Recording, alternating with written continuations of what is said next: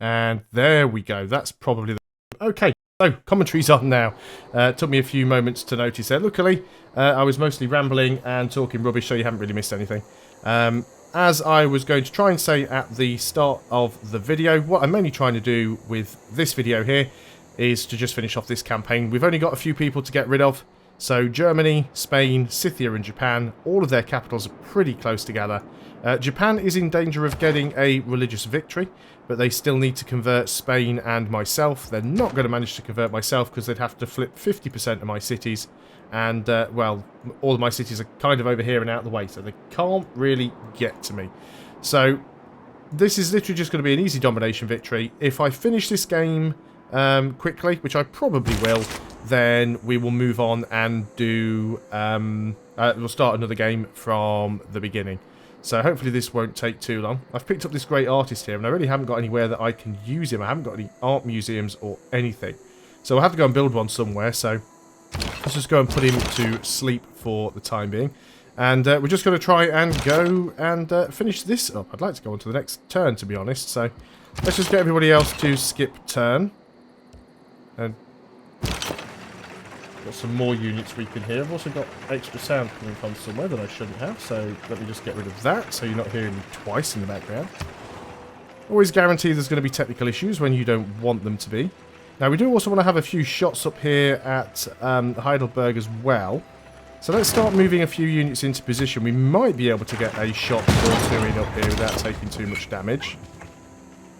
So we'll start to weaken it down. I think I was doing it on the last video, but I'd kind of forgotten about that a little bit. So as I said, if we do finish this game, we'll start another one. I'm willing to play as any of the available civilizations apart from Rome and Germany, because we'll have already done those. Want to avoid England as well, because I do intend to start another Let's Play playing as England. So let's not have two of those videos on the go. I'm already doing two Germany ones. So I've got this infantry down here. The reason I've got him is so that when we go to war with Japan, we will be able to go and kill off these apostles. Choose our production. Cologne, what do we want to do down here? I guess getting the... Well, housing's not really a problem. We'll get the water mill for the extra production. It's not going to do anything until the war is over because they're currently occupied. So that really stops them doing anything. So let's go and try and take... There must be another city here that I can't see for some reason. We still not managed to kill that knight off yet. Let's go and take a shot at him. And let's go and... This is a hill. There must be another city here. There's got to be. Yeah, there we go. So we've got Mainz. I'll probably keep Mainz and get rid of Trier. That's kind of where my mind is going with this one at the moment. We should be able to take a few shots with these guys. Trier will just sort of continually batter it down with our privateer so that it's got no health. I will do a review of Civilization 6, but it won't be until after the game releases because the press version only has the press version only has 10 of the civilizations available. It's only playable on prints. You can't access all of the maps and things like that. I could go for Japan if I finish it. Yeah, that's certainly a possibility. The religion system's actually changed quite a bit. So the way it works now, because the Great Person system has changed, there are 5... Well, it depends on the number of players, but if it's an 8-player map, there are 5 Great Prophets available, because you can only get 5 religions. The only thing you can do with a Great Prophet now is start your religion. So you still get a pantheon, the same way that you did in Civilization 5. When you get a Great Prophet, you can create your religion. And you start with 2 beliefs. And then you can produce 2 types of religious unit. So I can't do it on this game because I haven't actually got a religion, but you can produce 2 types of religious unit if you have a religion, which are missionaries and apostles. Missionaries work pretty much the same way they did in Civ 5. They spread your religion. Apostles also spread your religion, but they are a lot stronger. They can also start the Inquisition, which allows you to then recruit inquisitors that pretty much work the same way they did in Civilization 5, allows you to remove somebody else's religion from your city. And you can also use expend apostles to get extra beliefs for your religion, so you can go up to 4 beliefs. And the apostles can actually... the apostles and the inquisitors, can actually engage in something called religious combat. So even outside of war, you can be at peace with somebody, but if somebody like, if Japan, for example, Japan is up here sending apostles over here, which are these units here with the little sort of Greek sort of Hermes foot on there. So if I had an apostle of my own, even though I'm not at war with Japan, I could actually use my apostle to fight their apostle. And if you kill a religious unit, then every city within a 10-tile radius of the unit that dies gets negative followers based on the religion that dies. So it's a very, very good way of getting rid of somebody else's religion. You can just keep killing off their religious units. Unfortunately, it does rely on you actually getting a religion to begin with. And I was a little bit slow on this game. So, there we go. Let's go ahead and repair this granary. And hopefully we can start moving in to take mains. I'm really trying to take this district down, but without actually putting a unit in it to take it, it really isn't worth it. So let's start moving in. I think it's just because I've actually done all of my movement now. So we'll skip a turn with you. Let's start moving a few of these guns forward because they're very, very useful for doing some damage to the city. One thing we are missing a little bit here is a decent amount of bombard. I don't have any siege weapons up here, so ranged weapons only do 50% damage to the garrison defense. Melee units only do 15% damage to the garrison strength, so that's a little bit of a problem. We want to probably start moving upwards with that melee unit so we can take it. I might just leave you up here to attack Japan. We've actually got a medic with this field cannon as well. So let's just put you on 45. Definitely think Japan will be my next target. Simply because those are the ones that are closest to winning. Yeah, Mainz is now going to start firing at my cannon, which is fine. He actually wants to peace out. I mean, I do have his capital. And so we could keep that. And I could even probably try and take one or two of his... he's actually willing to give me all of his other cities, with the exception of his capital. But to be fair, I'd rather just sort of wipe him out and get him out of the way. So it'll give us a little bit more room here so that we can fight Japan. I'm really not envisaging that this particular playthrough is going to take too much longer now. We can actually take the cities out quite quickly. So this district's getting its health back slowly. Now, one thing that you can do in Civilization 6, if you've got enough units and you completely surround a district, well, an encampment, or a city, if you've got a unit in every single adjacent hex, then it cannot regenerate its health. And also, a city can only regenerate its walls if it has not been attacked for 3 turns, and it then has to use a special project. So, if you actually look in any of your cities, when you can produce something, right down at the bottom... Oh, auto-select unit thing drives me absolutely bonkers. So if we go down to the bottom here, you can see we've got certain projects we can run, like producing, creating extra production, creating extra money, creating extra faith, creating extra science, just like you could in Civilization 5.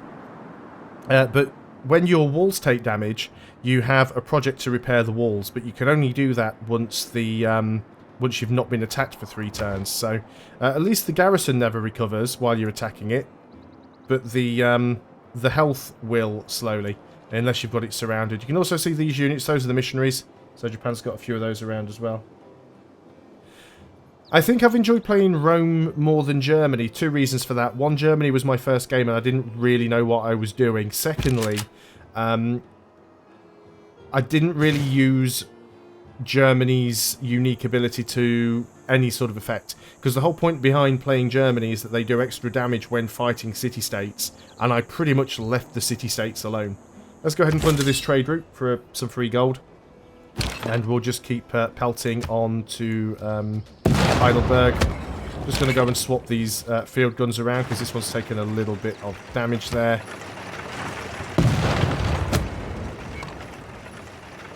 But I mean, everybody likes playing Rome in Civilization. Rome is just one of those civilizations that generally ends up being really, really good. Let's get some more of these guns moving in. Let's get you moved down to there. And we'll start firing at Mainz now. So we are taking a little bit of damage, but we can actually go ahead and move around with this frigate here and hit it from... Can we hit it from here? It's actually not in range. Is that a hill? Can't actually tell. It's woods, so we can't see over the woods, and... no, we should be able to shoot over that. You're just telling me you can't shoot there for some reason. No, you're doing it now. I still think there's definitely a few little issues with the interface. Frigates do a surprisingly, sickeningly stupid amount of damage to cities. And this is probably one of the things that's going to get balanced. Because at the moment, it's a viable strategy, literally to just go and rush technology up to frigates and then do massive amounts of damage. So I got an observation balloon. Did I actually build any bombard units? I don't think I did. We've also got some barbarians down here that we'd like to deal with. Let's go ahead and... can't even get a bombard because I don't have 2 niter currently. Not in this city anyway. There's nothing here that I really need. We can get another spy, so let's go ahead and do that. Let's just go and buy a unit down here so we can go and start getting rid of some of these barbarians, actually. Let's just go and buy a... What can I not buy? Field cannon. Not enough gold. Wow, yeah, they are quite expensive. Well, that's okay. We don't need to deal with them straight away. We've got a unit that gets a promotion. It's actually you, so we can't do anything about that on this turn. You're going to heal up because you've taken a bit of damage. We can't really do anything with that observation balloon at the moment. So, an observation balloon is a support unit. You can attach it to a artillery style unit, and what that will basically do is give it +1 range. So, we want to sort of move in, if we can, with this field cannon. Go on to the next turn there. I think one thing that slows the game down a little bit, bear in mind I'm only playing on standard pace because Epic isn't available in the press build, but one of the things that does slow this game down is it's very, very slow and difficult now to actually manoeuvre into a position to attack the city because of the way they've changed the movement system. It does make it slower to get across the map. It's one of the changes that I like the least in this right now. And also the fact that this thing doesn't show you what the last thing you completed was. It's kind of got it a little bit wrong. Not much we can do over here. We've got negative amenities. We could build an entertainment complex, but we do need to get ourselves an art museum or something. So let's go ahead and build a theatre square. We will be removing something wherever we put it, but we can afford to lose a farm anyway. So let's go ahead and deal with things down here. Let's go and repair the library. Now this guy's got a promotion, so I'm just going to back him up out of the way a little bit and give him his promotion. Combat strength versus district defences. Now I'm not sure if that counts directly against cities either, but that'll give him a repair. It does use all of his movement. We'll go around there with you, get you in position for the next shot. Now we could attack with you. It will be a little bit silly, but I think we're just going to go and stand you on top of the encampment. And then the encampment won't actually be able to, you know, it's pillaged now, so that won't be able to do anything anymore. These units have still taken some damage over here from Heidelberg. Now we could pillage this farm and get some health back, which probably isn't a bad idea. So, but sometimes you find the buttons missing because apparently you can only have, how many have we got here? 8, 9... You only have 9 buttons and the 10th one disappears off the edge, which is a real pain. So let's go over here and get into position with this field gun. Now you're in the way slightly. Let's move you over to there, you to there. We might as well take one more shot with this guy. It's pointless wasting it. Every little bit of damage we can do is good. Now we don't want to attack with you because you'll come off far worse. So you are literally just going to fortify up.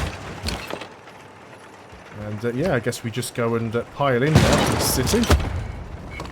Do as much damage as we can. Got a promotion on this one as well. Once you actually get the garrison down to 0, then the city's health will start dropping really, really quickly. And again, I'm just trying to keep Trier down to nothing, just to make it easier to grab later on.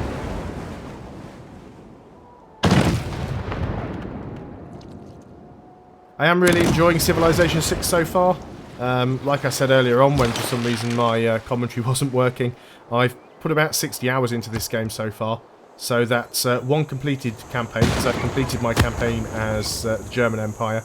I've almost completed my campaign as Rome, if you consider that this is actually my sort of second campaign as Rome. So I've almost completed 3 games, and I've had a few other starts as well. So I've been messing around and Oh, that's some spy action going on. So I've been doing a lot of messing around and, you know, trying to sort of learn key points about the game. Let's swap these guys around and you're going to heal up. You're almost dead. You do get a promotion. I should have just used that, actually.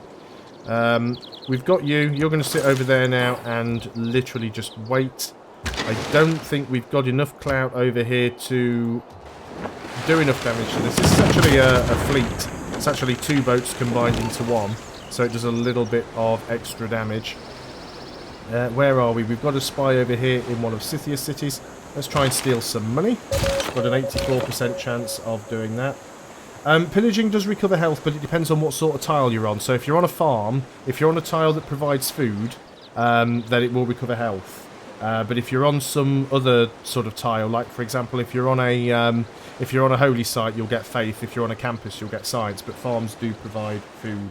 At least they're supposed to. I've not actually tried it. I don't pillage all that often. But you are supposed to be able to pillage for food. But we'll see if that happens at some point. But yeah, it certainly does say somewhere in the Civilopedia, I think. If we look down on pillaging. Oh no, maybe you're right. Doesn't list food anywhere at all. I'm sure that one of them used to give some food, or at least give you a little bit of health. But no, apparently not. Okay, well that's good to know. It's one of the things I miss. Like I said, I don't even sort of pillage all that often anyway. Yeah, this is a pre-release. This is the press release, so it's kind of. I mean, I guess it pretty much is the full version, except it only has 10 of the civilizations. It only got Prince difficulty. Doesn't have all of the maps. And again, I don't know how old it is. I mean, I got this about a day before the embargo, so it was last Wednesday. But it's quite possible that it's a month or 2 old. So, you know, Firaxis might have made a lot of changes to the code, to the balancing, to the AI. Because that's usually stuff that you do right at the end. You make sure everything's in and working, and then you start fine-tuning, and you start to get the AI to do what you want. Because there's really no point teaching the AI how to play the game until you've actually got all the balancing done. But I mean, I've certainly had a lot of fun with it. There are a few little issues that I think need ironing out, but they're quite obvious, and I'm very confident that they'll be sorted by day 1, if I'm honest. I had mouse right over pillage farm give healing. I didn't even notice. I was just looking down here and saw that none of these actually had health next to them. Pillaging an improvement will take 3 movement points. Once pillaged, an improvement cannot be pillaged again until it's brought back online by its owner. Yeah, a farm rewards healing. There we go. It's because I was looking for the food icon and there wasn't an icon there. But yeah, a farm does provide healing. So that's the only tile that does. So what have we got down here? I mean, you can sit on that, but you don't really need to. So let's get you guys to just keep attacking here. You've taken your shot already. You can't get into position, unfortunately. You haven't had your shot. Let's do this before we actually take the promotion. That might be low enough, actually. Make sure we've actually got the infantry selected and not the general. Yeah, we should be able to grab that. So let's give it a go.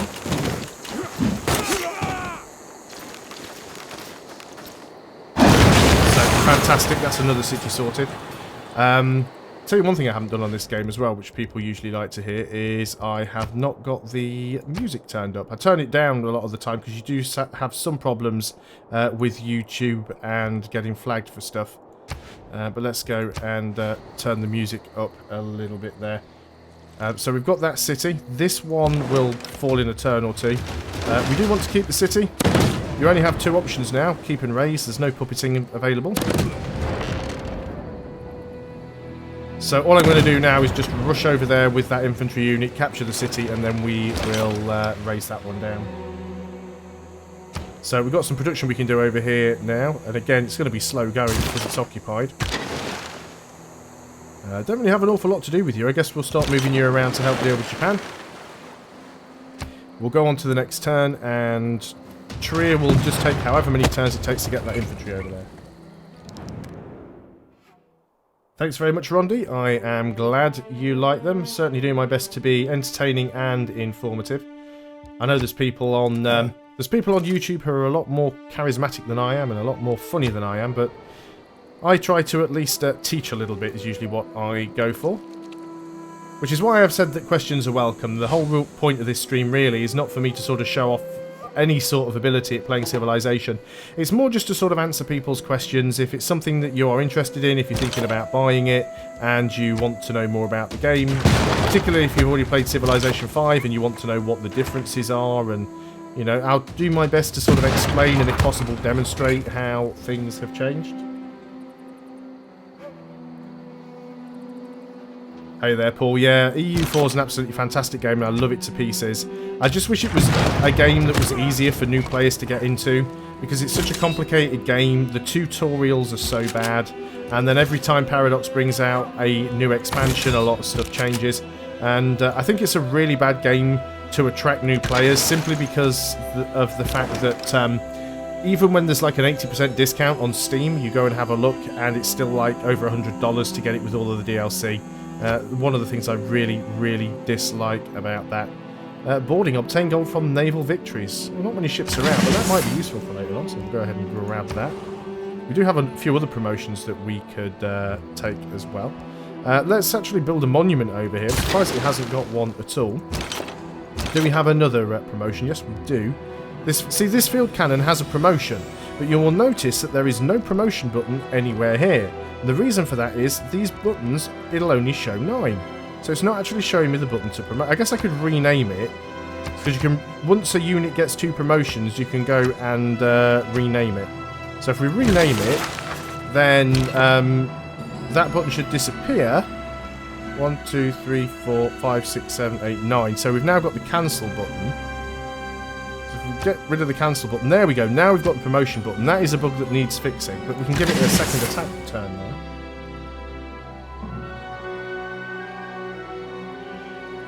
I'm certainly not unstoppable, but I have been known to be a little bit unstable. Hello there, Kevin. Thanks a lot for stopping by. Again, glad you enjoy the content. I say I've got a lot of people. There's 3 types of people that are on my channel. There's the people that used to come here for Minecraft stuff, which I haven't made for a long time. And there's the people that come for the EU4 stuff, and the people that come for the Civilization 5 stuff. And generally, the Civ 5 people don't really watch the EU4 stuff, and generally, the EU4 people don't really watch the Civ 5 stuff. So I'm kind of glad that there's a bit of crossover there. Get some more ranged combat for our field cannon. So most of these units have done everything they can, so we need to start moving north now. We might even be able to get 2 wars going at the same time. I mean, I've got enough units over here, so there's really no reason why not. I guess you can go over here and do some more damage to Trier.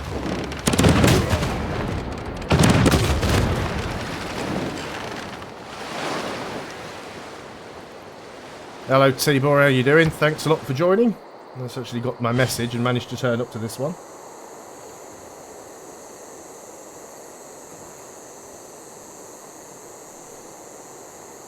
So yeah, we'll get a little bit of health back each turn, but that won't stop us. Benjamin Franklin may have discovered electricity, but it was the man who invented the meter who made the money. So we can get submarines now. We can also get power plants and seaports. Power plants are great because they give us +4 production, and not only do they give us +4 production, but they also give +4 production to any city within a 6-tile range, and that stacks. So if you have one city, because I've got a lot of cities and they're quite close together, so if I was to build 3 factories or 3 power plants, one in each of these cities, because they're all within 6 tiles range of each other, they'd get the bonus 3 times over, so it is a stacking bonus. And getting a lot of production is a really important thing in Civilization 6. I go as far to say that production is probably more important than food. So we are just going to literally throw every bit of ranged firepower that we've got at Heidelberg here. And see if we can get it down low enough to take it. It's got a lot of health and I'm not convinced that's going to be... let's take the gamble there, that might actually work. Might just be low enough. If it is, we'll get a free builder as well. And we have got it. Would I consider some Civ 6 EU4 hints and tips videos? Yeah, I certainly would. I mean, the EU4 videos, I generally do tutorials for those as well. There's already quite a few on the channel, but again, because that game evolves so quickly with all of the different DLCs, it can be quite hard to actually keep on top of it. As for Civilization 6, yeah, I'll definitely be doing some hints and tips videos on it once it's out, of course. No point me doing it now because things might change by the time it's released. What I have got planned for next week, though, is I'm going to do a video that will literally be detailing the major changes in mechanics between Civ 6 and Civ 5. So just for people that are interested in buying, it'll just explain the differences. I guess we'll go ahead and keep this city as well. That should be Germany out, unless they've got a cheeky little city somewhere on the map that I haven't seen. I think they're gone. So let's open the tech tree, and we could get siege tactics into military science and rifling. You can miss a lot of stuff out now, and this is something that they might need to do with the tech tree just to sort of fine-tune it. Let's just go ahead and click rifling so it just backfills those things, because there are a few techs that you can sort of skip.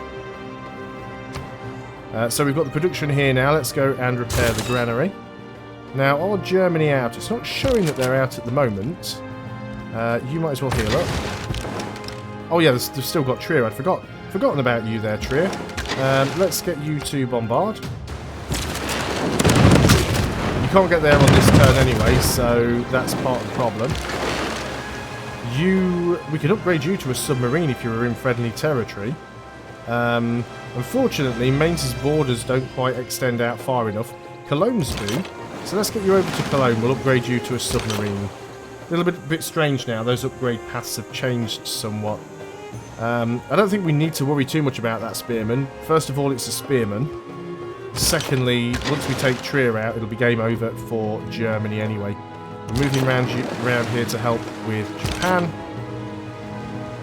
And I guess we're just going to start moving up with all of our guns, really. We'll keep a few over on this direction, because we will want to deal with Spain, and luckily, Madrid is nice and easy to get to. What I would probably do is actually go for Madrid first, but because Japan are the ones in danger of getting a victory through religion, it's probably safer to wipe them out, make sure they're gone. All the best romances bloom in the midst of a good siege. Well, okay, that's another Why tech is a finish. woman to be treated differently? Women's suffrage will succeed, despite this miserable guerrilla opposition.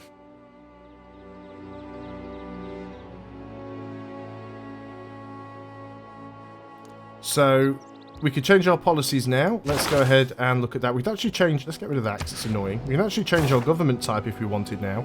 So, we could become a democracy. We're currently running a merchant republic that gives us one combat policy, so we'd still have one. We'd gain... I can never remember what these different types of policies are. Let me try and remember, because... economic and diplomatic. So, we get an extra economic policy. We would get an extra diplomatic policy, we would keep the same number of wildcards, and we would actually get slightly more influence points. So 7 influence points per turn, as opposed to 5, and we get 3 envoys at 200 instead of 2 envoys at 150. Now, at the minute, we're getting +2 trade routes, and 15% discount on gold purchases, but we're not even using all of our trade routes. So 50% patronage cost reduction on great people, and bonus yields from district projects go up by 30%. I think we all go democracy. So that's completed another one for us. So we've got a couple more policies that we can grab here. I think I've got a wonder that's giving me that extra wildcard policy. Trade routes to ally city. Well, we don't really have any trade routes to ally cities because I don't really have any cities. Enemy spy level is reduced in your lands.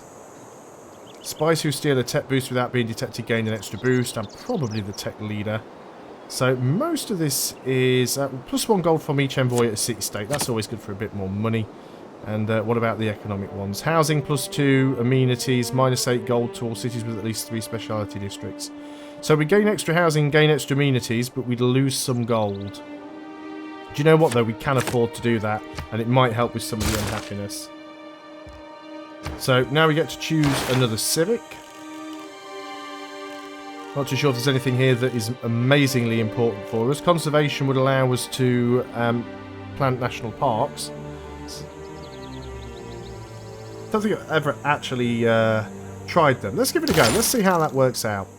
This is a game of experimentation.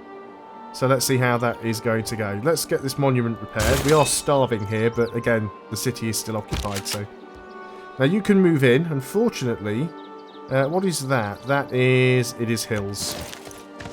So we can't take Trier on this turn, sadly.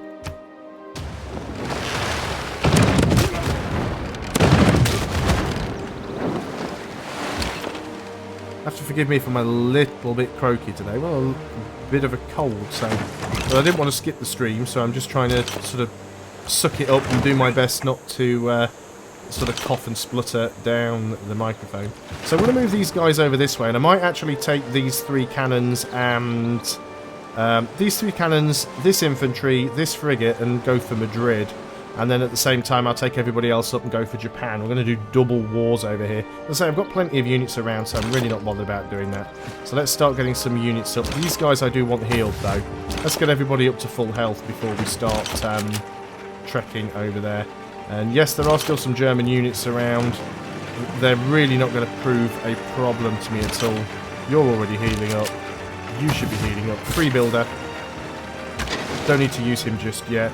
You are also heading around here to possibly help with Japan. We do have a promotion somewhere, which is you, but I can't do it because I've already moved you. The builder. What do you want to do with that builder? I guess we've got a few things that are pillaged. No farm on this wheat. 1, 2, 3. That's a bit silly. Let's go ahead and get that sorted. That's that trade route we got earlier. Now, we don't want to trade to Japan or Spain because we're about to declare war on them. Let us go to... Nanmadol always gives you a massive ton of gold, so we'll just carry on with that. And, yeah, can't do anything with you, so we will go on to the next turn. He still wants to peace out. I mean, he's literally willing to give me just about everything to do it.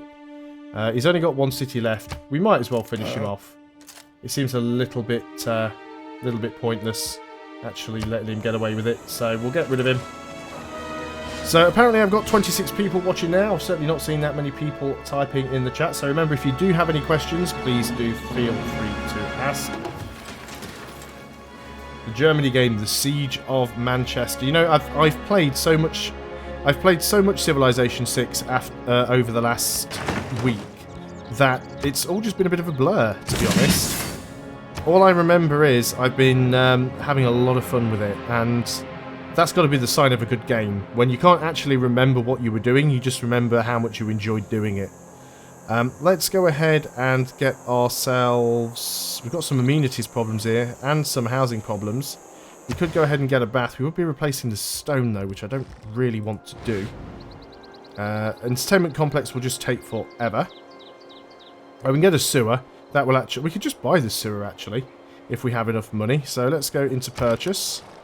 Not enough gold. 1,500 and something. Okay, maybe we will just build it then. It will take a while. Let's go and finish Trier off, and that'll be goodbye to the Germans. Hello there, Giffian. Thanks a lot for joining the stream. I'll be pleased to know you haven't died in this particular playthrough. Just to break from tradition. So now Germany's finished off, we'll go after Madrid. Ich pflegte Frömmigkeit und Selde. Doch vergesset das. Ihr habt den Sieg errungen.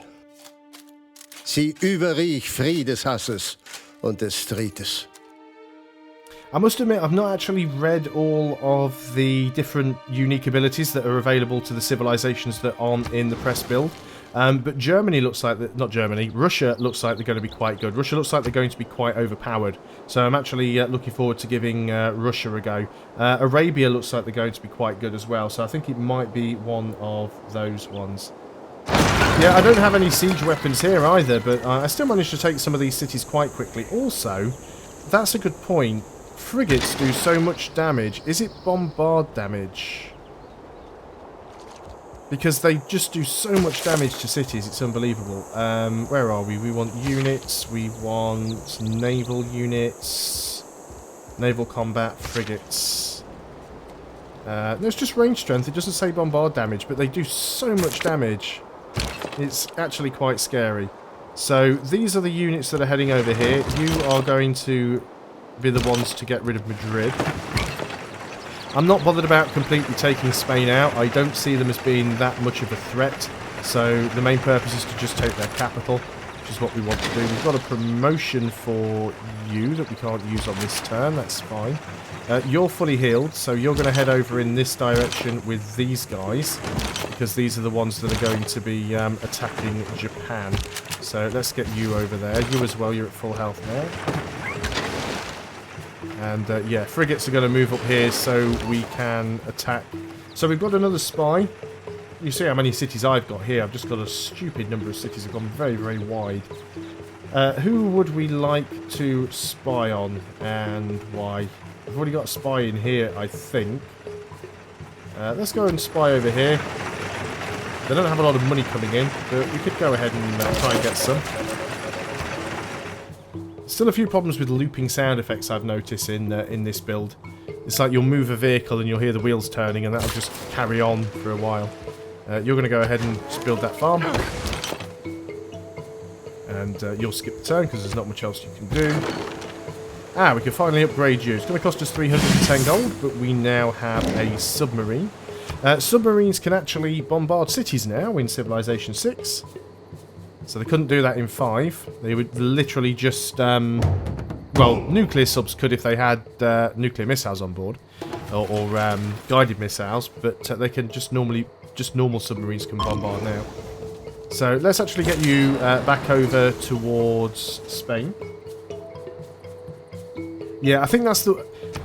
I actually think it's quite important to get a religion in Civilization 6. I never used to bother with it too much in Civ 5, because what would always happen is I would get my Pantheon, and then before I actually had a chance to get a religion, I'd have somebody else's religion. So on deity especially, I always used to just ignore it and, you know, just not worry about it. But as you actually need a religion in order to be able to produce the units to fight off a religious attack in Civ 6, I think getting a religion is really, really important. And given the fact that some places do really get nerfed, like Kongo, for example, they don't actually have the ability to get a religion. They can't found their own religion. So it makes it very, very difficult for them. So it's like Arabia is the anti-Congo. So I think that'll be quite an interesting little thing to do. Amenities are a problem here. We don't really have anywhere that we could try and build an entertainment complex, because we'd be replacing sort of decent tiles. So I don't know what we do really to get around that. So we'll just go ahead and build some more housing and hope we don't get a rebellion anywhere. Let's repair that university. The more science we get, the better. There's a lot of stuff here that's damaged. Obviously the encampment's damaged because I wrecked it. Let's go ahead and get the zoo. It'll take a while, but it does affect a 6-tile radius. So 1, 2, 3, 4, 5. It'll actually affect Aachen as well. 1, 2, 3, 4, 5, 6. Slightly out of the range of Heidelberg. But that's not too much of a problem. I don't think we should get a monument for 4 turns. I don't have a religion in this game, no. I do have a religion in the other game as Rome that I'm playing on the channel, the one where I'm actually... I started this one first. This is the second game that I've actually attempted. The first game was the Germany one. This was the second one. So both of these games have pretty much been I don't really know what I'm doing. I'm still trying to learn. But when I actually started my second Rome game, I felt a lot more confident that I actually knew what I was doing. So that should hopefully be better. And I did manage to get my religion in that game. Let's just go around and build some farms with this builder. There isn't really an awful lot else that we can do with him. Now, Kabul is actually on my side. Unfortunately, all of their units are quite outdated. But if I declare a war on Japan, they will come in and help me. So that is one thing at least. I mean, I could actually just go and declare that war now. Unfortunately, I've got a fair few cities to get through to try and get to Kyoto. So that's going to make things a little bit difficult. But we can certainly make sure that we deal with any potential ships they may have around. So I'm just going to put you to sleep. And we have a medic over here. I might as well try and get this medic over because we can attach him to one of the other units. And we have a trade route that we can't send anywhere too useful, so we'll just go for the gold. And yeah, I guess you just sort of stay there. We don't need to move you in yet. He might call our bluff. Again, at this point, I don't care if I'm a backstabber. I don't care if I have, you know, lots of warmonger penalties. It's not going to make any difference here. Combat strength versus district defences, probably. Because I don't think he's got many land units there. What does he want to do? He wants me to give him some stuff and he's going to give me some money. If you'd actually get rid of the gold per turn and just give me... Oh, I didn't realise that. Every time you click on it, it goes up by 100. So we'll do that. You can give me all of your gold and then I'll declare war on you the next turn and I get my stuff back. Interesting. I could levy Cabal's military. I don't know how much it would cost me to upgrade all of their stuff. I'll find out after the end of this turn. It would be... Oh, yeah, he's a little bit upset now. I'm just going to lie to him and say my troops are just passing by. I'll get a backstabber penalty when I declare war, but who cares? I should build siege units more. I'll be honest, most of the reason why I don't is because I'm so used to Civilization 5, where a lot of the time you can just do really, really well with ranged units. But yeah, I should build siege units more. I haven't done it very much in this game. But even these cannons are doing quite a good job. So what does Cabal have? They have a couple of catapults. Three catapults, a warrior, and a spearman. If I was to levy their military, it would cost me 745 gold. Don't know how much it would cost for me to upgrade all of those units. So we'll do it anyway. Let's just go ahead and do it. So all of these units are now my units. I don't even know if it is possible for me to upgrade them for them. Probably can't do anything on this turn because we've only just got them. So let's just ignore that for now. And let's actually go through into professional sports because then we could get the stadium here, which will give us more amenities. We could certainly do with that in a few of our cities. Got another envoy. Let's just make sure we keep it in Cabal. We don't want to lose that to somebody else. So you guys, we're not going to move in yet. We are literally just going to fortify up. You guys can continue to move forwards. The big problem that we've got here is we're going to be moving through some bad terrain. So that's going to cause a few little problems. But let's get everybody moving up anyway. You are going to go to sleep. And we'll just try and get that medic over as quick as we can. Submarine, you're coming over here to potentially deal with Spain. Did we do that upgrade? It's for you guys. You're going to sleep as well. I should just be skipping turns. If I keep sleeping, it's going to forget to tell me I've got moves. So, on the next turn. Okay, emergency stop. Thank you very much for dropping by. Hope to see you again soon. We could have actually gone and built a put a forest there if we'd have wanted to get a little bit more production. Maybe we'll go and build one somewhere else, like down here next to Cologne. We could go and do that. So let's go on to the next turn. So even though there's only 3 other civilizations left, the turns can take a little bit of time. I should clear out a lot of these... However... Oh. Troops are merely passing by. See, even he's getting suspicious now. So yeah, I need to try and get rid of a few of these things over here. And, yeah, we need to give you your promotion. No combat strength or movement penalty when attacking overseas and rivers. That's more useful than scaling cliff walls. So Arkan has finished whatever it was working on. Research lab would be really good. Let's try and get the research lab quick. Actually, let's get the arena because the amenities are at 0 here. So, first of all, can we actually upgrade any of these units? We can. 250 gold for each one, but must be in friendly territory, which is a really weird thing.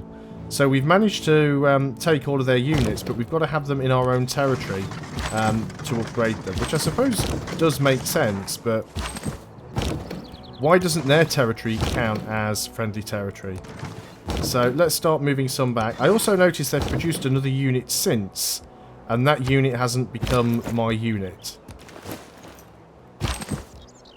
we'll try and get as many of their units upgraded as possible. I'm going to prioritise the catapults though. But I do want to continue moving all of my units forwards as much as possible without getting in their way. Which might be easier said than done. You're going to move up as well. You are just literally going to stay there because nothing else you can do. Same goes for you. This is why I really dislike this whole movement thing. What I could do with some of these guys is group them together into stronger units if they are of the same type, which we might end up doing just so we've got enough room to actually get in there and do something against Japan. Let's go and get you over here, and then we'll potentially go and build a forest for some more production. Or plant a wood, or whatever it is you do. So, we could go to war with Spain right now, and we probably should. Declaring a surprise war is egregious. Now, which is worse, severe or heavy? Declare a formal war. Warmonger penalties reduced by 25. Used to declare a war on a power who borders your empire must have 2 of your cities within 10 tiles of 2 opponents' cities. Warmonger penalties reduced by 25. It doesn't say which one it is on that one. That is certainly true. I could just grab one of Japan's cities and then jump in there. So I'll consider that, actually. That's a very good suggestion. Thanks for that. Let's go for the heavy, because I think that's slightly less than severe. Let's go ahead and declare our war here. Esto es absurdo. He's going to be a little bit upset about that, of course. ¿Nos estáis declarando la guerra? ¿Acaso ignoráis el poderío de la Armada Invencible? Yep, he seems quite annoyed, so that's fine. Yeah, we don't want to talk to you anymore. We want to take your stuff. So just have some units nearby. We have ourselves a conquistador. We should be able to kill quite easily. So I'm not really bothered about... He's still got warriors up here. I mean, he seems to be using some very old units. And again, this is partially because we are playing the game on Prince, but there are no other options right now. Let's just move in with you. We had to move onto the hill, so we didn't get a chance to attack that scout. We can start moving in. I don't think he has any ships. He does have a... Now, who is that? Is that a great writer? He does have a great writer in there. So let's move within range of the city and start doing some attacks with the frigate. Just because the frigates do crazy stupid damage. I mean, this is his capital, and we've already taken his defences down to like a quarter in a city. Well, 58 of what? There we go. Fortification health, 16 of 50. Yeah, so if we'd have taken one more hit point off, we'd have just taken down almost 3/4. It's just ridiculous. Those frigates are so overpowered. Can't believe the scout is actually attacking the cannon. So he's going to start coming in with some units now. That is fine. Well, Prince is the medium difficulty level, same as it is on Civilization 5. So you got 8 difficulty levels, which is... the first time I stepped onto the rooftop of the Portala Palace, I felt as never before or since. As if I was stepping onto the rooftop of my being, onto some dimension of consciousness that I'd never visited before. Yeah, the actual Civilization 6 press release is limited to Prince. It only has the one single difficulty. But yeah, Warlord was the second easiest in Civ 5. It was Settler, then Warlord, Chieftain, Prince, King, Emperor, Immortal, and Deity. So the same options should be available in Civilization 6. So that gives us an extra diplomatic policy slot, because we've got that wonder. So if we go in here now, we've got an extra diplo slot. But we can't do it on... Yes, we can do it here.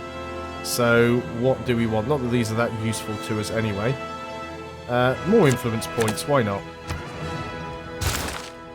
And we can claim ourselves another great person. This time around it is a great scientist. It's Albert Einstein. Triggers a eureka moment for a random technology from the modern or atomic era. And universities provide +4 science. Well, we'll definitely go and get him. So now we've built the Portala Palace, we could go and get something else here. Let's get a zoo, because that'll reach Rome. It'll probably reach Arretium as well. And it also seems, this is something I've not confirmed myself, but it has been mentioned that these buildings that actually have a 6-tile radius, the 6-tile radius emanates from both the district and from the city. So even though this entertainment district is 1, 2, 3, 4, 5, I guess it is 6 tiles away from Willow anyway. But apparently it also emanates from the city centre itself, so it should reach even further. But I haven't been able to confirm that myself, so that could be wrong. Our spy gets a promotion. Siphon funds, as if it was 2 levels higher. That'll be good. So we did actually get some stuff there. Kume, get a research lab. Let's start trying to get some science going. Ulm, you can get a workshop for some production.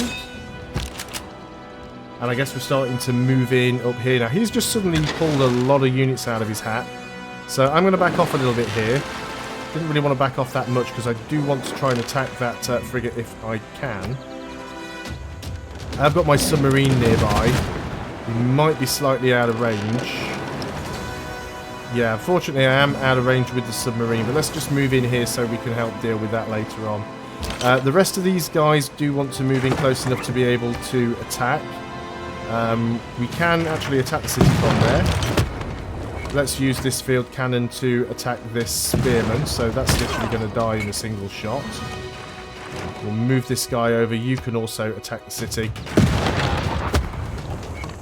So we've almost got its defences down to 0 on like the second turn. So that's pretty good. We are going to have to move that cannon out of the way. We could we don't really want to retire that general. He'll do for now. Let's skip the turn there.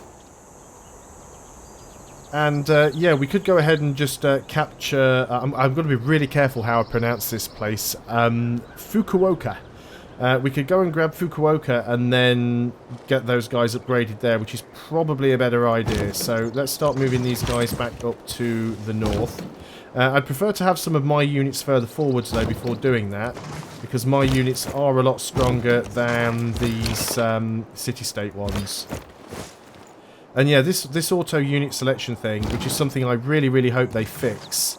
I'm sure they will, because in Civilization 5 there is an option to disable it. Not all of the options are in the options menu yet on this press release. But as you've noticed, there's a couple of times when the game switches from one unit to another. And it does cause some problems because you end up clicking and then you end up clicking on the wrong thing. So let's make a path so we can get through.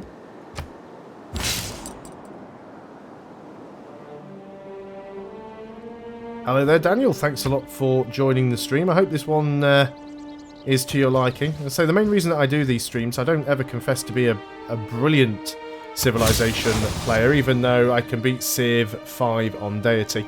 But the main point of me doing this, we've got a boost on plastics there, which is nice. The main point of me doing this stream is to give people an opportunity to ask questions if they want to know anything about the game. And, you know, I'll do my best to try and explain any sort of differences and changes, and even if possible demonstrate some stuff as well. So taking a bit more damage to our frigate here. Never criticise a rifleman until you've walked a mile in his shoes.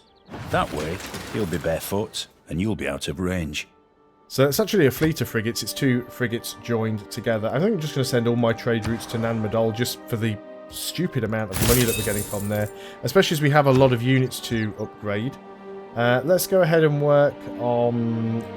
well, radio would give us broadcast towers. We're not really going for a culture victory, so it's a little bit pointless. I guess we could get artillery if we go for steel. We've got a promotion to a unit here. You might as well take it. Combat strength when defending versus city attacks. Zone of control on a unit or 2 might be useful. Ranged units by default don't actually have... ranged units by default don't have the zone of control. So let's go and kill off that catapult. I'm surprised how technologically backward Spain is here. They've still got slingers, and I mean we're on turn 242. That's nearly halfway through the game. He's still got warriors and slingers. He's not even got archers. I mean he's got frigates, so he's got a very strange way down the tech tree. Hello there, Alito71. Yeah, I'll be doing another video that I will be putting up probably early next week. I don't exactly know what day that is going to be yet. It's probably going to be Tuesday or Wednesday. And it literally is... I've already started writing a list of things that I consider to be the big changes between Civilization 5 and 6. So I'll be putting that video up. So there we go. Actually be able to attack a city now with a submarine. 62 health taken off right there. Let's go with the ranged attack.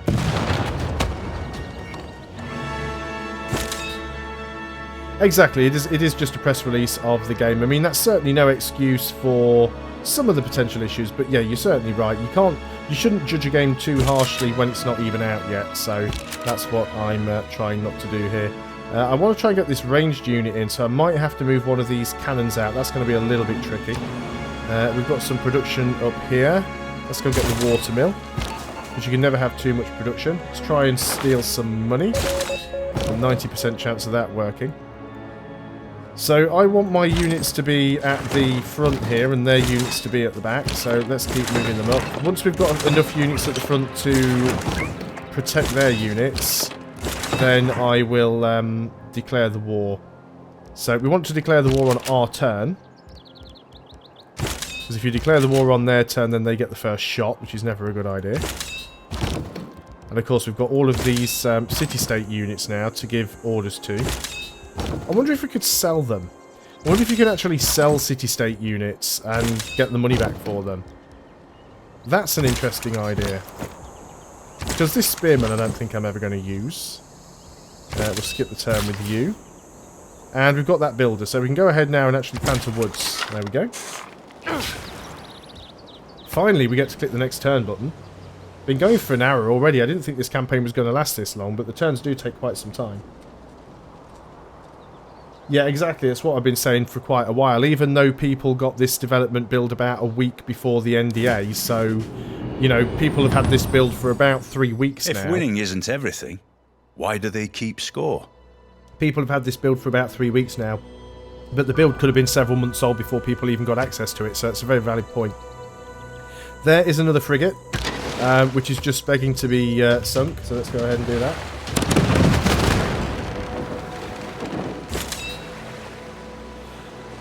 Yeah, it is a little bit strange seeing the diplomacy, the World Congress disappear. However, I think that might be something that they try and sneak back in at a later time in a DLC or something. I really don't know what they're planning to do with that. I mean, like you said, it was always a little bit of a weird mechanic to begin with. I'm so tempted to just go and pillage that trader, but I think we'll keep attacking the city. But yeah, certainly. Are they actually at war with Scythia? It looks like they are, because they've got warriors in their territory. Let me just have a quick check on that. No, he's not at war with her, but they are unfriendly, so they must have open borders. There again, why would they be in each other's territory? Why would they have open borders if they're unfriendly? A little bit weird. So we can choose another civic. But yeah, I certainly think they'll probably put something similar to World Congress in later on. Let's go for Cold War.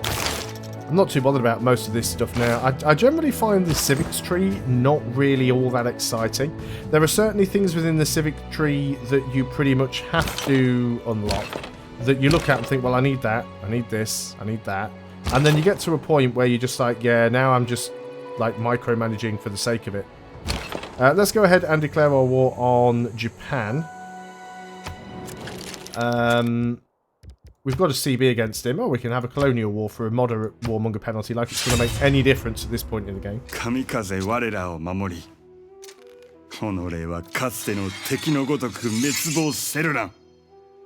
So he's got a sword and we've got guns.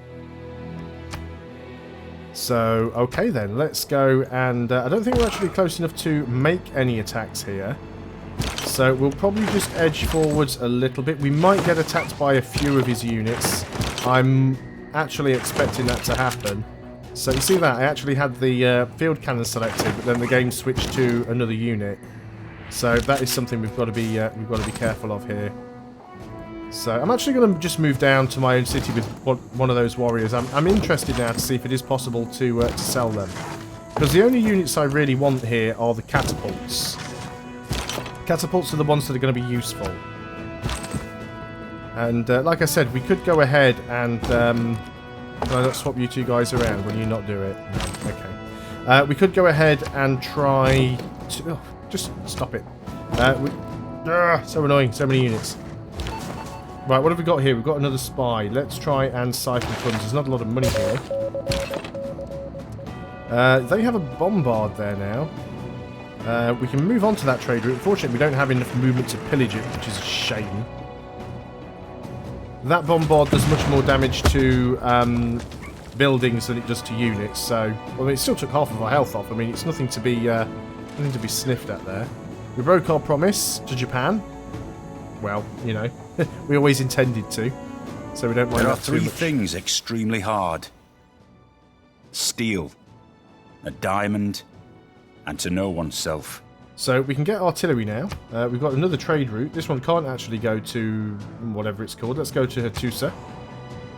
I suppose it's one that we've got over here, so that'll be fine. We'll probably lose some trade routes doing this. Let's get some of all of these pop-ups. I know that I'm short of amenities. Some people get very, very... Some people get very, very upset that certain players aren't min-maxing and keeping all of their housing up to full and everything like that, and keeping their amenities up high. To be honest, you really don't need to do it all that much. As I've said before, production is far more important than food in Civilization 6. It certainly seems that way anyway.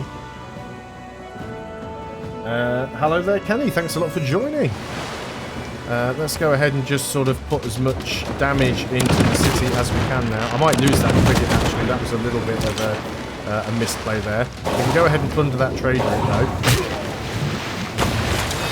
So that gives us 140 gold. And in fact, we can get our infantry in there, I think.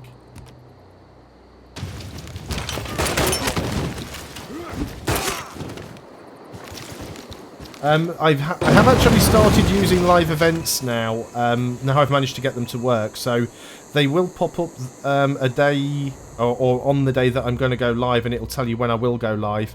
I also sort of put it on Twitter and on my Facebook page as well, but the VOD will actually go up on the channel, so even if you do miss it, you'll still be able to watch it later on.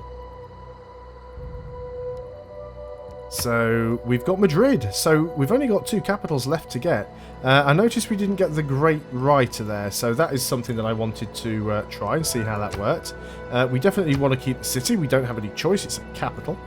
Now he's got a lot of units left. Now what I'm considering doing, and what I probably should do, is go up here and take out Bilbao, because I want to be able to get to this city. It'll probably actually give it me in a peace deal. I'm not sure whether it's bugged. We can't even do it yet, it's too early on. But the AI seems willing to give you absolutely everything in order to peace out. You can get a second shot. We might just take both of these cities out, actually. Just work our way around there. It's not a bad idea. Alright, Kelly, thanks a lot for stopping by. Let's go. We'll get combustion. We can get tanks. Doesn't necessarily mean I'll build any. Choose production over here. Let's go and repair the granary. And then, of course, we've got all of this stuff going on. So, as expected, he is moving units in. And technically is at war with Kabul as well. We don't have all of their units. So, let's go ahead and start doing some damage where we can. We'll fire at the unit at the back here. And the reason I'm doing that is because it's a one-shot kill. And we've got a couple of units that can reach the unit at the front. Well, at least we should have. Move you up onto the hill. You're not in a great spot. You can reach from there, though. We can move you forward because that is a farm. And then you get a shot, so you can take the knight out.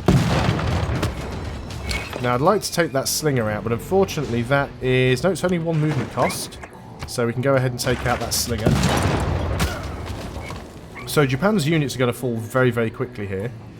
So let's see if we can... we'll have to wait till the next turn for that one, I think. So can we get another shot with you, actually? Some of my units do have the ability to take 2 shots because of certain upgrades and things, so that's always worth checking. You've probably got a second shot as well, so let's just skip a little.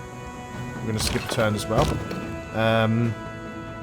Guess we should start moving up with you. There is one thing that I do want to quickly check. Let's see if Japan has any more religious units sniffing around the area.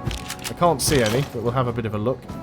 I was also going to buy a unit down here to deal with these barbarian camps, but I think Hattusa is actually managing to deal with them now.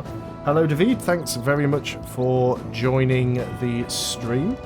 Noticing quite a lot of the Patreon and supporters turning up today. So, yeah, we want to do some damage over here, although we've taken a bit more than I would like. You don't have any promotions available, so let's back you up out of the way and heal them.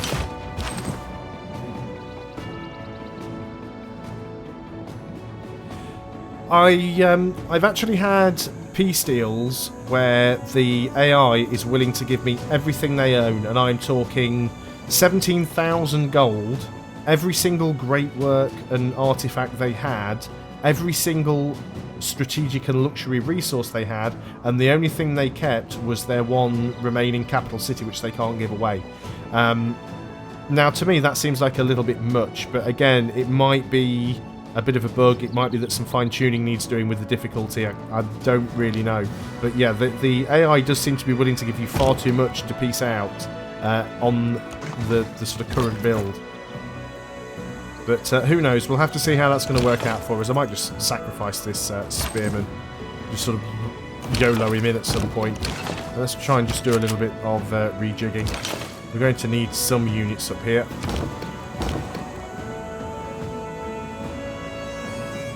Hello, the Goot Cupboard. Yeah, the music in Civilization 6 is really, really good. And it works so well because they have different music for each civilization, and then it changes throughout the eras as well. And then it's also different if you're at peace and if you're at war. So the music's absolutely fantastic. Unless people play Civilization themselves, they generally don't tend to hear the music because a lot of YouTubers don't put the music on, especially on Civilization 5, because a lot of the music on Civilization 5 is licensed, and if you use it on your YouTube videos, you get content ID'd.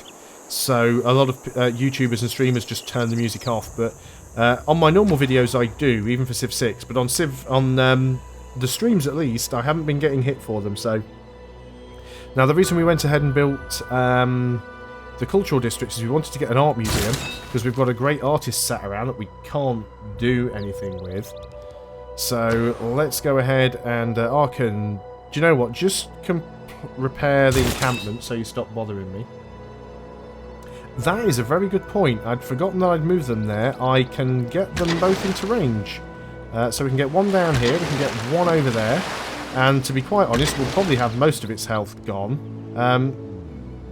We actually can't. The reason for that is this is a forest and that is a hill. If we move on to the fishing boats, that's a hill as well. It's actually because these things don't have, I can't remember what it was called in Civilization 5. There was indirect fire. So they don't have any indirect fire, and unless we've got a line of sight, we can't actually hit it. So that is unfortunate. Of course, these units are now going to complain, so let's go ahead and just put them back onto skipping turn. I guess you units are all kind of done now, so you might as well just heal up a little bit. I mean, have Japan actually got anything up there that is coastal? I guess Takamatsu is coastal. We don't need to take Takamatsu, really. And I'll probably take Fukuoka, and then we might take Takamatsu out, actually, just so it isn't right next to us. So let's grab that submarine, and let's get it over here as quickly as we can. Another thing that I like to show off in this game, and it's mostly useless, but I like to show it off because some people, even now when they see it, they haven't seen it yet. I think I'm about, I mean, I could be wrong. I haven't watched everyone else's stream and YouTube videos, but certainly all of the YouTube people that make YouTube videos and all of the streamers that I've seen that play this game, and none of them show this off, but in Civilization 6, you can actually rotate the map. You can't play from any angle, because if you let go of the key, it always snaps back to north. So, I mean, I guess that's fine, because that way you don't really get too disoriented. But it allows you to sort of zoom right in. If you want to go and have a look at a unit, you know, you can sort of zoom right in and have a look all the way around it. If you want to go ahead and have a look at one of your wonders, if you've built something that's like particularly fantastic, like we've got the Colosseum over here. So we could zoom right in and, you know, sort of spin around and have a look all the way around the Colosseum. But it's a nifty little feature. I quite like it. Yeah, the technology progression is a bit weird because there's certain things you can miss out that don't make sense, and I've pointed this out several times before. So a good example is archery comes after animal husbandry, which is fine, but if you actually look to the right of archery, there's no line. So you don't actually need to research archery because nothing comes after it, but what you can still get is you can get, where is it now? I've lost it. You can get crossbows from machinery. So you can basically go from slingers to crossbows and never get archery in the middle. You've also then got military tactics, and you can see here I haven't researched it because all it does There's only one thing military tactics does, which is unlock pikemen. So you unlock spearmen, upgrade into pikemen. If we go have a look at the units and find the pikemen. Pikemen upgrades into anti-tank crew. But the anti-tank crew, you don't need to research pikemen to unlock. So yeah, there's a few really weird things. Also as well, privateers, for example. Privateers are actually unlocked in the civics tree somewhere. Probably not going to spot them now. They're around about here-ish. There's privateers, mercantilism. And privateers now, for some reason, are also ranged units instead of melee units, which I find odd. So we'll heal up down here for a little bit before we move out. And I guess we just sort of keep moving in towards Japan as much as possible. So if we sit on a hill, we'll be able to shoot over the hill, so that's fine. They are trying to sneak a few units in there. We could go ahead and... we can't bombard, but we could go ahead and pillage their campus. But let's go ahead and move up here. Still haven't got a shot at that spearman. Now I'm right next to Osaka. That probably wasn't the best idea. Let's move over with this guy as well. Map rotation, yeah. Let's... Yeah, I love the Civilopedia. Even in Civilization 5, there are still times where I think, oh, hang on a minute, and I go in and I have a look and double-check something because I can't remember what it is. The only thing that annoys me, Civilization 5, it was on F1, right? F1, the key that's been used to open the help file in every single Windows application forever. F1 now opens the world rankings, right? If you want to open the Civilopedia, it is F9? Yeah, F9. Literally unplayable. Also, most people's... hotkey to start and stop recording in streaming software and recording software is F9. It's not with me because I rebound it, but still, it's just one of those little changes which is like, why do that?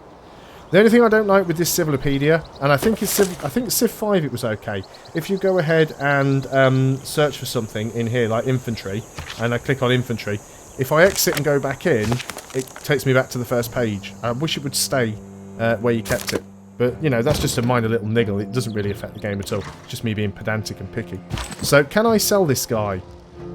I can delete the unit. Let's have a look. We've got 1717 gold. We don't get any money back. So, we can sell... Well, we can delete units that we purchase from a city-state, but we don't get any money back for them. So, at least that's a good thing to know. We want to start moving in... towards Spain. I guess we go around this way now. Can you change your key bindings? Yes, you can. If we go into the options and we've got key bindings, you can change all of the key bindings in here, including the key for the Civilopedia. So if I really wanted to, I could just go and change it, but why bother? If I ever play it on somebody else's machine and they're using the default key bindings, then I'd, get all confused. So I will adapt. But yes, you don't have to mess around with the files on Civilization 6 if you want to change key bindings. And you can have an alternate key binding as well, which is really nice. So let's go and return to the game. And this infantry is now fully healed, so I guess we want to start bringing you out a little. Oh, you're not fully healed. It was pretending like you were. The game was lying to me. We've got another free builder. Let's go over here and get the rice. And we've got this medic who isn't doing anything. Let's get the medic over here, actually, because we can group up with these guys. And what do we want to attack with you? I think we want to try and get rid of that spearman first. But yeah, we want to take Osaka, and then that'll give us a clear route through to Kyoto. And what about you? Can we get you anywhere useful? Well, no, of course, is the answer to that. Everybody else, I think, is moved. We'll keep moving north with you guys. Definitely need to get our melee unit in. I do the little time symbol, of course, showing me that these are units that I have on loan. So we'll just skip these. One thing that I am missing here on Civilization 5, if you moused over one of these keys, it used to tell you what the hotkey was. So 45 was F. Apparently it still is, but it doesn't tell you when you mouse over anymore, so that's a little bit weird. I'm surprised it's not on the tooltip for that. I guess I can move you into there and you can still take some shots. Now, I could just go and buy some artillery units, but I think it'll probably be better to just try and save up and upgrade the ones that we've got from the city-state. That said, upgrading their units and then losing them again, because you only get them for 30 turns, that's not necessarily good, but we can hire them again, I suppose. So yeah, we are going to take a little bit of damage from the city and the defences, but I think we'll be alright. Not terribly concerned. Now, are we at war with you, Vilnius? You might be...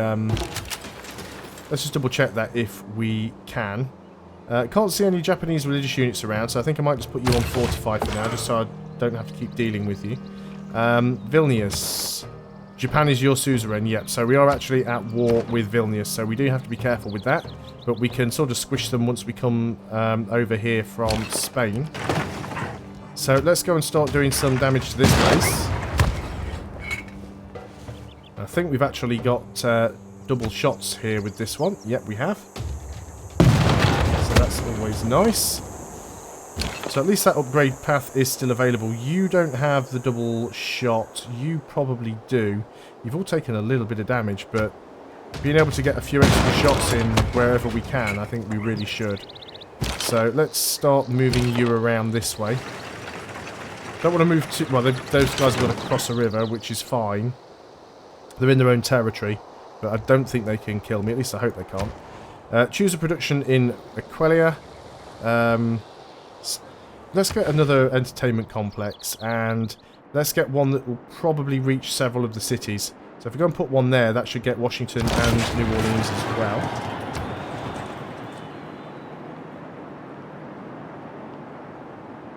I have gotten far enough in a Civ 6 game to use nukes, but I haven't actually used any yet. I sort of it was the Germany game, and I didn't actually ever bother using them. One thing that it does do though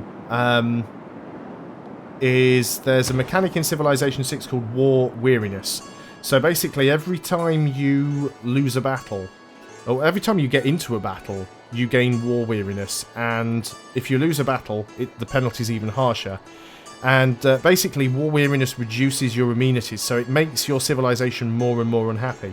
Now, if you are the target of a nuclear attack, if units die thanks to a nuke, you gain a massive amount of war weariness. So if you keep dropping nukes on an enemy, what you're essentially going to do is cause them to have some pretty monumental... See, get it? Monumental? Some monumental issues with happiness, and that can spawn rebels and cause them all kinds of problems.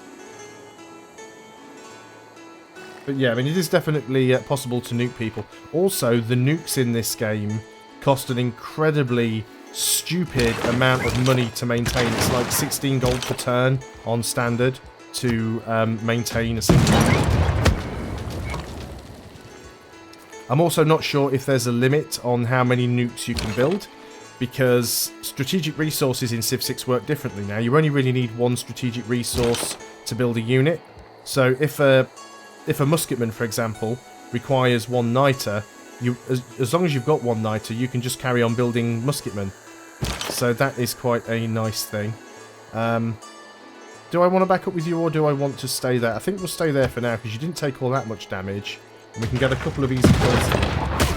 Amenities are the new happiness, yes. So there's no such thing as global happiness anymore. You basically have amenities. And each individual... let's kill you off. Each individual has amenities, which you can see down here. So if we look on Heidelberg, our amenities are on -2. Now, I think it's if you get down to minus... So the -3 or -6, you start getting the rebels. You can have a look down here. You can see that we require 3. We've only got 1. And our citizens are displeased. And that gives us a negative 15% to citizen growth and a minus 5% to non-food yields. And it tells us down here, you see, amenities from war weariness, we're actually getting -3. So because we've been at war for quite some time now, we're actually gaining war weariness, and that is causing our amenities to go down. So, yeah, it's per individual city now. Again, I can't really do an awful lot with you guys, so I don't know why you've just woken up, really. We can go ahead and attack that city. As I said, I might just attack that city just to get rid of it. So let's go and move up with you guys. Attacking cities is fun. We will get a unit in there eventually, I suppose, so... It doesn't even have walls, so it's just going to melt. Let's keep moving in with you. You do have another shot. And you get amenities in a couple of ways. You get amenities from certain buildings, particularly things like the entertainment centre. They will give you amenities, and also you get amenities from luxury resources. But the way it works, every amenity will give you, every unique luxury resource will give you 4 amenities, and that'll be 1 per city. So 1 amenity from each luxury resource will go to 4 different cities, whichever 4 cities have the lowest amenities. I could pilfer the fishing boat, certainly could. I don't think I've got any movement left on this turn though, but yeah, we'll go back next time and we'll do that. We'll go and grab it for them, reduce their food output, I suppose. Again, these units can't really do an awful lot because they can't hit anything. Let's attach the medic to that cannon so it stays with it. You're going to go and attach the rice. This is another thing that you can do now on these bonus resources. You can improve them, but instead of improving them, you can also harvest them, which will give you an instant boost of whatever yield they provide. So obviously rice's food provides you with +1 food when you build a farm, or +2 food when you build a farm on it. Also notice that building a farm provides +5 housing, because each individual city has a population cap based on the number of civilian buildings, civilian housing. But you can go ahead and harvest that resource instantly, but once you harvest it, it is gone. It just becomes a normal tile. Hello there, Heidelberg. My apologies for always butchering the name of your city. I'm absolutely terrible at pronouncing European city names, particularly German ones. Frodegorn, don't forget 2 things with this. First of all, it's only on Prince difficulty because that's the only difficulty level that is available on the press build. Secondly, I can beat Civilization 5 on deity, so it's not like I'm an amateur. That said, the press build is also probably a couple of months old, and I'm sure that the AI isn't finished yet. So you shouldn't take the difficulty of the pre-release press builds as an indication of how difficult the actual released version of the game is going to be. I mean, I'm not saying for certain that the game will be any more difficult when it actually gets released, but you know, you should never really consider that a pre-release version of a game is representative of the finished thing. The lighthouse does actually spit. I mean, the animations in this game really are fantastic. I'm getting a lot of stuff now attacking me. We're going to have to back off a little bit here, or we're going to start losing some units, which I prefer not to happen. You can't control the distribution of amenities. No, it's automatic. It'll always go to whichever cities have the lowest. Oh, they've got a little quadrireme. We can take that out. Being denounced by Scythia, that's fine. We're going for her next. We are a warmonger, and we will be coming for you. So let's have a little bit of fun here. Well, we've got to wait for our turn anyway. So first things first, let's go ahead and just move you back 1 tile, so you're out of the range of the city. We'll go ahead and attack that. We could actually upgrade these guys. And we'll go down here and pillage that fishing boat because someone said it would be fun, and it will. Claim a great person. We can get ourselves a great admiral now. Hey, that's pretty good. You give us +5 combat strength and 1 movement to industrial and modern era naval units within 2 tiles. And if we retire you, you grant 1 promotion level and 50% combat experience to a military naval unit. Sweet. So we've got ourselves a great admiral. Do I have any wonders? Yes, I have a few. I did quite well in this game, actually. So we have Chichen Itza. So there's Chichen Itza right there. And I'll even rotate around so you can see it properly. So Chichen Itza gives you... I can't even remember what half of the wonders give you on this. Buildings. Chichen Itza, are you going to tell me? Does the tooltip tell me? No, of course it doesn't. I think it gives you extra... is it culture? Yeah, it gives you culture on rainforest tiles, which is why all these rainforest tiles have like loads of culture on them. We've also got the Madabodhi Temple. No, not the Patala Palace, which is this one right here. It gives me an extra diplomatic slot. We've also got the Colosseum here, which I think gave me some extra happiness. We've got the Forbidden City, which is this one. I can't even remember what this one is now. We're in the middle of constructing Big Ben. You can see that just here. There's Big Ben. We've got the Terracotta Army over here.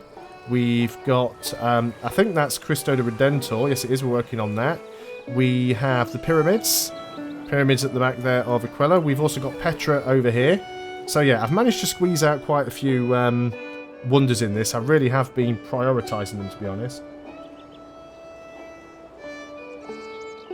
What you've got to remember, though, Frodogorn, is that, yeah, the game does come out in 2 weeks, but the version of the game that I'm playing could be 3 months old. So it's quite possible that they've been working for 3 months on the AI, but the press version hasn't been updated in that time. So, you know, it's... The AI is always going to be the last thing to happen, because they have to get the balance changes right first, because there's no point programming the AI how to play optimally and then changing the yields and changing the order of text and stuff like that, because then you need to reprogram the AI again. But I'm sure they've been working on the AI for, you know, some considerable time now. It's just because this is an older version of the game. And again, I am only playing on Prince, so there's 4 difficulty levels above this one as well.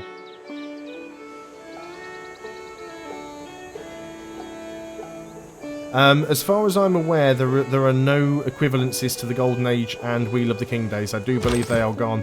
I certainly haven't seen anything that looks like they've replaced them. So you're taking quite a bit of damage. You are going to need to back up. You do get a shot, but you've taken quite a lot of damage. We can certainly kill off that slinger.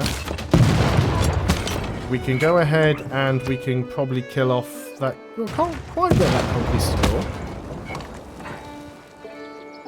But it will back up a little with you and heal.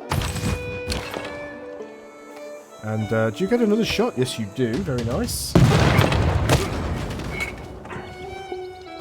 And you get another shot as well. So Fukuoka's really losing a lot of its health now.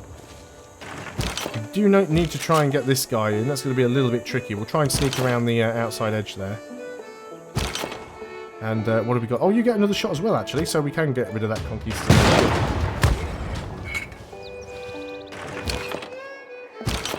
And you are attacking Osaka, I suppose. We do need to take Osaka. You've got no line of sight from there, though, which is terrible. So let's go ahead and shoot with you. Should have taken that catapult out, but I think we get 2 shots with this unit.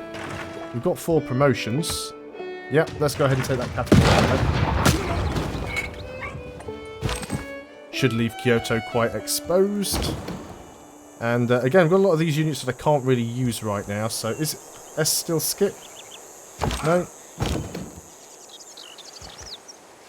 We'll just skip through them all. So it switches to one unit, then it auto switches to another. It's quite annoying. Can't wait to be able to turn that off.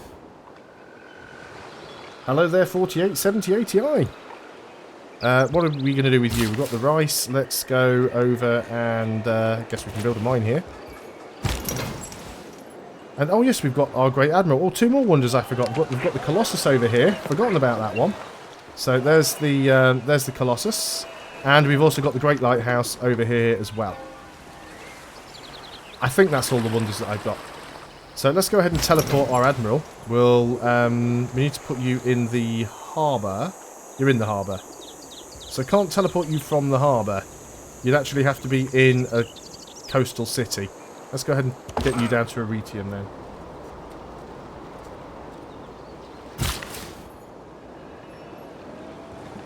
I'm actually getting the... even though I've got a press copy of this, the press copy stops working after the game comes out, so it's not like a freebie. I'll still actually have to buy the actual game, which I've got no problems with whatsoever, because if I get half as many hours of enjoyment out of Civilization 6 as I do out of Civilization 5, it'll be worth every penny. And let's be honest, I've already had over 60 hours out of the press version.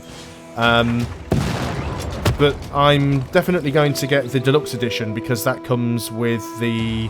Well, it doesn't come with, but you get the next 4 DLCs when they come out. But it also comes with a digital soundtrack. And I'm never usually too bothered about game soundtracks, but I really do like the soundtrack for Civilization 6. I hope it's the full soundtrack, though. I get really disappointed when games give you... I have always considered that the substitution of the internal combustion engine for the horse marked a very gloomy milestone in the progress of mankind. Yeah, I get really disappointed when games come with digital soundtracks, but they don't give you the complete soundtrack. They just give you, like, a selection. So, Scythia has got the Oxford University. There are no national wonders anymore in Civilization 6, so wonders are all world wonders. And the one thing that I do hope they change is if you actually get beaten to a wonder, you don't seem to get any production or gold or anything back. So basically you lose everything that you've put into it. So that might be an oversight, it might be just something that is missing out of this. Let's get advanced ballistics, then we can upgrade our field cannons into machine guns that are a lot stronger.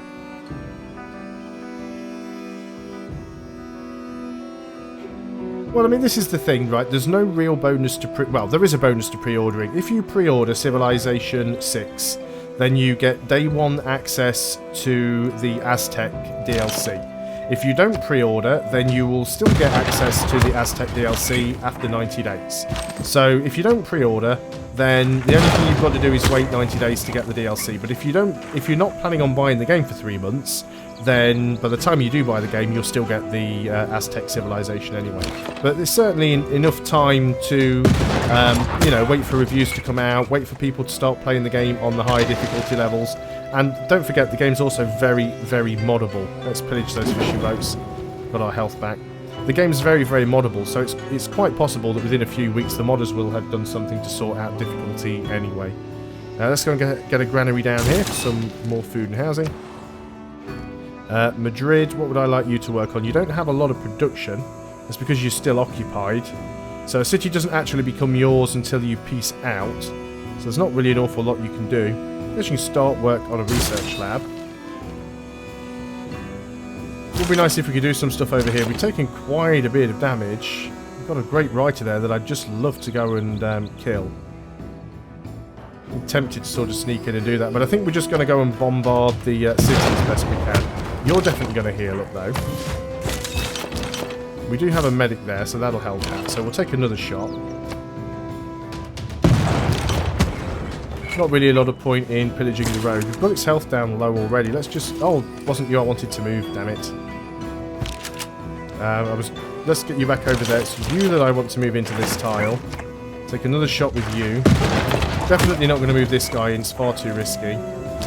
Now, you're at full health, so if we put you in as a distraction, you're really out of movement now. It's because I've moved into the wrong spot. Oh, well, never mind.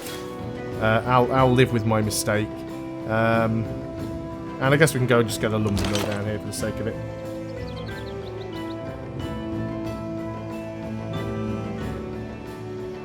This is the thing. I mean, normally I'd say exactly the same thing. If you're unsure about a game, get it from Steam, because you can always return it within 2 hours of playtime. But is 2 hours of playtime enough to really assess the quality of the AI in a game like Civilization 5? Particularly if we're talking about playing it on high difficulty levels. Because you're probably not going to get anywhere near endgame in 2 hours, especially on a high difficulty level. Let's start getting you back up in this direction.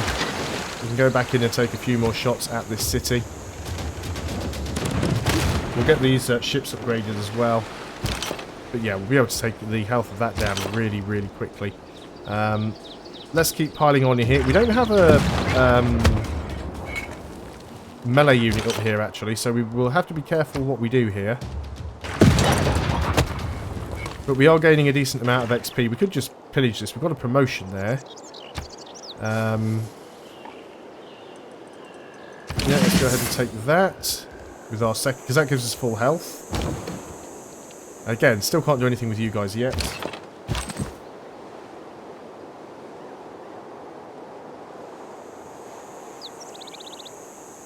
Yeah, that's the thing. I mean, 2 hours isn't really enough to know exactly how difficult it is going to be, but it's still certainly enough to, you know, have a play around with it. We might as well take another shot at that, even though it's on 0 health, because it will give us more XP. Let's just pause all these guys up. One thing I do like in Civilization 6 is that experience gained from barbarians is no longer capped. You do get to a point where you only get 1 XP per attack, but it is better than not getting any at all. We can upgrade this for 465 gold to a battleship. Let's get one. So we've got our first battleship now.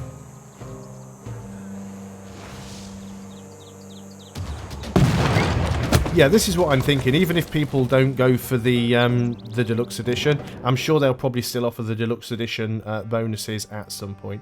She wants to buy a load of stuff off me, all stuff that I have spares of. So we'll remove the gold per turn. Not interested in gold per turn, but just give me all of your gold. She won't quite do it. No, let's take some of that off. So you won't actually accept 200 gold. Will you give me 150? Because I've got some units to upgrade. There we go. Thank you, friend. Yeah, you're not going to be saying that in a few turns.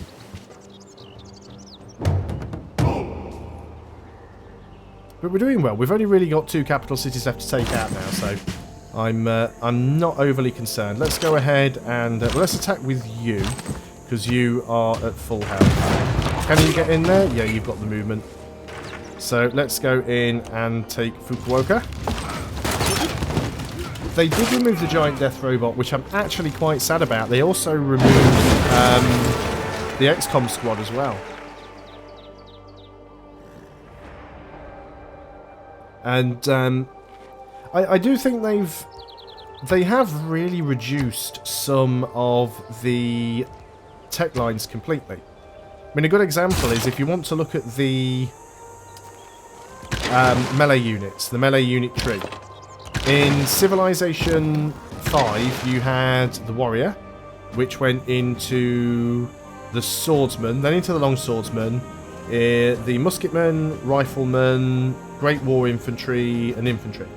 In Civilization 6, it's literally warrior, swordsman, musketman, infantry, that's it. So they've really, really cut that down. So, but there again, you've also got the support units in this. You've got a few extra ranged units. The air combat works a little bit differently. I mean, they certainly have switched the units around. One other thing you'll notice as well is the scaling of the actual scaling of the units. So in the early game, the rate at which you unlock new units is fairly slow, and the difference between them in terms of power is also fairly small. So if somebody's ahead of you in tech and has better units than you, they'll be slightly better in combat than you, but it won't be a whitewash. Now in the later game, the difference, you start unlocking new units at a much faster pace, and the amount of difference in damage between those units seems absolutely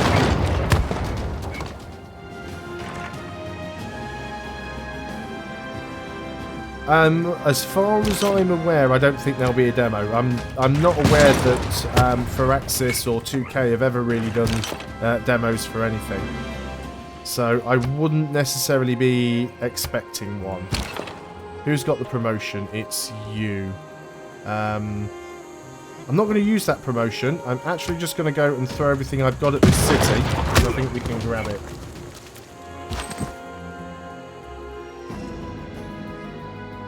I was going to say, this isn't even really a demo version. It is actually just, it is specifically a press version.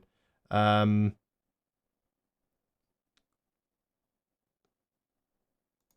that is one thing to consider. Just give me 2 seconds right now while we just get rid of the God Botherer there.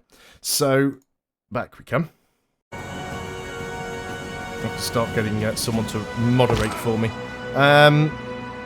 So yeah, we still want to move a few units up there, but we can't do that right now, so we'll skip a few turns. We'll start getting some of these guys a little bit closer so they can get upgraded.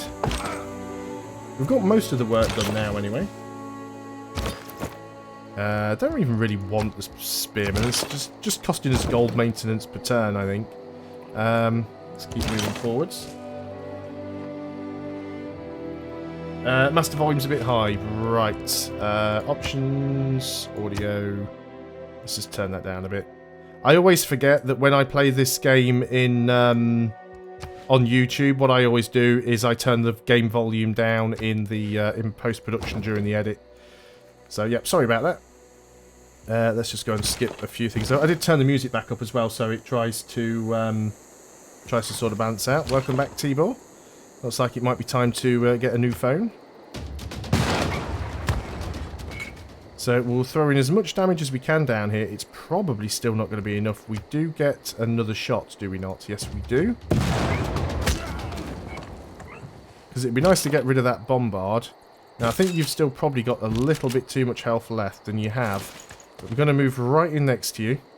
We'll fortify up. We'll take it out in the next turn. Let's start getting that battleship around.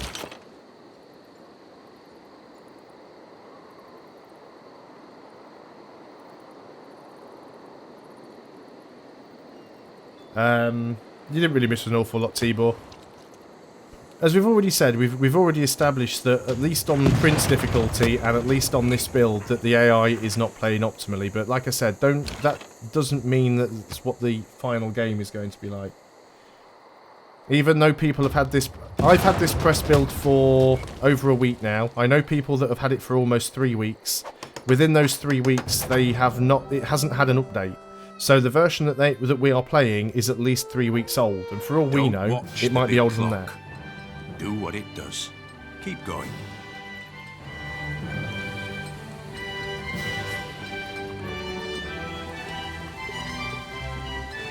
I do love these wonder build animations. I think they're absolutely fantastic that you see them build now. And not only that, when you actually watch them on the map, you see them building turn by turn. So that gives us an extra economic policy slot. So let's just back out of there.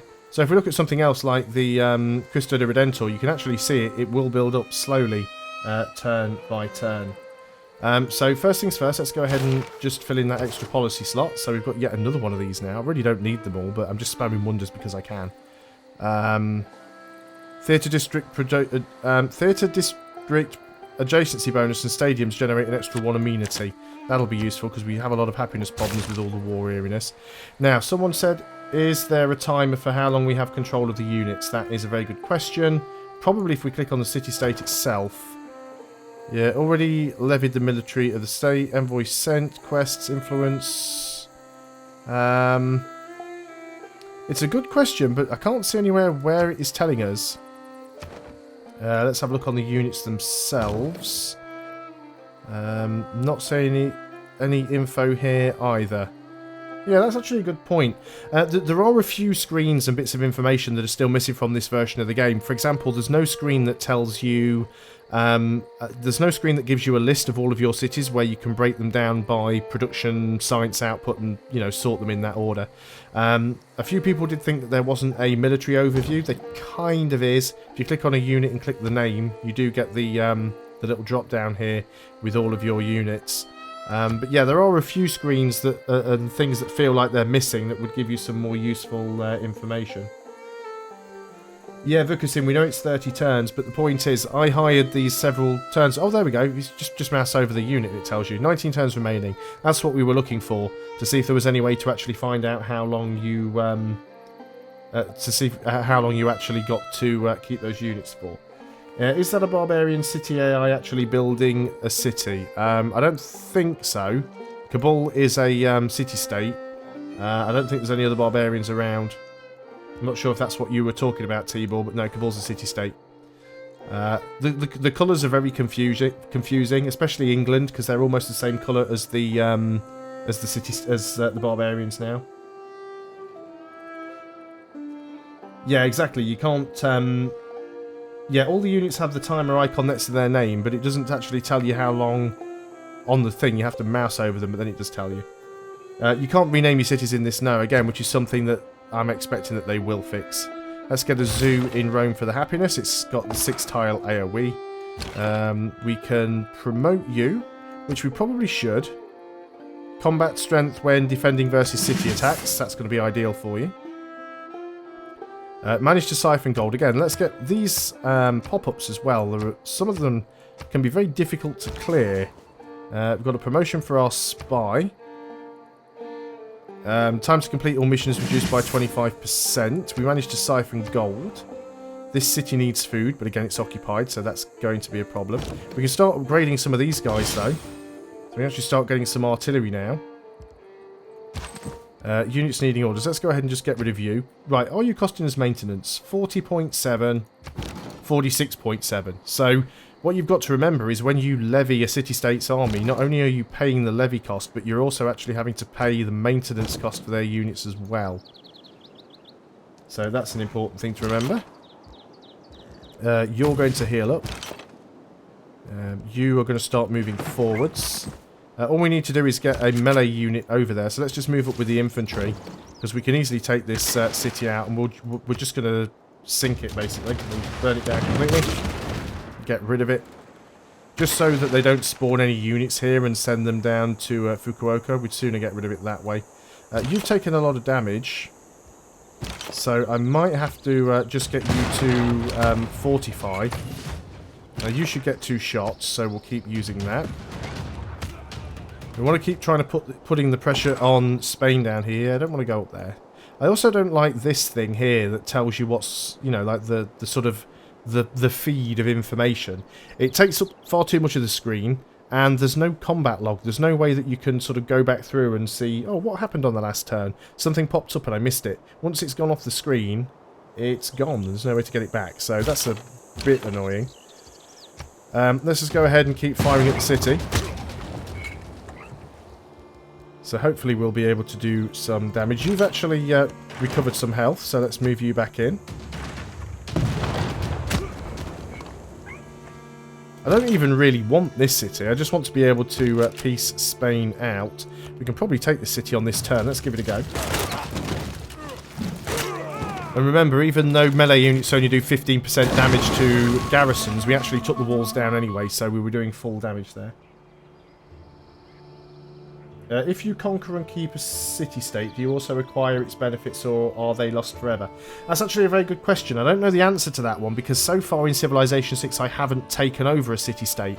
And it is a question that I posed to a few other people. They didn't know the answer either.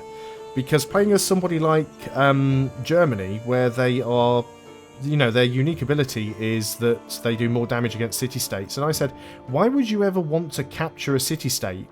Because surely having a city-state there so that you can try and get its bonuses are far better than just having another city. I'll have to try that in another game and actually see what happens when you capture a city-state. Do I want this city? I guess so. Trade route capacity increased. Spy fleece city. Your agent has fled since a new empire is in power. Of course, we actually had a spy in this city. It's funny that our own spy flees when we capture our own city.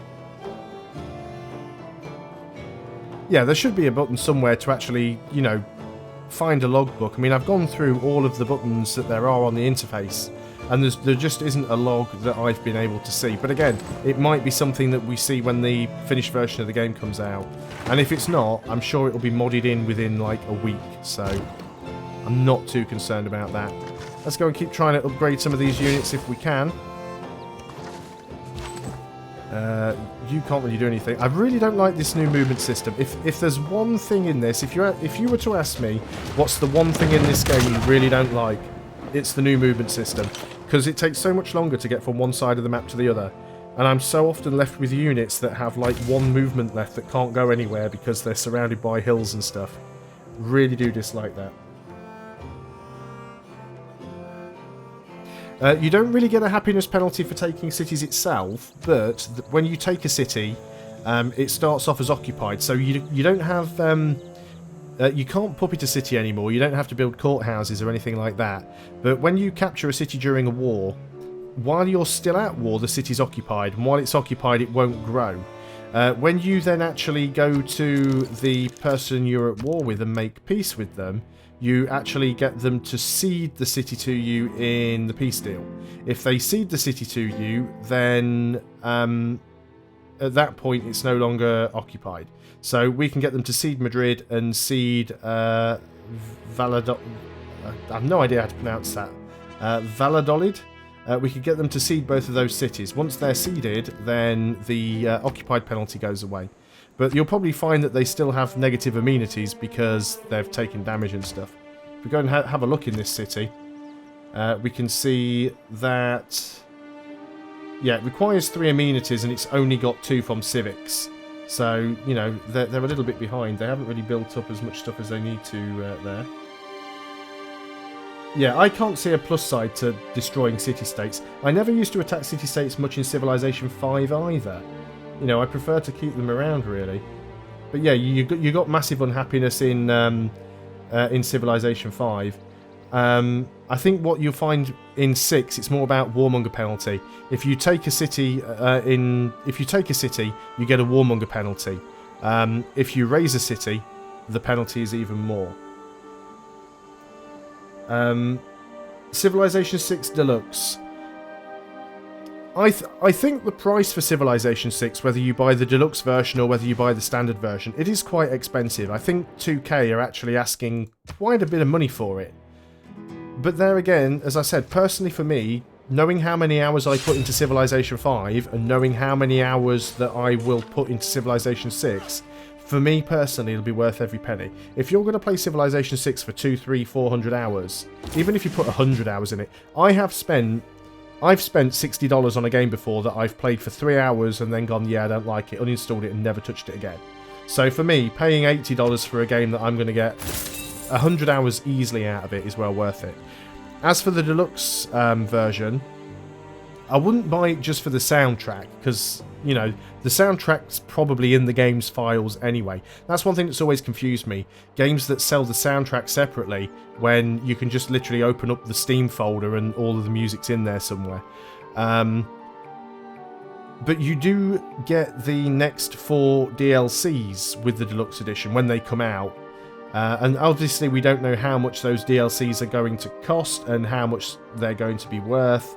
We have been told that some are going to be maps, some are going to be some are going to be civs, some will probably be scenarios and stuff like that. Personally, for me, I'm going to do it definitely, but I've got the, you know, the advantage of having already played the game, so I know what it's like. Warmonger penalty is sort of global, so if you declare war on anybody, you get a warmonger penalty with everybody, really. If you take a city-state, then yeah, you will get a lot of warmonger penalty. How much movement do I have left? I do have an extra one, so we could move in here and start firing at you.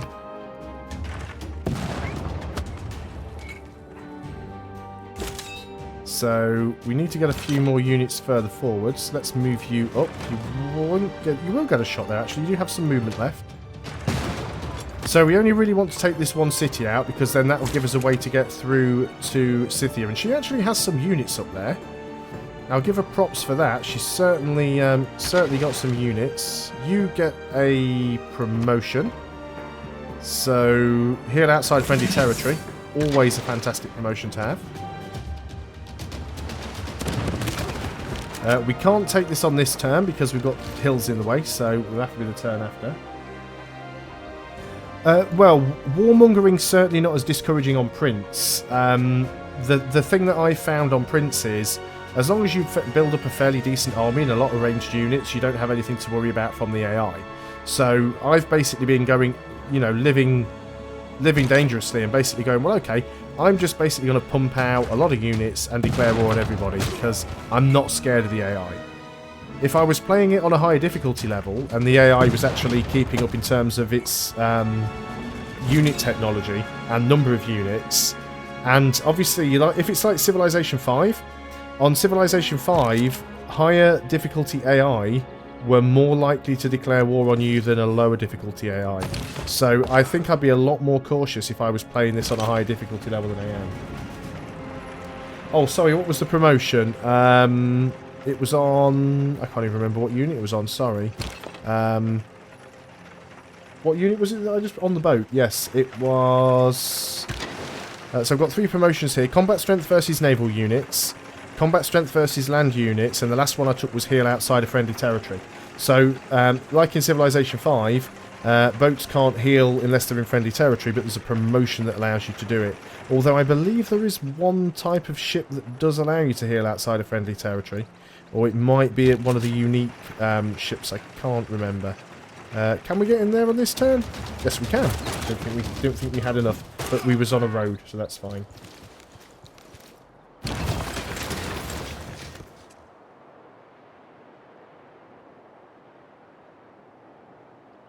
What's that there? Press the left arrow to go back, and then the button to go back live. Not too sure what you're talking about there. I must have missed something. Do we want to take this city? We actually want to raise it. See, warmonger penalty is tripled for raising a city. Warmonger penalty for raising this city now is egregious. Everybody always knows that I am the biggest warmonger in the world ever. So I don't really care. Yeah, there we go. Yeah, it's the English ship has the ability to heal outside. I'm sure I've seen another one do it, though, if I'm completely honest, but I could be mistaken. So we've got that cleared out now. Let's move some of these other units forward so we can get some more promotions in. Not too sure how many of these we will get to use, but can't even do that one. So we're just going to start moving all of these units forwards as much as possible. Oh, the live stream's messing up a little bit, is it? Hopefully that gets sorted out. So let's just make sure we start doing some damage over there. Yeah, we only really need to take this one city from them. We've probably moved most of our units. Let's go ahead and get the lumber mill. That should get rid of you. You can't really move anywhere. Artillery. See, all of these hills, it's so hard now that you're only able to move like one tile at a time. Let's try and siphon funds. And what's even worse now is there are no railroads. And do we want to go around there and attack Scythia? The boat's kind of redundant now. There are no railroads. And you can't even build roads manually. The roads are built automatically by trade routes. Although the Roman... no, not the Roman Legion. The support unit, siege engineers, can build roads. What happens to the resources of a raised city? Well, then it just becomes no man's land. Unless your borders expand to it again. I believe any improvements stay improved, but yeah, the resources just go away until somebody else claims them and captures them. Districts, I believe the districts all go. The districts are part of the city. So without a city, the districts go, but I think... what about Trier? Because most of the cities I've raised didn't have much. But I think the roads stay around, and I think the... I'm fairly certain the improved tiles stay around, but I don't think the districts do. Yeah, anything in the city's gone, save for the roads. Wonders, I believe wonders get destroyed as well. But I mean, that was always the case in Civilization 5. If you destroyed a city with wonders in it, the wonders were destroyed, and that was it. Once they were gone, they were gone.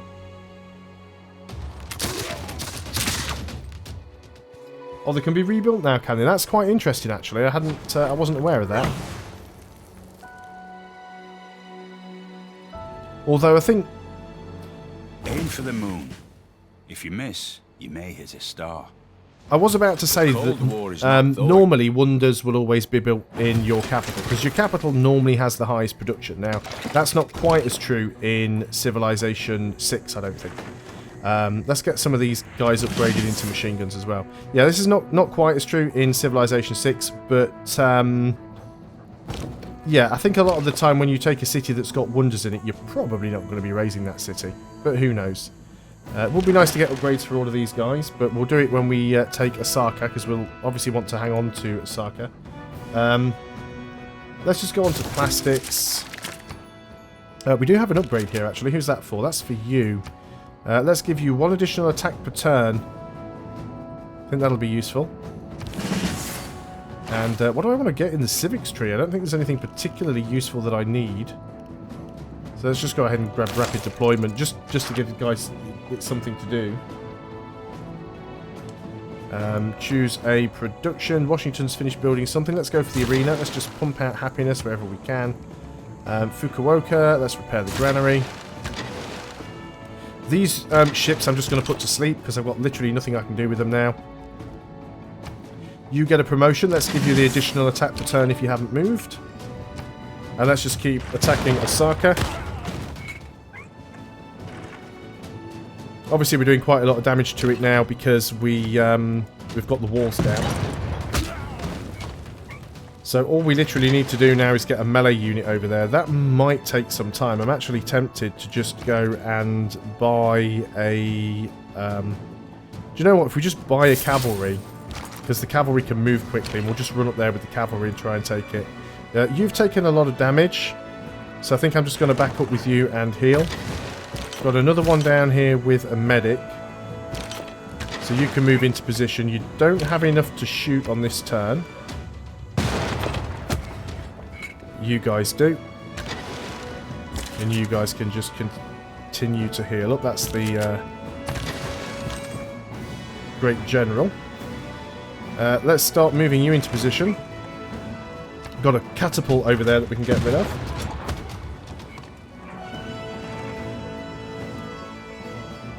Do you mean...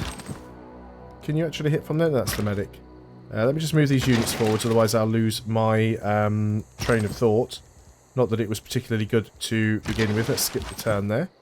And what have I got going on? You're going to get an upgrade as well. You watch, I'll just get all these upgraded, and then they'll switch back over to the city-state, and I'll have to buy them back again.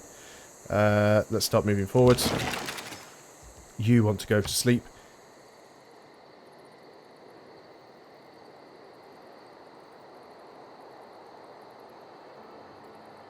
Viking city I sacked before taking the capital was too close to the capital. Why didn't I raise it? What was that on this game? Did we even have the Vikings in this game? I don't even remember now. Down here somewhere. Oh, this one here. Why didn't I raise it? I think I kept it because it was a coastal city and because it also had a wheat resource and a silk resource. You see, the thing is with Civilization 6... City placement is far more important because getting bonuses for campuses and holy sites from mountains, there are also certain districts and wonders that can only be built on certain types of tiles. Some are very specific, like you must have a grassland next to a river that's not a hill and stuff like that. So sometimes I've had wonders before that I've not been able to build in any of my cities because I haven't had a valid tile for it. So I do think that placement is important, and I think it's more fun, because in Civilization 5, what you always tended to do was just plonk cities down to grab a resource, with no thought to anything else other than, am I next to a river, am I on a coast, because they were always desirable, and will I get decent food and production? But I think placement is far more important in this. Let's go on to the next turn. While that's processing, I'm just going to go and turn my heater down, because I'm starting to melt.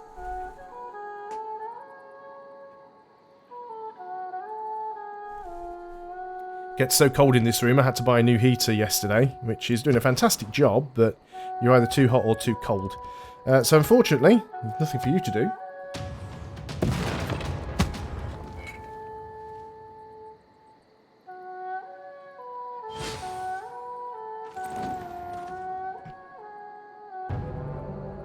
Also drinking some very tangy lemonade, which is nice and refreshing, but oh my god, it's like licking a car battery. Let us go and Namadol for all of your monetary needs.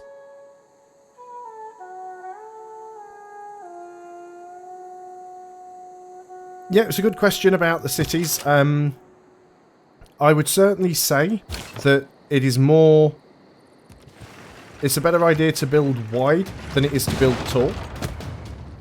There are two downsides, though, to building lots of cities. First of all, every time you build a city, the cost of a settler goes up. So whether you're buying settlers or building them, the cost goes up.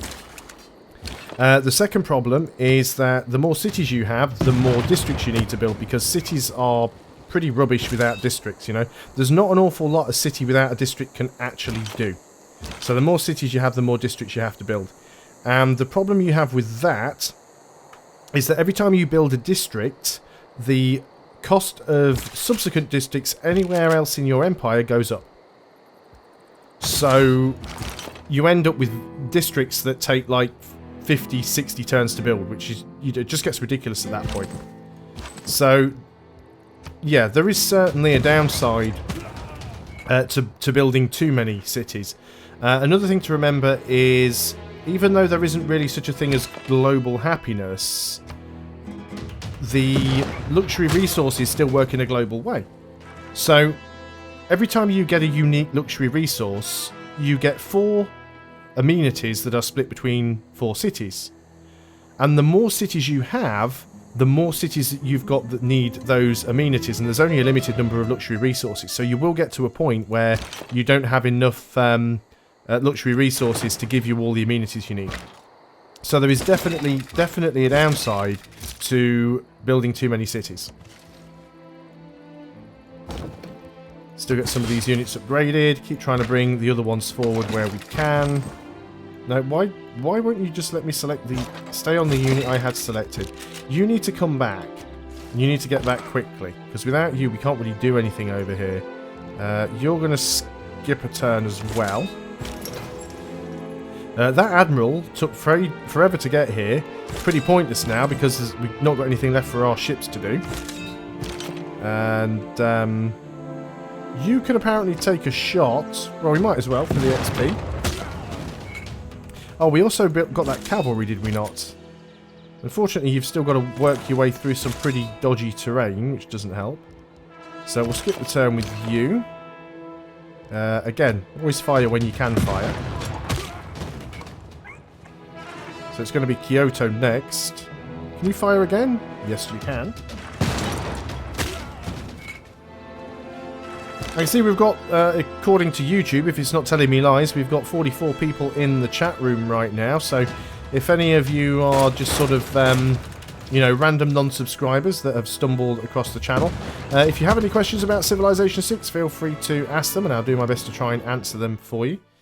He really wants to peace out. Now, I bet I could ask him to give me every bit of gold he has, and he would easily accept it. Oh, he's actually not willing to do it. So maybe they have changed it slightly. Well, we don't want peace anyway, because we definitely want to take that city so we can reach Scythia more easily.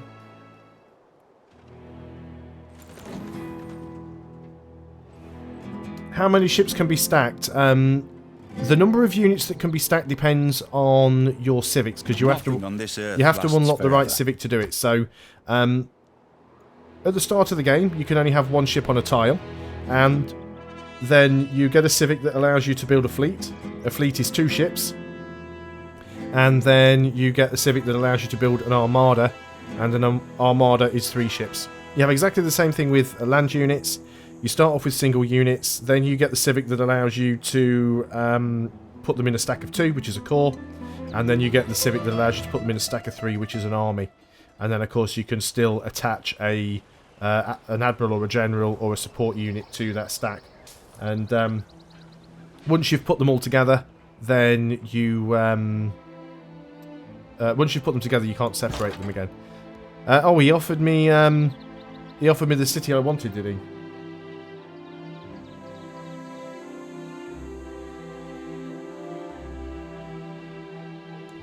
If you want to siege a city, trade with them first. Yeah, I mean, this is the thing. What you've got to remember, though, is the same thing as in Civilization 5, is that roads in enemy territory don't give you a movement bonus anyway. But yeah, certainly the traders building roads is a little bit weird, but you've also got to remember that the roads aren't that useful.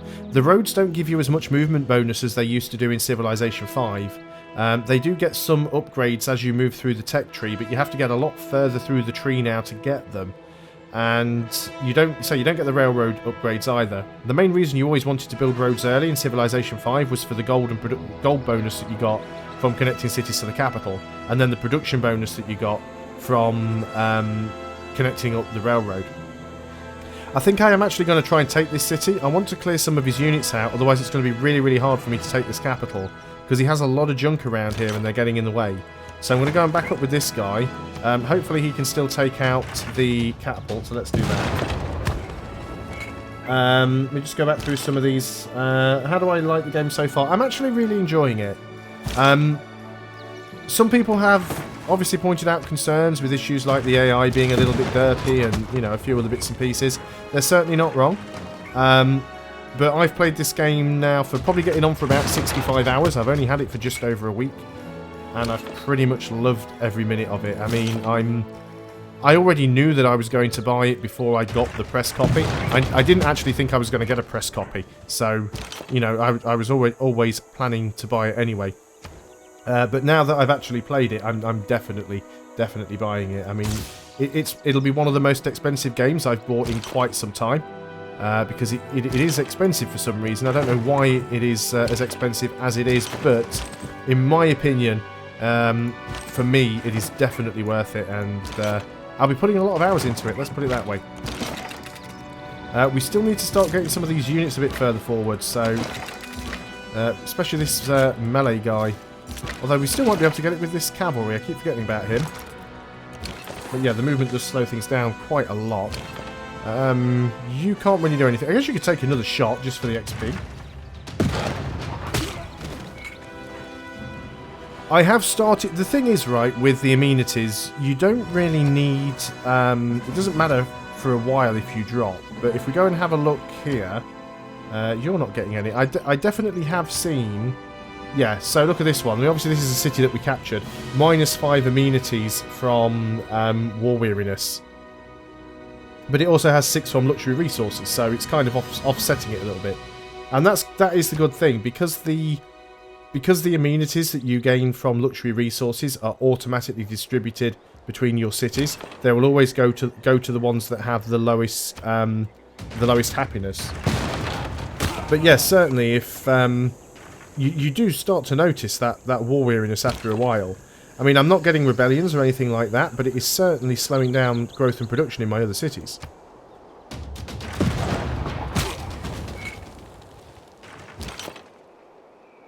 Well, it might be a regional thing. In the UK, Civilization 6 is £50.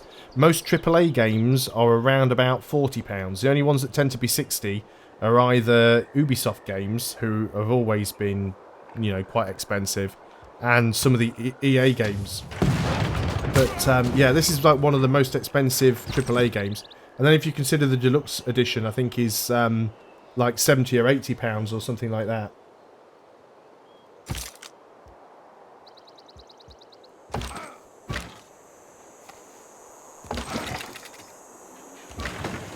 Just starting to move towards Kyoto now, so hopefully we can start doing some damage to that.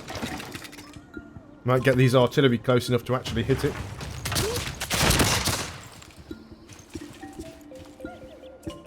Yeah, some of my cities are actually very, very low at the moment.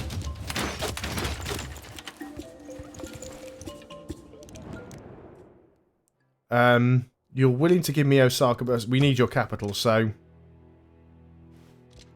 And you can't give me your capital because it's your capital. Have they just built a wonder here or something?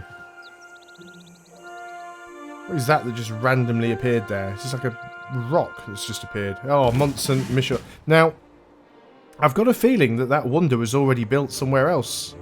May have been in a city-state, in a city that I got rid of or something.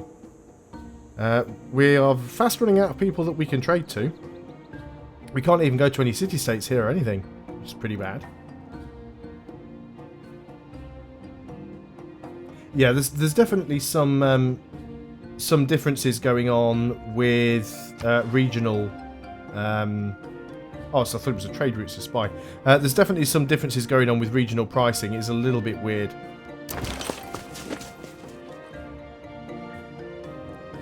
So what have we got left to do here now? You can get an amphitheatre. Again, we don't really need half of this stuff. I am finding this is the other problem if you build too many... let's get entertainment complex. If you do build too many cities, you start to get into this position where you're actively trying to find things to build, and it's like, well, what do I even build? What do I even need? And if you can't build buildings unless you have districts, and if you start building districts that you don't need, you're just driving up the cost of building districts where you do need them. So there's definitely that to consider. Getting this guy through here is going to be a right pain in the hoot, but we'll give it a go. Try and use the road as much as we can. We've almost got it down to 0 health. I did build... Do you know what? I did build an observation balloon, and I left it over here somewhere, and it's so far away, it'll probably take it, like, forever to get there. We will try and move it forwards. But there again, we've got so many of these things. We've only got them for 14 more turns. There'll probably be enough to use against Kyoto. Let's go and start sneaking around the back with some of these guns where we can. We probably won't be able to pillage that trade route because we are moving on to... Yeah, we ran out of movement there. But I want to start trying to move some of these guns forwards. You've got a medic with you, so maybe we can actually start doing some damage to Kyoto there.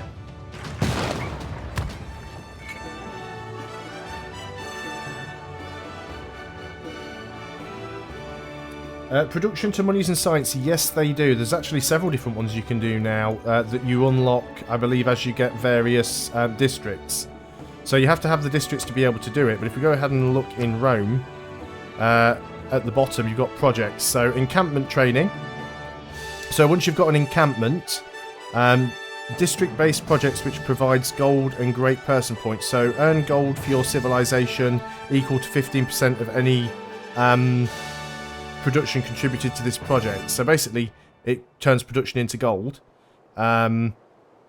Commercial hub investment is production into gold. Campus research grants is production into science. And there are other ones as well. Industrial is, again, production into gold. If you've got a cultural district, it's culture based on production. So production into culture. You can get production into faith as well if you've got a holy site. So there it is, holy prayers. So production gets converted into faith. And I think there's one, I'm not sure what the amenities one does as well, but there's quite a few of them now.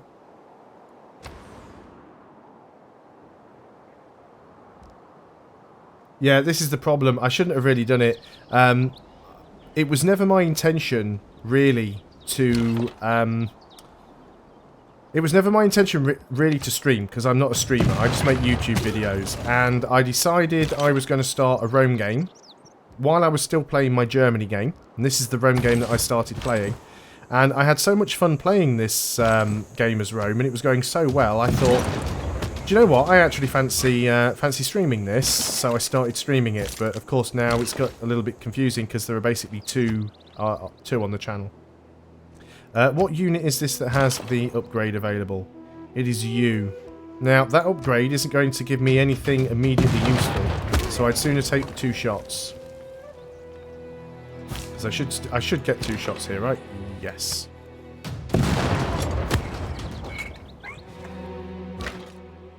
Yeah, I'm not too sure exactly what sort of algorithms they're using on the music, but definitely it changes between being at peace and being at war.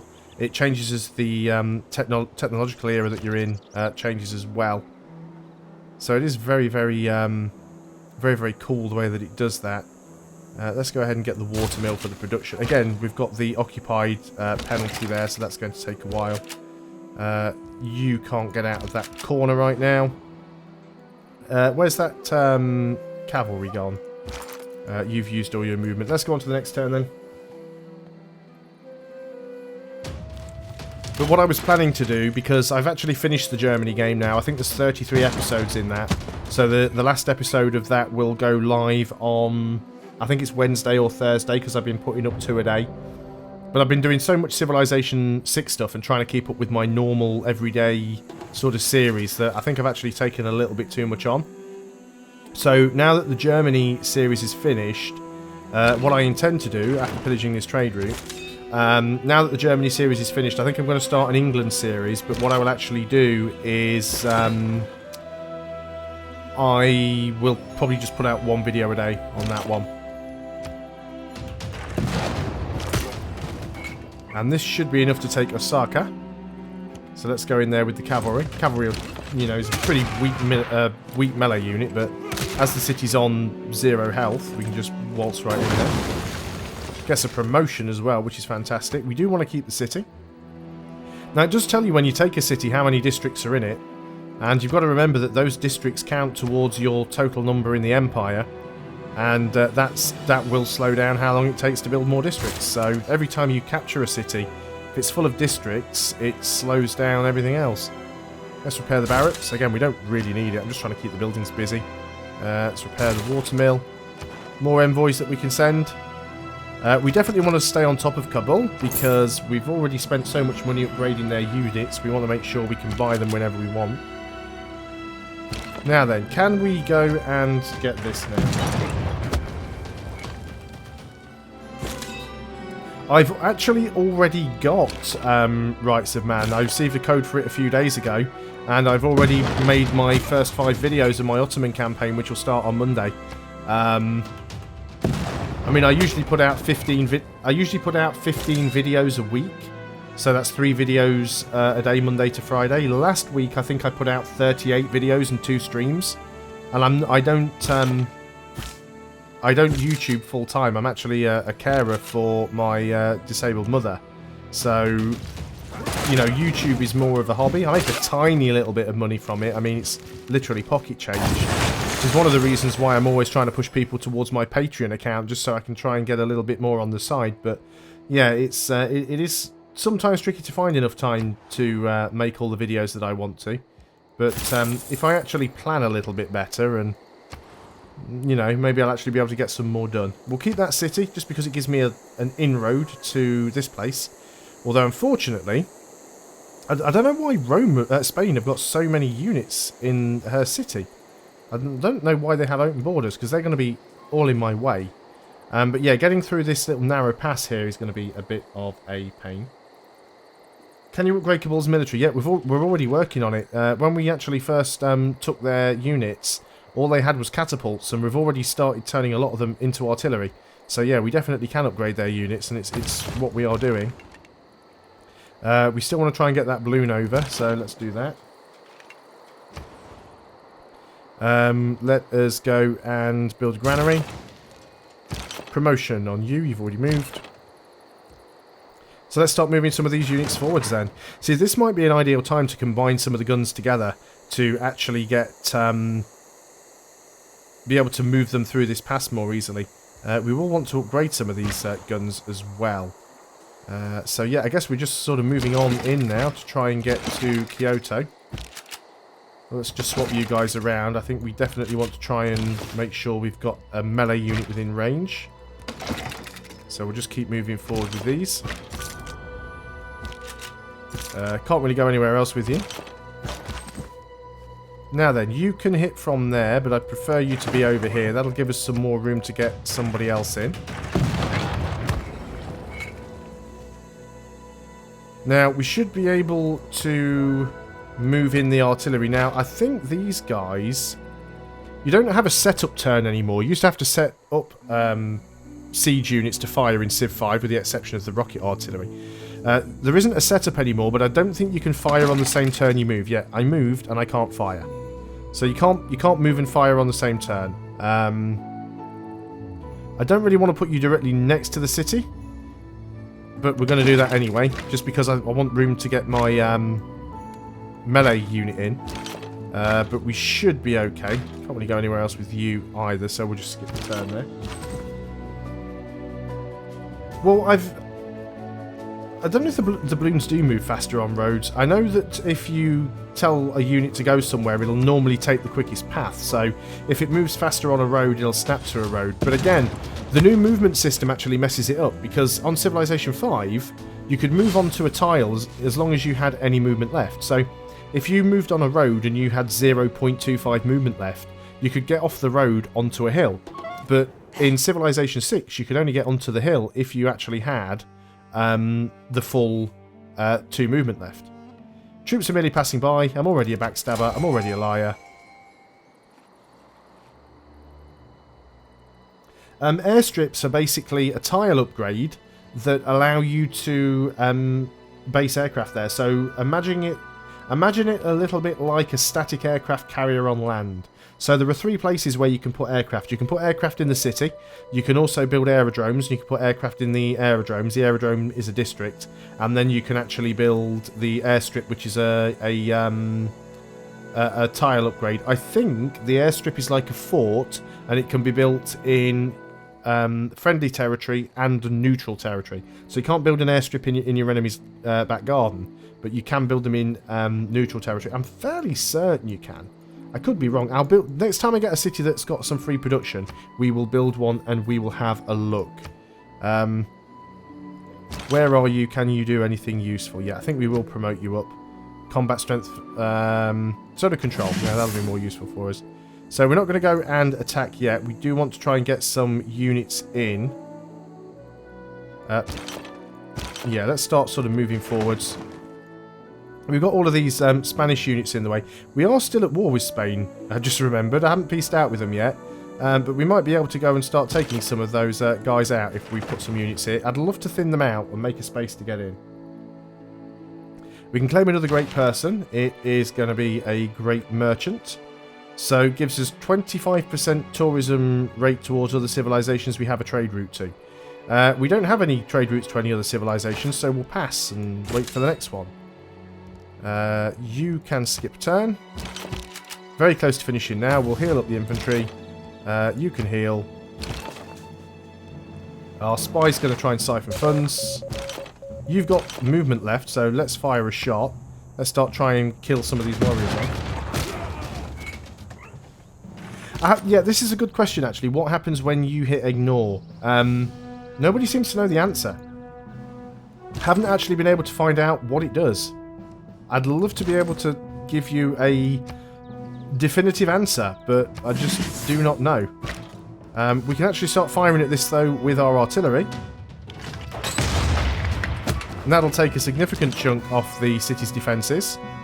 So that was quite a lot. Got another artillery that we can get in. Unfortunately, we don't have the range to hit with it on this turn, but we can certainly start moving in. Let's get that melee unit in there as well. Also going to sort of try and sneak around the back if we can. Why can't we get there? Oh, that's somebody else's territory, is it? That's Scythia's territory. Nah, so we'll have to go this way. We will be declaring war on her soon enough, so I'm not too bothered about that. So let's skip a few turns there. The benefits of passing on a great person is that every single great person has different abilities. So sometimes you'll get a great person offered to you and they won't be very good. And as you can see now, because I've passed on them, I've actually got even more points. So basically what happens is, if you pass on a great person, you save on the points and you start saving up for the next one. So assuming Spain is the next person to hit the full amount, Spain will recruit this guy, or woman actually. Spain will recruit this great merchant most likely, and then when the next great merchant comes up, I will already have almost enough great merchant points to get the next one. So sometimes you find that they've got bonuses that just aren't very useful to you. Let's move in with this machine gun. It's a good ranged unit. We'll start to move forwards with a few of these artillery. I really don't think we're going to need them. Cavalry, we might want to come down in this direction with the cavalry, just so we can sort of help out down here. I think we are still at war with Vilnius, but we should be okay. Let's get rid of some of these pop-ups that are warning me about amenities and promotions and stuff like that.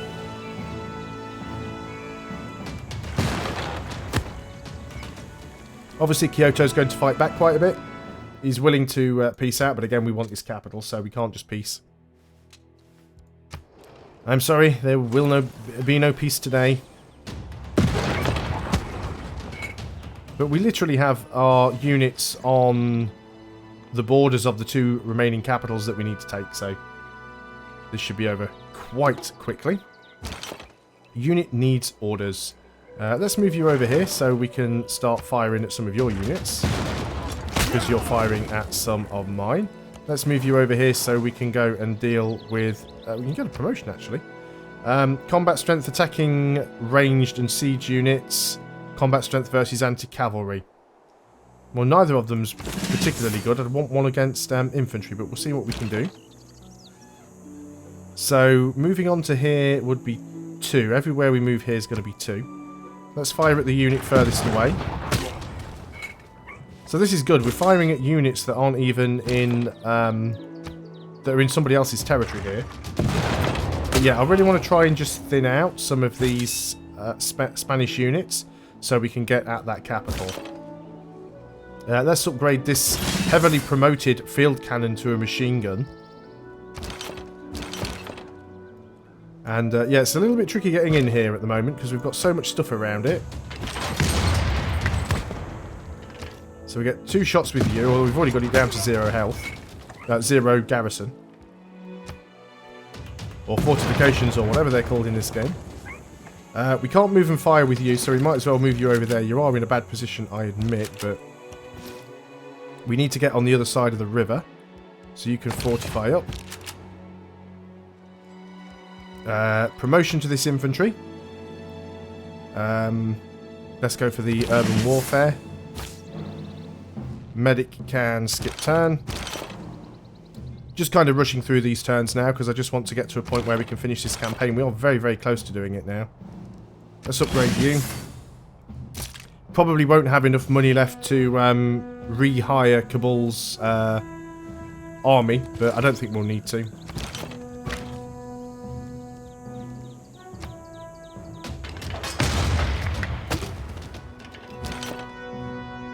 $60 health, that's not unreasonable. You can't go anywhere. Oh. So hang on a minute, let me get this right. We are inside Kabul's territory. Making this move will start a war with Kabul. Why?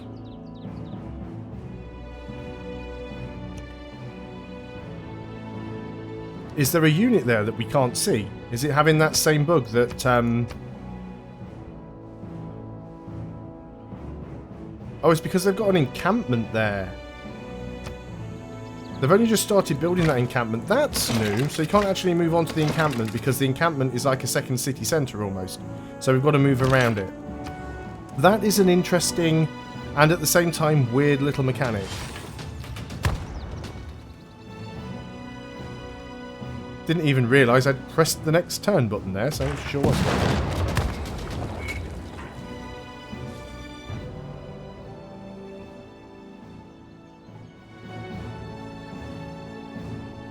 There's so much plastic in this culture that vinyl leopard skin is becoming an endangered synthetic. No, I am still the suzerain. It's literally just because there's an encampment there.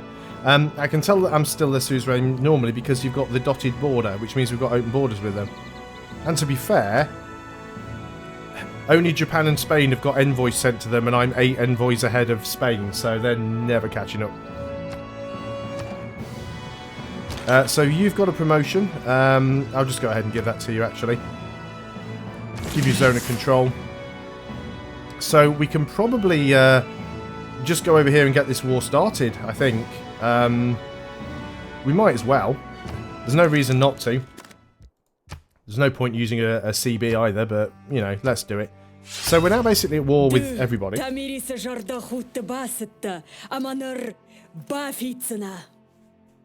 Well, actually, no, we're not at war with Spain anymore, I don't think. No, we are still at war with Spain. We don't need to be at war with Spain anymore. But we can stay at war with Spain because then we can thin out some of their units, although most of them are gone. I'm not even sure where the rest of Spain's cities are. Let's go for composites because then we could get modern armour, modern anti-tank. Can we actually upgrade that cavalry oh, to a helicopter? There's 2 lines of cavalry. There's light cavalry and there's heavy cavalry. Light cavalry is basically the anti-tank. So you'll upgrade to a helicopter, and then the heavy cavalry upgrades into tanks, which is a little bit weird. I sent so many envoys to Kabul because I wanted to make sure we never lost the suzerain status, because I'd spent so much money upgrading their military units, I didn't want somebody else to be able to get hold of them. So you might as well finish off these guys if they're going to be dumb enough to attack. So I could move forwards with you, but I think before we do, we'll actually thin out some of your units. If I had a little bit of money, I could upgrade some of these guys. Do you not get a second shot? Obviously, you don't have that promotion. You can't reach anybody, so heal up. You need to start moving. In fact, you can swap with this guy if you can get there quick enough. That medic should have come with you for some reason. Oh, it's because we upgraded the unit. For some reason, upgrading units seems to detach the support unit that's following. You can skip a turn. So the machine gun can't go anywhere. Got another upgrade over here. We'll give you that promotion. You can eventually give them expert crew, so they can attack after moving. You can get rid of that that penalty. You can also give them forward observers to give them the +1 range, and that stacks with the balloon to give them +2 range. Combat strength when defending, so that'll be better. We can still do a fair bit of damage over here, I think. We can actually peace out with Japan once we've managed to do this. So let's just go ahead and do as much damage as we can. Let's just plunder that trade route, actually. We've got enough units around here to be able to completely get Kyoto's health down. Now, unfortunately, we can't grab it on this turn. We can get a little bit closer. Can't actually shoot at that missionary. Let's just shoot for XP.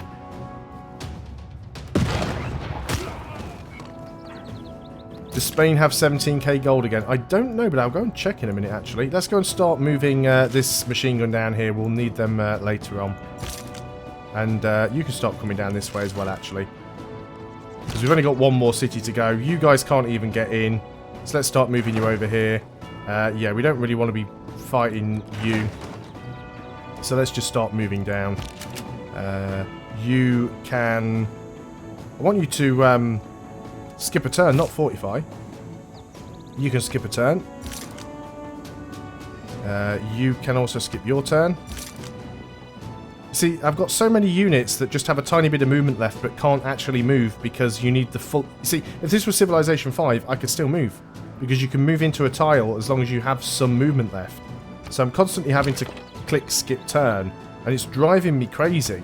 Because I'm having to go through so many units and go, look, just don't do anything.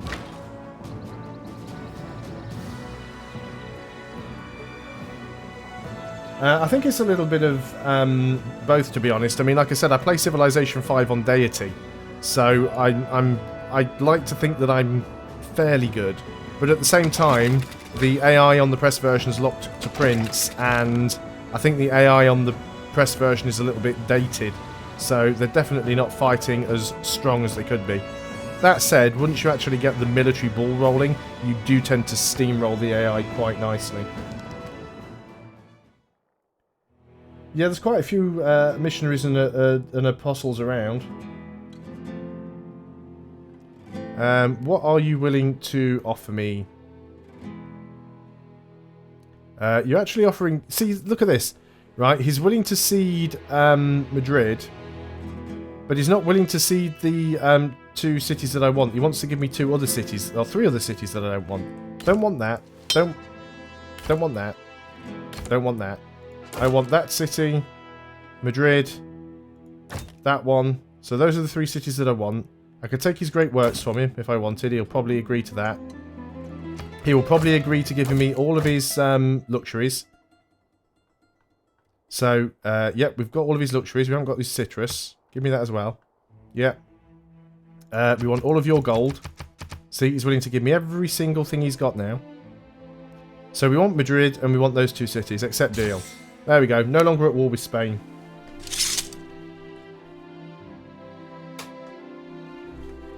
Got to turn the heater off now. I actually feel like I'm sitting in a sauna. Yeah, if you actually watch my other Rome game, I do get a religion in that, so we definitely have a few... a bit of religious combat going on. I do actually get to the point where I try and do a bit of religious combat in that game. Taking a few hits from some of my units that I left in derpy positions.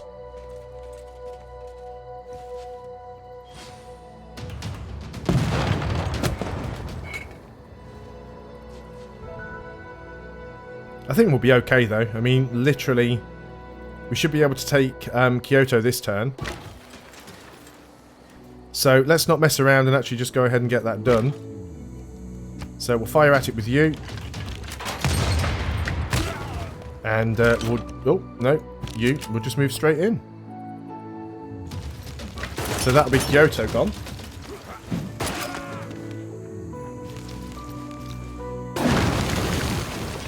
I haven't gotten the culture victory yet.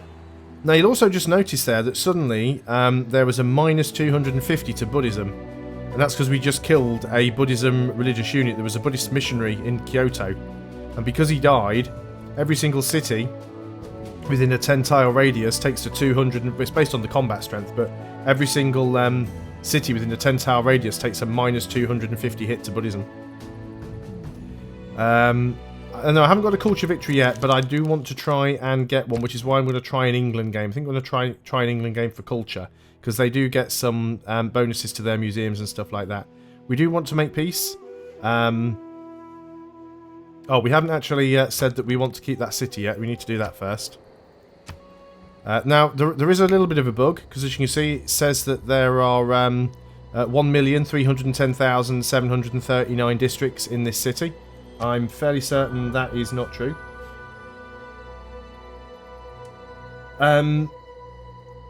They can't give up their capital, but the reason I could ask for it in the peace deal is because I'd already got control of it. I was occupying it.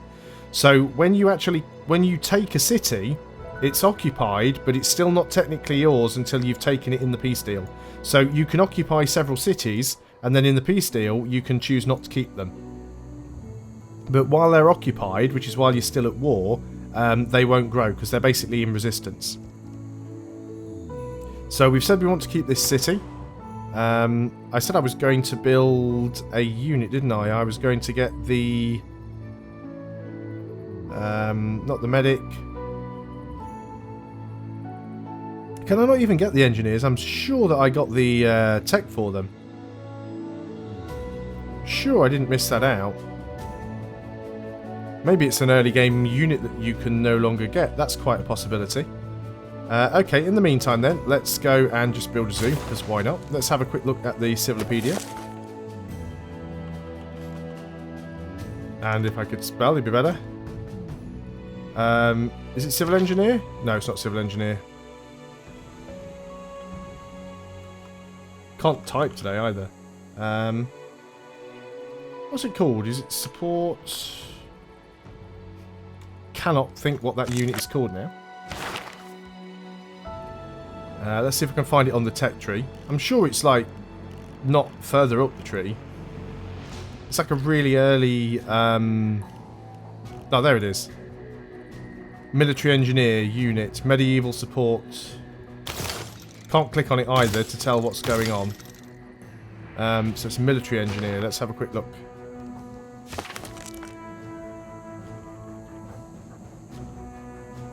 Military engineer. Doesn't look like it gets replaced by anything. Yeah, and it can construct airships. Maybe I was just looking for the wrong shape then. I was probably just looking at the wrong thing.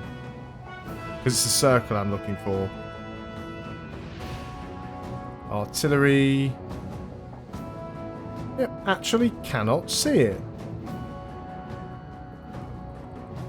Yeah, all the support units are these ones here.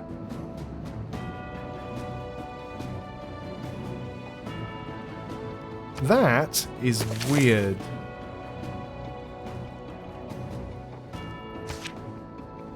Requires an armory. Right, there we go. No, in this release they have they've made him look a little bit less Godfather. And I think that's the reason, because this press version only has 10 of the civs available, and some of the civs that are missing are ones that we've already seen, like China and India and Egypt. And I think that it's because the leaders are so cartoony, they're so much like caricatures that they're actually changing them. I think that's what's going on anyway. Once the zoo is finished in Rome, Rome should be able to build... Yeah, Rome can build a military engineer because it has an armory. So we'll build one in Rome on the next turn. Fantastic, that's answered that question. Don't really care what you build. So get a granary. We've got a lot of units around here now. We have got this city. Repair the granary and we'll go and ask for peace. So as you can see, Kyoto we already hold. So we want him to cede it to us. We also want him to cede the other cities that we've already taken. And we've already got citrus from somebody, but we'll take all your gold if you'll give it to us. And you will. And he calls me friend. So that's you finished off now. So there's literally just one remaining. Let's go for... I mean, most of this stuff's pretty useless to me now anyway, because we're pretty certain to win this game, I think. Let's just move you away from these units. I guess we can start trying to bring you guys back down now. We can move you here and take a shot. Let's start moving in with these machine guns, because they're very, very powerful. So we really do want to try and get these into the battle if we can. We think we've already got a few melee units down there. So let's just see what we can do here. Unfortunately, you are in the way, but we can get rid of you. Ah, no, there's a hill in the way. So we can move here. We do have zone of control issues. You can move there and fire, though. Let's make sure we get this machine gun in next. You can actually just jump forwards. So then we can start moving forwards with the infantry. There we go. We're already in a really good spot now for getting this. I think we can probably take it with most of these units that we've got around. So we'll just go and keep these guys around here. I might try to say, I'll try and bring some of these units down. But a lot of the other units that I'm going to say are pointless. So you can skip a turn. You can skip a turn. Anything that's too far away, we do want to try and bring some artillery in. You, on the other hand, I'm just going to fortify. Don't care about moving you anymore. Still got this balloon, which I've got a feeling is going to be a little bit too late to the party. Again, the camera doesn't actually snap to the action half of the time. I'm certainly not saying the game's perfect. It does have a few little faults and flaws and things that need ironing out, but show me a AAA game these days, it doesn't. When you say a lot of units that are up for promotion, do you mean units that can actually be upgraded to the next unit, or do you mean actual promotions? Because I don't think I've got any promotions pending. I think the only things I've got are ones that I can upgrade, and upgrading costs money. So, promotions, one. Yeah, that's the only unit that I can promote. Just that one there. But we're going to move him out of the way, because I want to be able to get other units through. So, machine guns.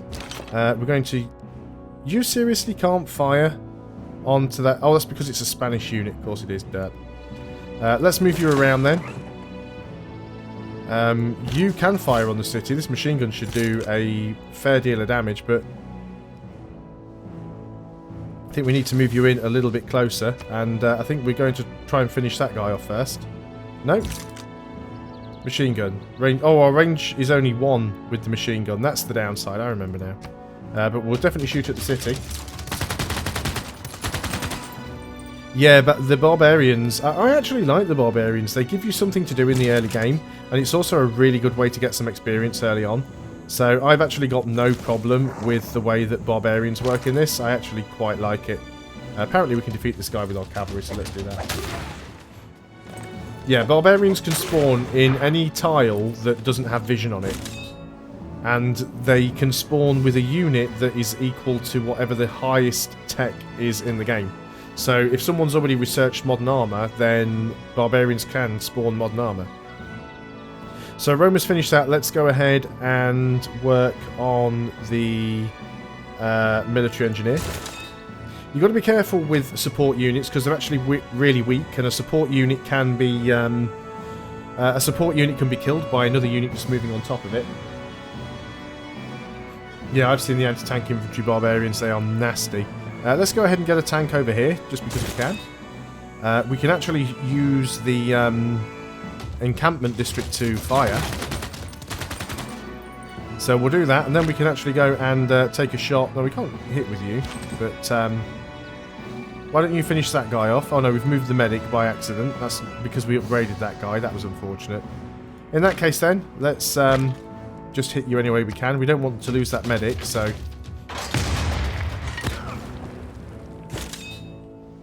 Thank you very much, Kevin. I am glad that you are enjoying them.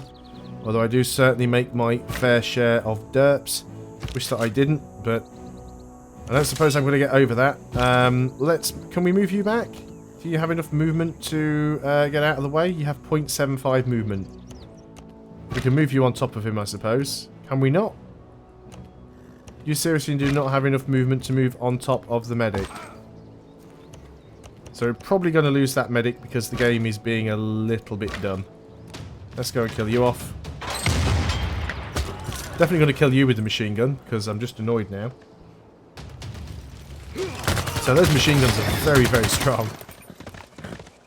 Although, again, we are fighting against really sort of outdated units. So let's just keep moving all of these guys down wherever we can. I'd love to be able to kill that, but I can't, so we'll just bombard whatever we can. We've got one more city that we need to take. This will be my first domination victory. The map is absolutely covered in purple right now. Let us keep firing on the capital. We do really need to get some artillery over here, though, if we want to do any decent amount of damage to it, because it has a lot of health. What do we want to do with you? Can't do anything with you. We'd like to move you next to the city, but can't do it on this turn. Sabotage production. Pillage all the buildings in the industrial zone. Not a very high chance of doing it, but let's try it anyway.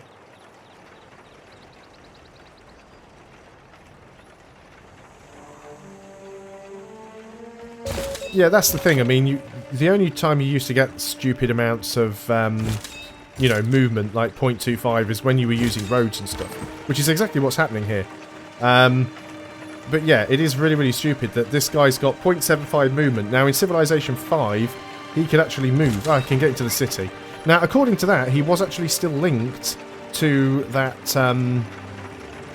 cannon. So I think there's a little bit of a bug. Sometimes they get a little bit disconnected. And now we can move there, but we can't fire at it because we've just moved. So yeah, there's definitely a couple of issues that still need working out.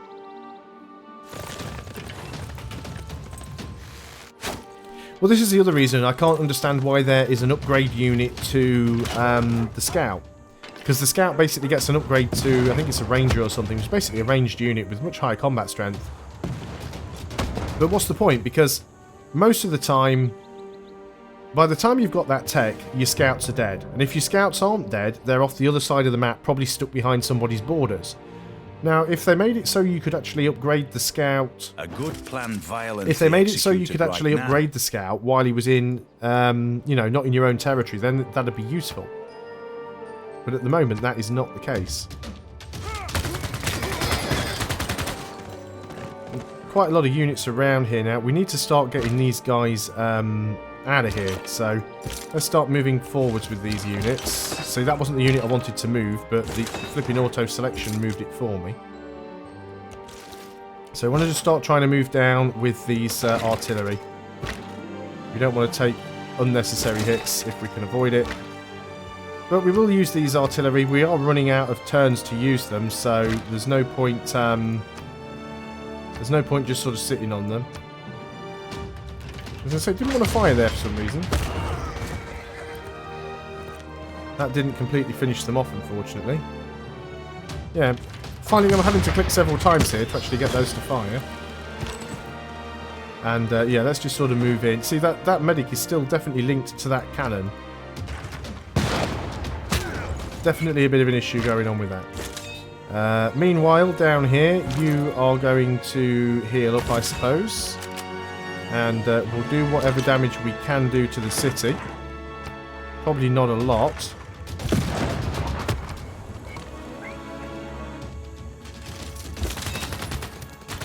Trying to move in with a lot of stuff all at once here. Let's try and move in with all of our ranged units.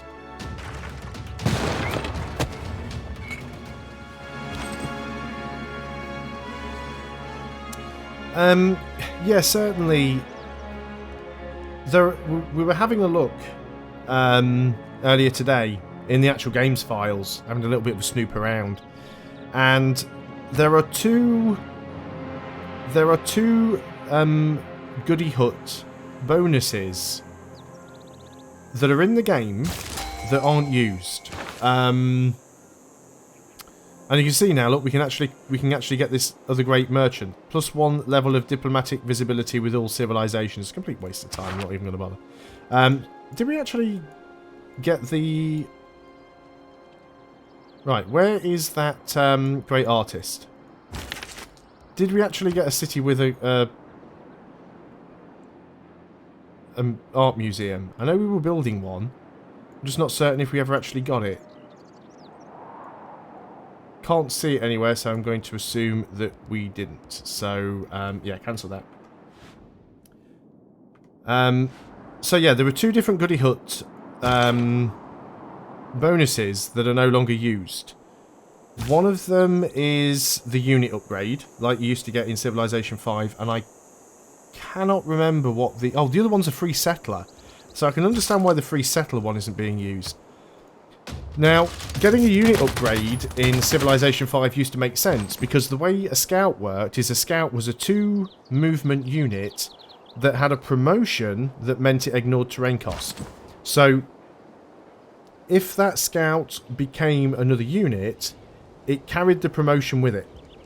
So you'd end up with an archer that had this promotion to ignore terrain cost. Well, that doesn't exist anymore in Civilization 6 because the scout has a movement of 3 but no promotion.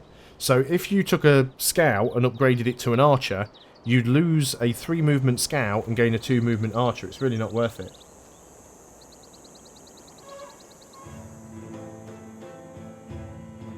But again, scouts seem to struggle moving in this game because of the movement penalty anyway. Some Banza Kongo building it, thank you very much. I'd forgotten what city it was and I was too lazy to check. We've got quite a few units sort of in the way here, so these guys are just going to have to skip turns. This infantry, we could have thrown the infantry at the walls, but that would be a little bit silly. Could heal up with some of these units, but I think we will. We can upgrade you, so let's go ahead and get you upgraded. Why not? You might as well stay there. There's a few units coming in. We've got enough units down there to win this fight. All we really need to do is go and throw the artillery in. Just get those walls down a little bit quicker.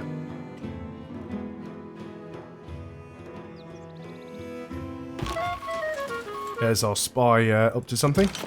But yeah, I really don't think this balloon's going to get there quick enough to get anything done. You can have a promotion. We can get the 2 extra shots, so I think it's worth missing a shot on this turn for 2 on the next. Sounds to me like it balances out.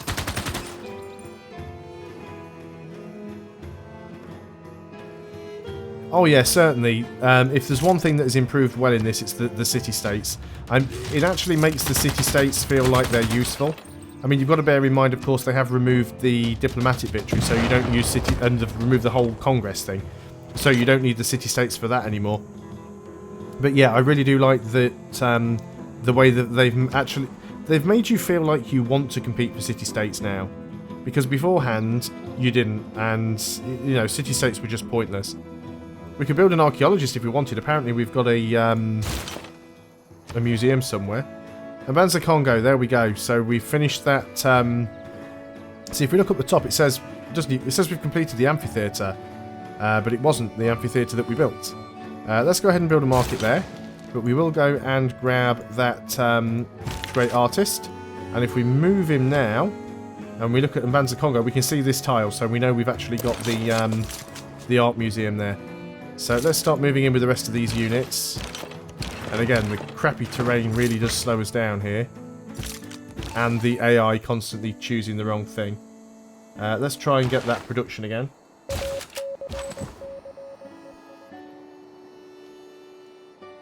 Yeah, envoys with city-states. So basically, if we go and have a look at the list of city-states, these are the number of envoys that I've already sent. If you start off with 0. If you're the first person to meet a city-state, you get 1 envoy with them. And there are 6 different types of city-states, noted by the different colours. So the yellow ones give you gold, purple ones give you culture, the orange ones give you production towards buildings, red ones give you production towards military units, or just units, I think. The white ones give you faith, and the blue ones give you science. So the way you get envoys, you get 1 envoy if you're the first person to meet the city-state. You also get envoys by completing city-state quests. And you also get a thing called influence. You get so many influence points every turn, based on the type of government you have and what policies you have. And when you get to a certain number of turns, you get some envoys. So at the start of the game, you gain about 1 or 2 influence points per turn, and you get 1 envoy every 100. Then a bit later on, you get like 5 influence per turn and get 2 envoys every 150. As you can see now, I get 9 influence per turn and get 3 envoys every 200. So if you send 1 envoy to a city-state, you get the first bonus. So Lisbon, for example, I get 4 gold in the capital. If I sent 3 envoys, I'd get plus 4 gold in every commercial hub district. And if I sent 6 envoys, I would get another plus 4 gold in every commercial hub district. And that will be the same for every single one of the commercial city-states. However, if you become the city-state's suzerain, and in order to do that, you have to have at least 3 envoys, and more envoys than any other civilization. You also get these bonuses. So the city-state follows you into war and peace, just like they do in Civ 5. Your units may enter the city-state land, so you get open borders. Your builders may improve city-state tiles. You get a vision, 3 tiles around the city-state. You can actually pay gold to hire the city-state's military for 30 turns. And the city-state gives you every single one of its resources. But on top of that, each city-state also gives you a special unique bonus. So Zanzibar, for example, gives us cinnamon and cloves, which are 2 unique luxury resources. And that would give us 6 amenities each. So for being Zanzibar's suzerain, we get basically 12 amenities spread across our nation. And that will be different to the one that Lisbon gives us. Your trader units are immune to being plundered over water tiles. So becoming the suzerain of the city-states is actually quite a useful thing to have now. I'm just going to go and start just basically building anything in these buildings, because we're about to end the game, and basically most of these buildings aren't going to get far enough to be useful for anything. So you're probably just going to heal up. You're just going to go to sleep. You're going to move down here. Just let me get close enough to do some damage. So you can actually heal up. It is so annoying, this automatic unit switching. If there was one thing that I could turn off right now, it'd be that. But note, the option is not there.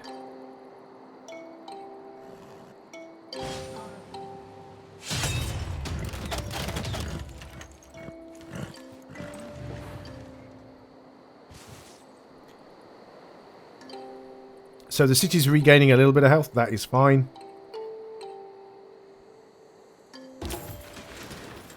We have a trade route. Let's go to Zanzibar, just because.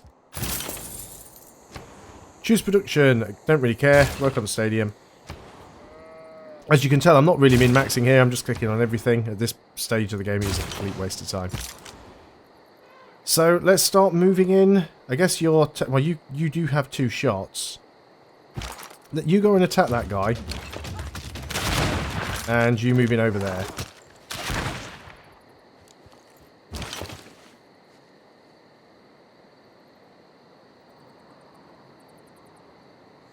Well, yeah, this is the thing with this is like one of the first things I noticed with Civilization 6. You can't have everything. I mean, certainly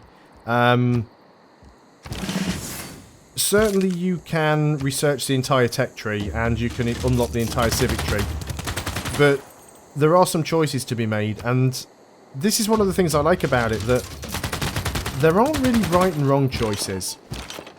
I really dislike strategy games where you have to play a very specific meta. And that's the problem with Civilization 5. In Civ 5, especially if you're playing Deity, you have to play almost the same way every single game. You have to take policies in a certain order, you have to build things in a certain order.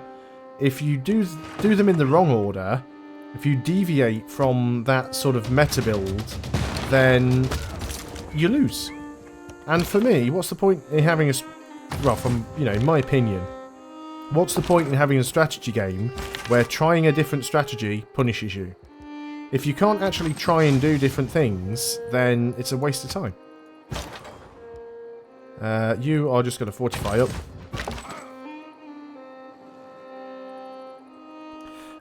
It is very, very rude to ask people to sub to you on their channel, so please go away.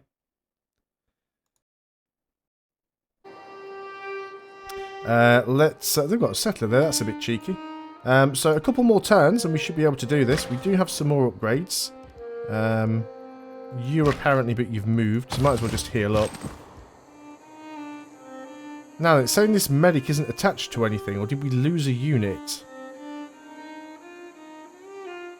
Not even sure what this medic was attached to. We'll go and make sure you are attached over there. I'm a little bit concerned about that. Yeah, so skip the turn. There's definitely some funky issues going on with linking units together. You can get a promotion.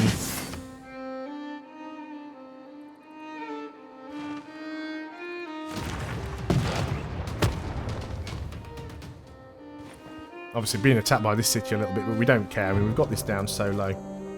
I actually thought Vilnius was the suzerain of Japan. They are, and we're no longer at war with Japan. So why are we still at war with them? I would say invisibility would be sort of a thumper. Did I not actually ask? Did I not actually ask Japan in the peace deal to stop these guys being at war with me? Well, we can declare war, so obviously we're not at war. I'm just mistaken. I thought they were attacking me.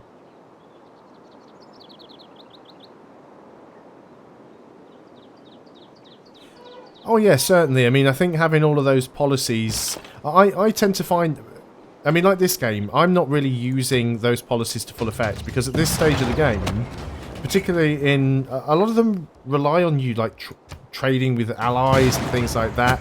And when you're just wiping people out like I am, a lot of them become pretty pointless. I'm just going to send you somewhere random, because you're the least important thing happening right now. Hello there, Armand. Thanks very much for joining the stream. And again, let's just go and pick a random tech, because we are about done here. Stadium. So there is a military engineer. So we can build forts. +4 defense strength for occupying unit. Fortification bonus applied to the occupying unit. And they get 2 builds. Build an improvement airstrip, airbase, with 3 slots for aircraft. And build a road. Now I wonder if building a road actually uses a build action. Let's try it. Because you're going to need a lot of them if you need to build a road that's more than a couple of tiles long. Let's keep moving these units in. And what have we got? Can anybody else take some shots now? Have we got anything left? We might even be able to finish this off now. Let's just have a... Can we actually select that worker? Where did I put him? Not worker, this guy. No, so building a road actually costs 1 build. So, wow, you'd have to build a lot of these guys if you wanted to build a long road. So, I'm not necessarily sure I'd ever use them for that. It seems a little bit of a waste to me. I will be starting another game after this one, though, I think.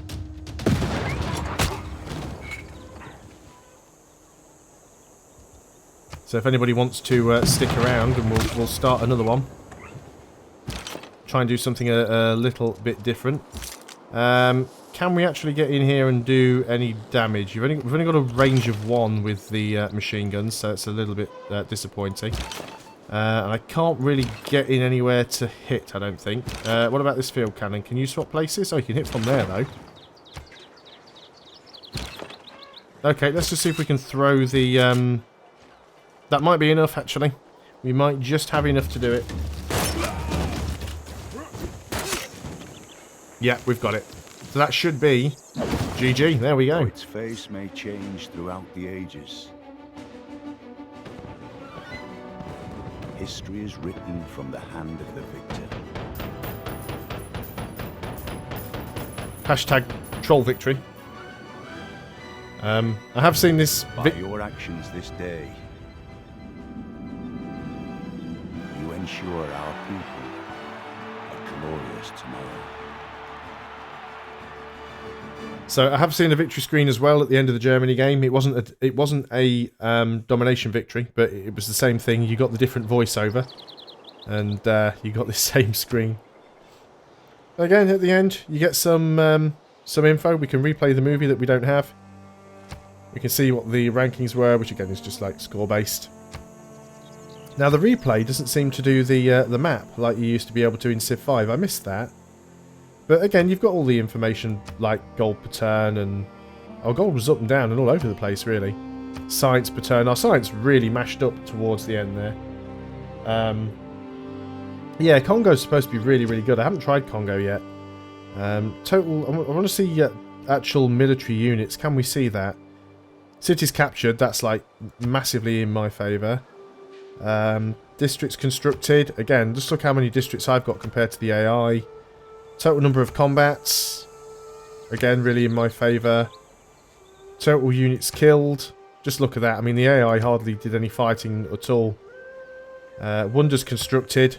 Again, massively in my favour. So yeah, Prince AI is really, really easy at the moment. Yeah, let's go back to the main menu because we've basically finished that. Do you know what?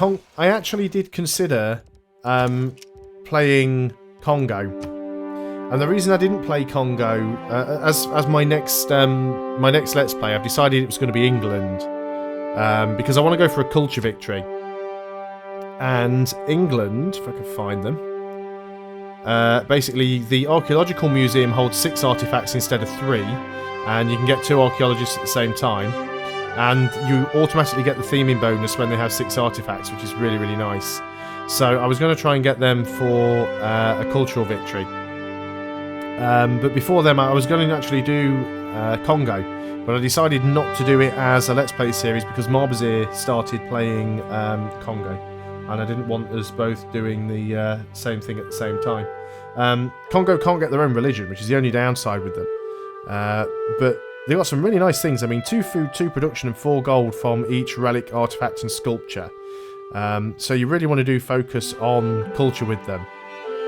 So they can't build holy districts or gain great profits or found religions, but they gain all the beliefs of any religion that has established itself in a majority of our cities. And they also get an apostle each time they finish an Mbanza or a theatre district, so we can spread their religion to our own cities.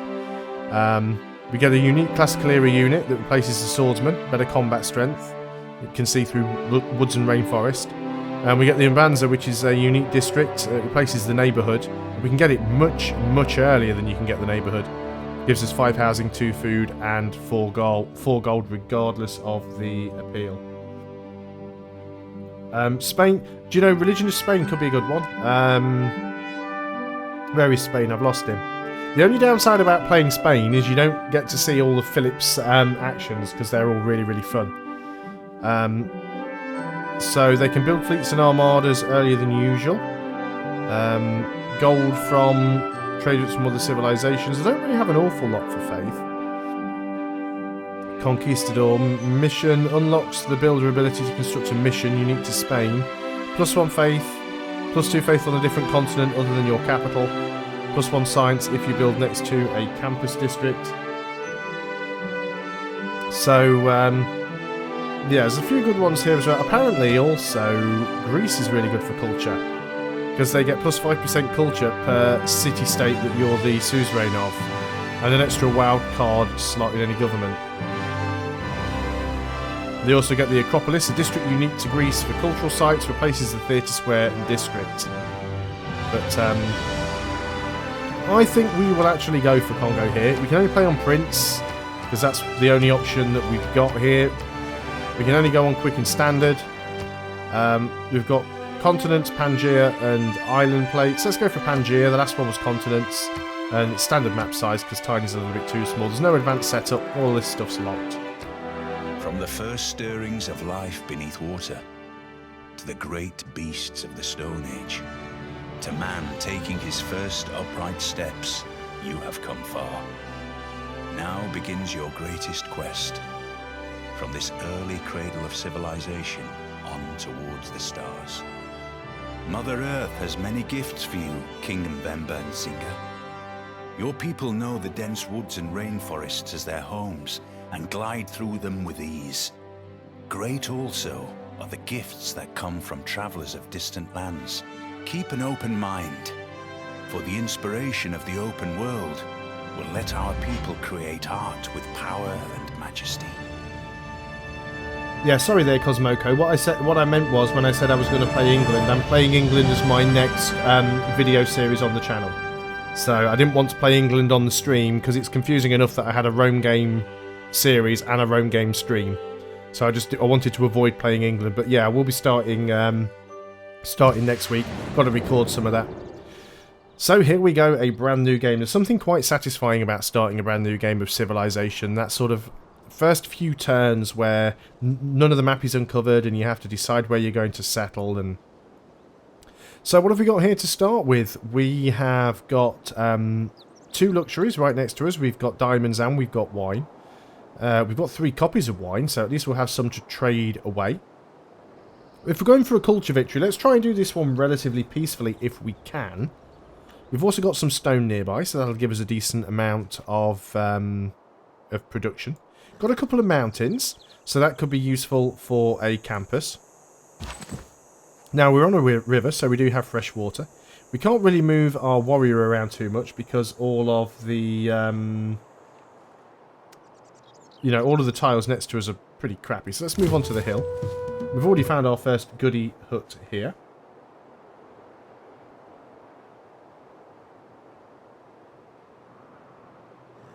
So I guess we just settle in place because we've already got the fresh water. So let's go and found our first city. We've got Kongo.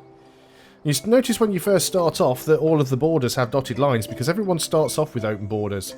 And you have open borders until you research... Can't remember what it is. There's a certain thing you get. Maybe it's a civic because I can't remember what it is now. But you get to a certain tech or a certain civic. And then that opens... where are we? Can't even remember where it is now. But yeah, basically when you get that right tech, all of the borders then close. So, step by step, what are we going to do here? Well, first thing we should always do is get a scout, because getting those goody huts nice and early on is very, very good for us, and I'm loving this music, by the way. So, tech tree. Well, what do we have close by? We have wine, which requires irrigation, and we have diamonds that require mining. So we can get mining nice and early on, so we'll probably go ahead and go for that. Go on to the next turn, because there's not really much else that we can do. So let's just jump across the river here. We can go ahead and grab that goody hut on the next turn. So we don't want to stray too far with our warrior, because we already know the barbarians can be a right pain. So we're granted a recon unit. Fantastic. Free scout. I'm not going to get rid of the scout that I've already put production into, though, because I feel that having 2 of them is not a bad thing at all. We've got another goody hut over here. We'll do a tiny little bit more exploration with the warrior and bring him back, because I'm sure we'll run into barbarians very quickly. Let's get that goody hut. And we've got a civics boost towards craftsmanship, which is fantastic. Let's keep looking around then. Let's go up this way. We'll go around this mountain. We'll sort of circle back down on the left-hand side. Probably send our other scout up in the northeast direction, maybe. We found our forest. We have found our first barbarian camp. Hopefully we'll find some more goody huts. Another thing is I often keep missing what you get from the goody huts, because if the camera's not actually... if the camera moves as you loot it, you miss the text, and because there's no log, you don't actually see what you're getting. Oh, another barbarian camp. How delightful. Well, let's keep moving around. There may well be some more goody huts. We want to get them quickly as we can.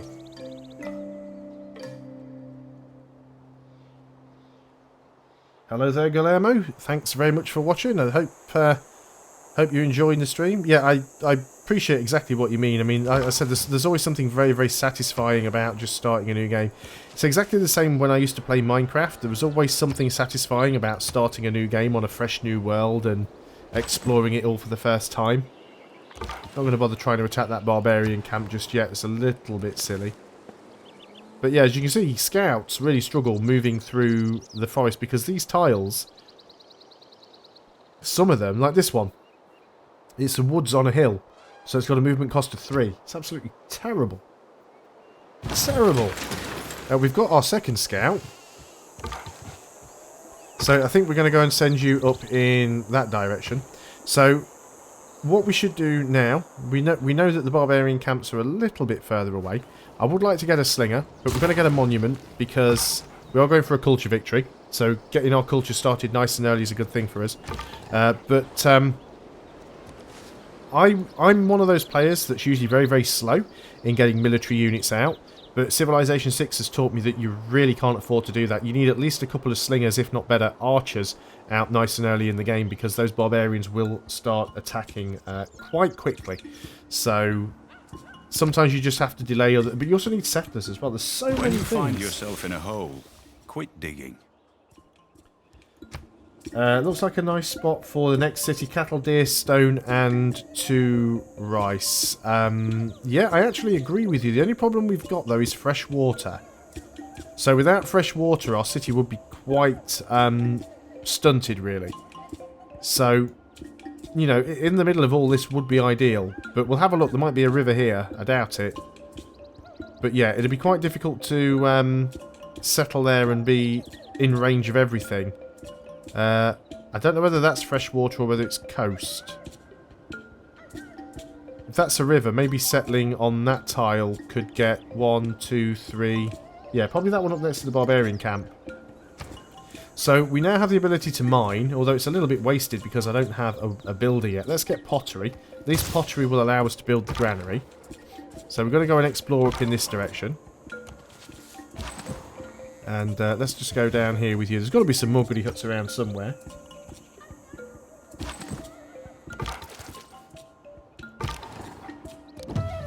Ah, there we go. We found one there. But so just look how slowly we are moving around using these scouts. You know, even with the scout, we're moving 1 tile at a time. It is absolutely ridiculous.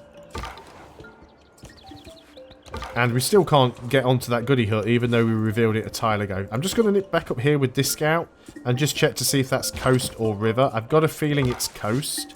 A river would be better because a river is fresh water and a coast is not. Let me just get you up there. We know you guys are close by. We can see somebody's border down here. And apparently we have met a city-state. We've met Yerevan. And that wasn't even Yerevan down there. So because we're the first person to meet them, we instantly get an envoy. Unfortunately, they are a religious city-state, so we're going to start getting faith, even though we can't actually found our own religion. They have a quest for us, which is to construct a campus district. Well, that will definitely be happening at some point. Where did the goody hut go? Wasn't there a goody hut there? Or did I move on to the goody hut? Maybe I moved on to the goody hut and I completely missed what the bonus was. I don't think the city-states can take goody huts. Maybe I just missed something there. So, let's keep moving you down. We'll try and uncover whatever this city is here. Now, in the meantime, let's get you... I don't really want to move next to those barbarians. And it is a river. So, if we settle on this hill... This hill is actually a brilliant spot to settle, because we've got this cattle... We've got this deer, we've got this rice, this sheep, this rice, and whatever's over here. I think that will be a very good spot right on this hill. So we'll do a little bit more exploring around. We need to get a slinger out as quick as we can as well. Let's go and have a little bit... We'll move this guy over to the north. I think we're at the bottom of the map. So we'll kind of move over to the northwest with this guy. It is not wisdom, but authority that makes a law. So finally we've got some policies we can choose. I think combat when fighting barbarians is an excellent one to take. Double experience for recon units is nice, but I'd sooner be able to win fights against barbarians than have my scouts be able to move another couple of tiles. Now normally I'd take faith and gold in the capital, but I don't think the faith is that useful, so let's just take the production in one city. The production in all cities, you'd think is good. If you've got 20 cities like I had in my Rome game, that's an extra 20 production per turn. When you've only got one city, it's only one production. But in a brand new city, one production can make quite a bit of difference.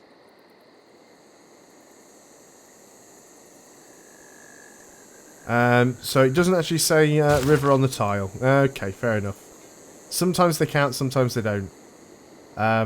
What we can do, though, is if we go to the lenses and look on settler. So yeah, all of the green tiles give us water. So we could settle on that tile. 1, 2, 3. We would miss out on the deer, unfortunately. 1, 2, 3. We'd still get the cattle. And we'd probably get a lot else as well.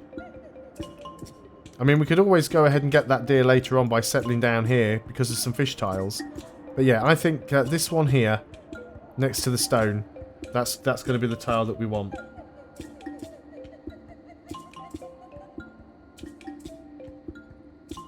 I don't really think it's more complicated. I mean, Civilization 5...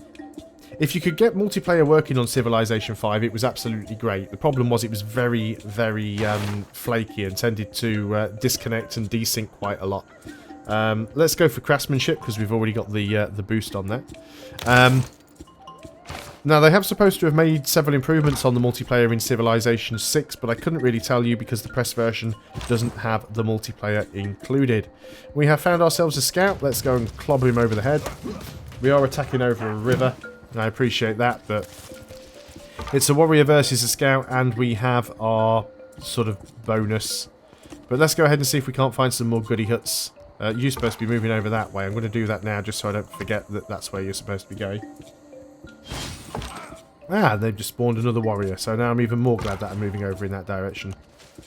And I've just moved you into a terrible spot, but we'll keep looking anyway. You've sort of ran away for now. Let's carry on down here. We have found Lisbon. We should be the first people to find Lisbon. And we are. I actually quite like Lisbon's unique ability. Because it stops your trade routes from being plundered when on water tiles. I'm not too sure what the one is for Yerevan, actually. Your apostle units can choose from any possible promotion instead of receiving a random promotion. That could be quite useful because we do actually still receive apostles as Kongo. So that could be quite a nice one to do.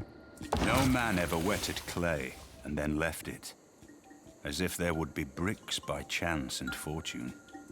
So there's pottery done. You will probably need to heal up, but we'll keep having a little look around. So what's our next research going to be?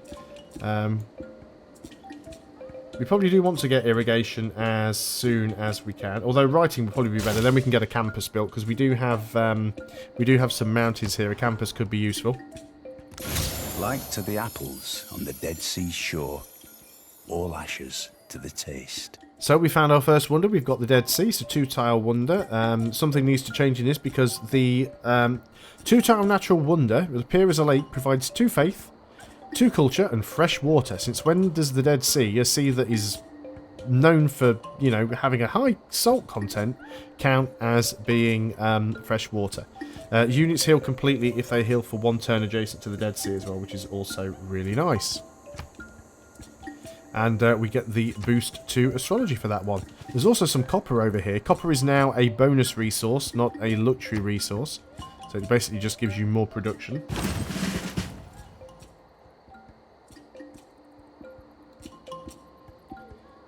Let's just keep moving around here. We might even go up and try and clear that camp with our warrior if we can. You've actually got a promotion now. This is a great thing. Scouts actually get promotions. They gain XP from exploring. So faster movement on hills or faster movement through wooden rainforest. Well, we really want both of them, so we'll go with hills first. There's quite a lot of both around. So we've got some choices now. I think we're going to get a slinger out because it's only 4 turns. We can use that slinger to help clear barbarian camps. And if we kill 2 units with a slinger, we will get a Eureka boost on archery. So let's get you moving up in this direction. There could still be some goody huts around to find. And what would you know, we have found ourselves yet another barbarian scout. Let's keep looking around with you. No more goody huts. Do we really want to attack him? I think we'll just move away. stop. I'm trying to learn my lesson, not attacking barbarians with scouts. It's not because the scouts can't win, but you're better off not getting your scouts involved. Because you just end up spending entire, like, turns healing over and over again when you could be out finding goody huts. So we'll get that goody hut on the next turn. So you're going to come up here and we'll fight this barbarian camp. You could just move up around the coast. No more goody huts yet. So what is in this goody hut? A Eureka boost. So we've got a boost on masonry now as well. Fantastic. You'll have to skip your turn because you've got movement left that you can't use. Skill without imagination is craftsmanship and gives us many useful objects, such as wickerwork picnic baskets. So we've unlocked a couple more civics. We can get 50% production towards ancient and classical era melee and ranged units. Could have done with that on the last turn. Or 30% production towards builders. Well, I don't intend to get any builders just yet. So we need a new civic. Let's go for foreign trade, which is the sort of parallel one to craftsmanship. So we've already got one slinger. I definitely think we should concentrate on getting out a settler. Now, population is only on 3. So we might go for the granary first. We haven't bumped into any other civilizations yet, so I don't think we're going to have to rush to get the spot we want. Now, I did say that I am going to try and play this as a sort of a peaceful game, but don't get me wrong, I will go to war if I want, you know, if I need a better spot. Let's just see what tiles we're working, because I didn't actually check this. I'm actually quite happy with those tiles. Those are really good tiles because they give us production, food, and gold. This one gives us slightly more production. And why is that? Because it's woods on hills, and this is just woods but no hill. And then this one doesn't have woods either. And then, of course, we're over here because we're getting the extra gold. Yeah, I'm actually quite happy with that placement. So, you're going to move up here. We're going to go and clear that barbarian camp out. You will need to heal a bit first. I appreciate that. And we'll see if we can find some more goody huts. In the meantime, this slinger is going to... I think we'll get the slinger over here to help with the barbarian camp, actually. If we can get the kill with the slinger, that'll be really good. And you're just going to keep moving around. Found another city-state. So, we've met that many city-states now, we get a boost. So that's given us a boost towards political philosophy. With the first city-state to find... With the first civ to find Geneva. What's their unique bonus? Your cities earn 15% science whenever you are not at war with any civilization. Well, that's really good. Really, really strong. Some of these city-state bonuses are really, really worth having. Leave me alone, please. See what we can find over here. Let's just keep going up this way. I was kind of hoping we'd find another goody hut there, but maybe not. So let's try and get a line of sight with you. We've got one. I do want you to heal up. We'll keep moving over with that slinger. It's going to be slow going. So what I want to try and get out now is another settler and another slinger. We've just gained another pop. You're probably working... I've actually moved off this tile now, for some reason. Because you're working the extra production. I guess so. We don't really need the gold right now. So I'm not too upset about that. So let's just keep moving down with the slinger. This is very relaxing music. It might send me to sleep. It's almost 1 AM. Let's have a look around here. Lots of mountains just to the sort of north of us over here. Would be a great place for a religious site if only we could actually build them. Looks like Yerevan is sending these troops a long way down to try and deal with these guys. And we found another goody hut, but we have found what looks like the top edge of the map because we've hit snow. Might be more goody huts over here.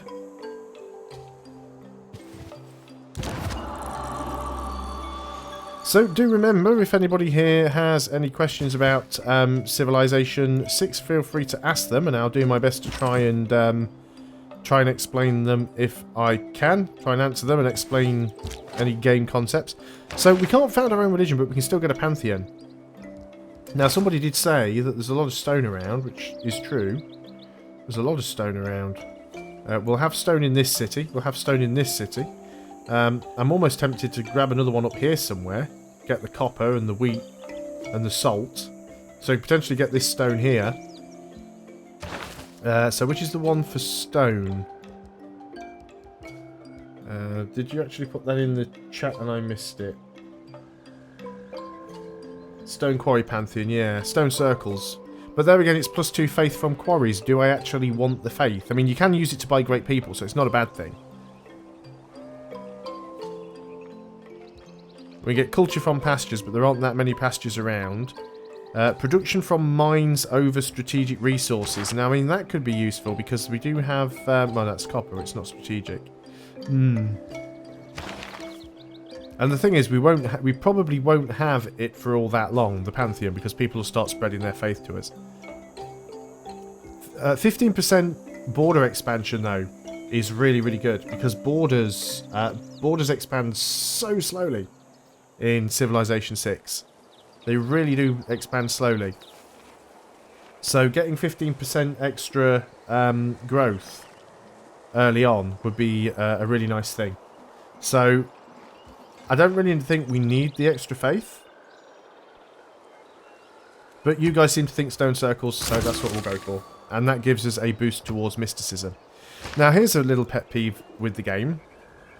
In Civilization 5, you could see two things. You could see which would be the next tile your civilization would... oh, the Pantheon's kept. Brilliant. Yes, in Civilization 5, you could see which tile you would expand to next, and you could also see how many turns it would take to expand. And I've not been able to find that anywhere at all in Civilization 6. And that's a little bit dangerous, because what happens if I decide that I want this tile, so I spend a ton of gold on it, and then if I hadn't have spent the gold, I might have got that tile on the next turn, but I didn't know, because it doesn't show me. So that's a little bit of a weird thing. It's something I hope they fix. The quest for goody huts continues. 20 faith, fantastic, just what I didn't need. Barbarian warrior. Let's try and avoid him if we can. Except he's attacking us, so that's not good. Pantheon beliefs might be permanent. I hadn't actually checked. Means sharing. It's part of the human condition to want to share things. Thoughts, ideas, opinions. So let's move you up here so we can attack with you. We'll move you into the forest as well. So are Pantheons kept? Once you accumulate enough faith, you'll be prompted to found a pantheon, a precursor to the full-blown religions to be founded later. Choosing which pantheon to found depends on your short and long-term goals of your civilization. After earning a pantheon, you are well on your way to establishing your religion. Unlike a full religion, a pantheon you choose will be unique to your civilization and cannot spread outside your borders or be displaced. So that is a change from Civilization 5. You do not lose your pantheon. So that is a good thing to know. So what do we want to go for next? Watermills are very, very nice. We will want to get irrigation as soon as possible to get those connected up. Let's go ahead and grab that anyway then. Unit needs orders. Yeah, let's just go ahead and run away from that barbarian. And we'll heal up a little bit later on. Still searching for goody huts. Not having a lot of luck in finding goody huts. There's some combat going on somewhere. I think it's the city-state actually fighting the barbarians. Now, can we finish the barbarians off? Not with the slinger. But we can almost kill them off with the... Now, it's quite possible that Yerevan will clear the camp and get the money. But what I want to do here is kill the barbarian with the slinger. If I'd have done it the other way round, I could have cleared the camp and had the money. But I wanted to get this boost. So we've got the boost for archery now. Yerevan will clear the camp, but it's only 45 gold, I don't care. As it turns out, Mount Kilimanjaro is not Wi-Fi enabled, so I had to spend 2 weeks in Tanzania talking to the people on my trip.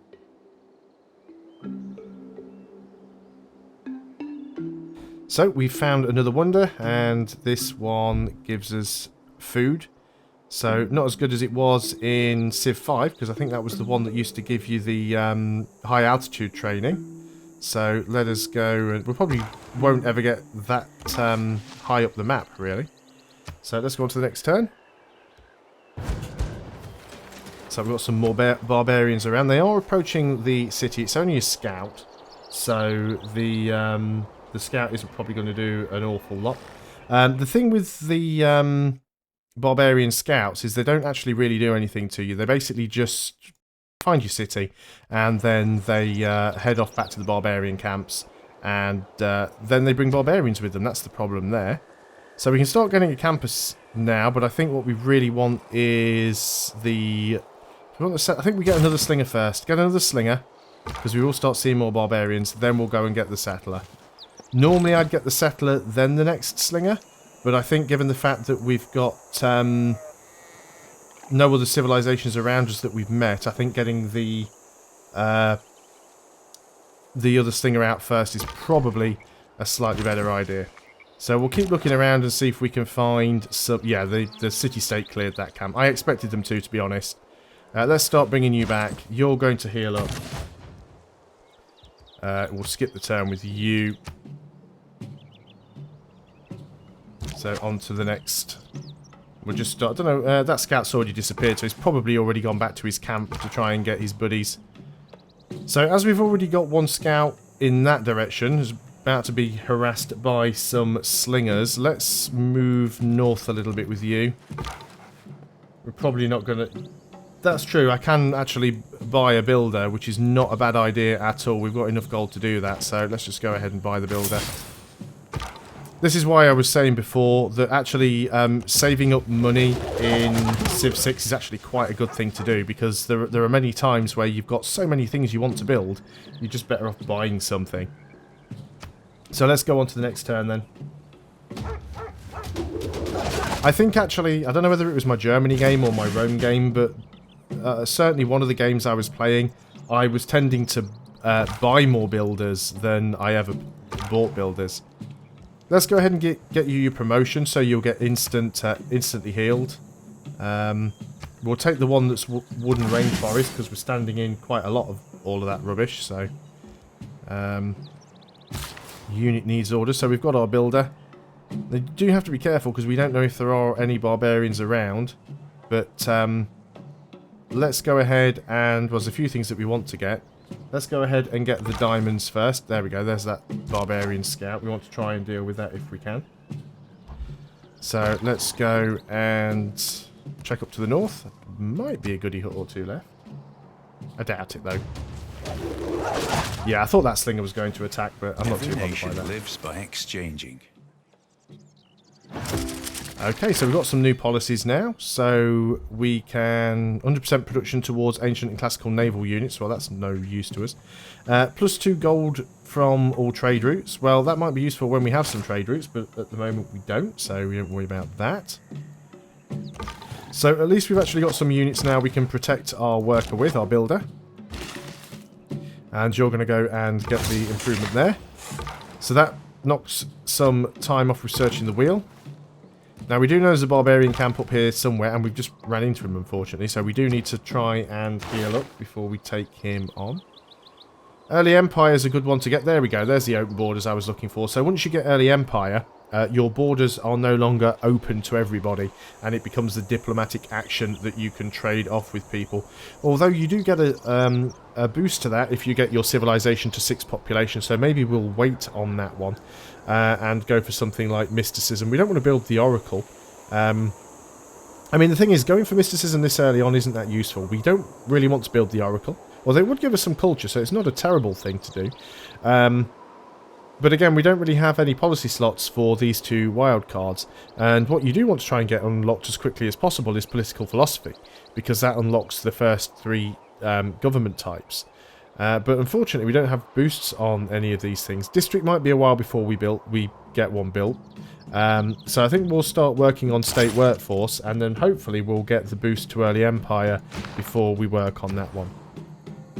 Now, there are some people that think that the best idea is to try and get as many of the Eureka boosts and the Inspiration boosts as possible, and it certainly helps. But I think sometimes it's possible to hold off on a tech or hold off on a civic because you're trying to get the boost, and then what happens is you end up sort of taking it really, really late.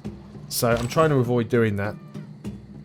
So you've healed up. You're going to start heading back now. We know we've got a few barbarian camps around. I don't think there's anything interesting or exciting up there. So we're going to bring you back and heal you. And we'll probably then sort of just head south on the map with you after that. So let's go and get the stone connected up next. Again, we'll keep a slinger with you. You're going to move on to the hill. We might be able to get rid of that scout if we are lucky. And, we found a slinger in a goody hut double bonus. The man who has grit enough to bring about the afforestation or the irrigation of a country is not less worthy of honour than its conqueror. So we can now work on the Hanging Gardens. Hanging Gardens are really nice. Increases growth in all cities by 15%. Must be built next to a river. What we can do as well now is we can also get another worker because we've got the wine that we can connect up. There probably isn't much of a reason to connect all three yet. It's not like we've got anybody else we can trade the other two with. So we might actually save off on that. What would be useful for us next? Not sure astrology is going to be all that useful. Currency could be good because we could get the market. Yeah, I'm starting to... It's like... Are there actually any other civs in this game? Did I start a game on my own? I don't think I did. Let's get masonry nice and early. Being able to build walls is actually really, really important. We do know there are some barbarian camps around. So, Yerevan could have finished off that scout. Let's go and move one of these slingers over to the west and we'll go and clear this camp out. So, Builder is going to work on the quarry. So we haven't researched masonry yet, otherwise we could get 38 production straight away, but of course that's not really optimal. Let's go and take that. We just got some gold for it, but that's not a bad thing. So you can heal up a little. That slinger will actually just link you to the builder for now, even though the builder's only got one charge left. And yeah, we'll start moving you back. There's a scout down there, but we want a unit that can escort the settler. So builder, you can come over here. You've just crossed over a river, but that shouldn't have used all of your movement. Because we are within our own territory. So that was a bit weird. Or is this a hill? No. It's like, sometimes it feels like the... Yeah, we come off worse there. I think we're going to back up. Sometimes it feels like the whole movement thing on this game is like the rules change from one turn to the next. Because normally, if you cross over a river within your own territory, it doesn't use up all of your movement. But then sometimes it looks like it does. And I'm really, really confused as to the reason for that. It's like, why couldn't you just move to there? I don't... You see, what's going on? Builder. Oh, is this... Actually, you moved half a turn. That's why it hasn't gone on to the next turn. It's so confusing sometimes. And this is why you want to make sure that you've always got lots of military units around. See, now, if this had been Civilization 5, I'd have been able to attack this scout with this warrior. Unfortunately, I can't do it here because I would require 2 movement to move into this wood. So I can't actually attack him. But now the worker's gone, we can actually start moving towards him with this slinger. This slinger's going to move over in this direction. River movement is when you go... Oh, when you actually go through the city itself. Right, okay, fair enough. I did want you to actually heal up. Let's just keep backing you out a little bit. See if we can get some extra health. Now, he's still chasing me down. We'll keep chasing you down as well. So let's move down here. Unfortunately, slingers only have a range of 1. We've got the same problem again, is we can't actually get to this guy. Let's just rely on the fact that we can probably move further than that slinger can. If we can just heal up for 1 turn, it'll probably be enough to help. I'm going to start moving this guy back, because I want to use him to escort the settler. There's that scout again. So, what we really want to try and do is... let's deal with the idiot again. What we really want to try and do now is keep looking for goody huts, because they are... I don't think goody huts in Civ 6 are quite as good as they were in Civ 5. You certainly seem to get a lot of better bonuses from them in Civ 5, because you could get those additional units and stuff.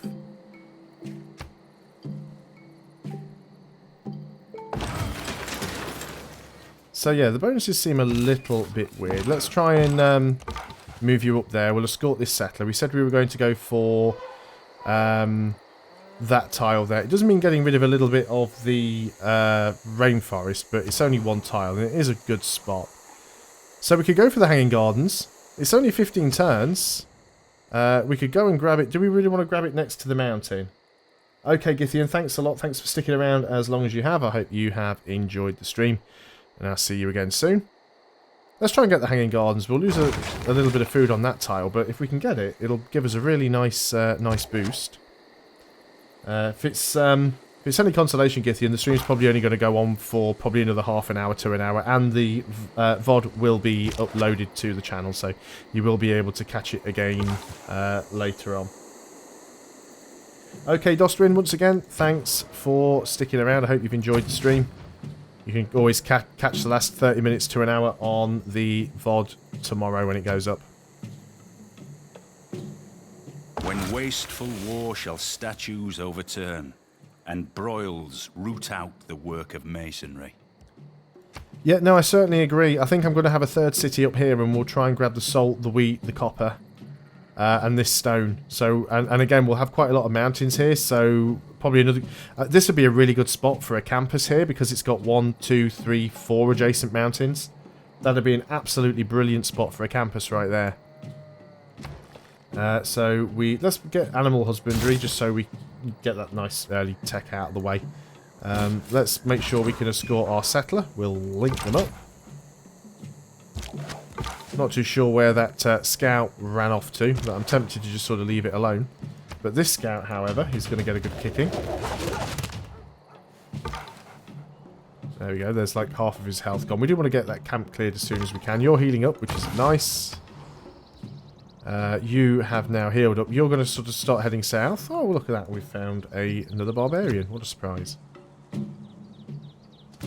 I've seen a lot of comments from people saying that they really dislike the sort of hand-drawn map style for the Fog of War. I actually quite like it. I mean, I understand it's not going to be for everyone, but it's just one of those little touches that I think, yeah, that's a bit different. I can live with that. I also like in Civilization 6 you have ethnic units as well. So instead of all of the units looking the same, just wearing slightly different coloured outfits depending on the civilization you're playing as, in Civilization 6 there are, like, you've got African, European, Asian, just like various different looks that the units can have depending on the nation you're playing as. And again, that's just a nice little touch that was missing in Civ 5. There's that scout again that we can't get because he's on a marsh. We don't have the movement points to get to him. So a little bit disappointing. Looks like the city-states are about to beat him up though. So we were heading for this tile. It's going to take us a while to get there because the terrain's terrible. We can actually get him now. So let's go ahead and finish him off. Oh, well, I thought we were going to finish him off. I bet he's got like 1 hit point remaining, hasn't he? Something like that. Where do we tell? It's on the bottom there. You have... Why can I not see your health? Used to pop up. Oh, that's just select you, don't I? Nope, it's not going to let me. I bet he has literally just got 1 hit point. Let's have a look. So, you've now healed up. Come back down here, try and kill these slingers off. I think barbarians still do not heal. I'm just going to let him run away and we'll go up and try and clear the camp. So yeah, barbarians still don't heal, so that's a good thing to remember. A couple more turns we'll get our second city. Probably a little bit later than I'd normally get my second city. But like I said, we didn't really have anybody else around, so it was worth waiting a turn or two, I think.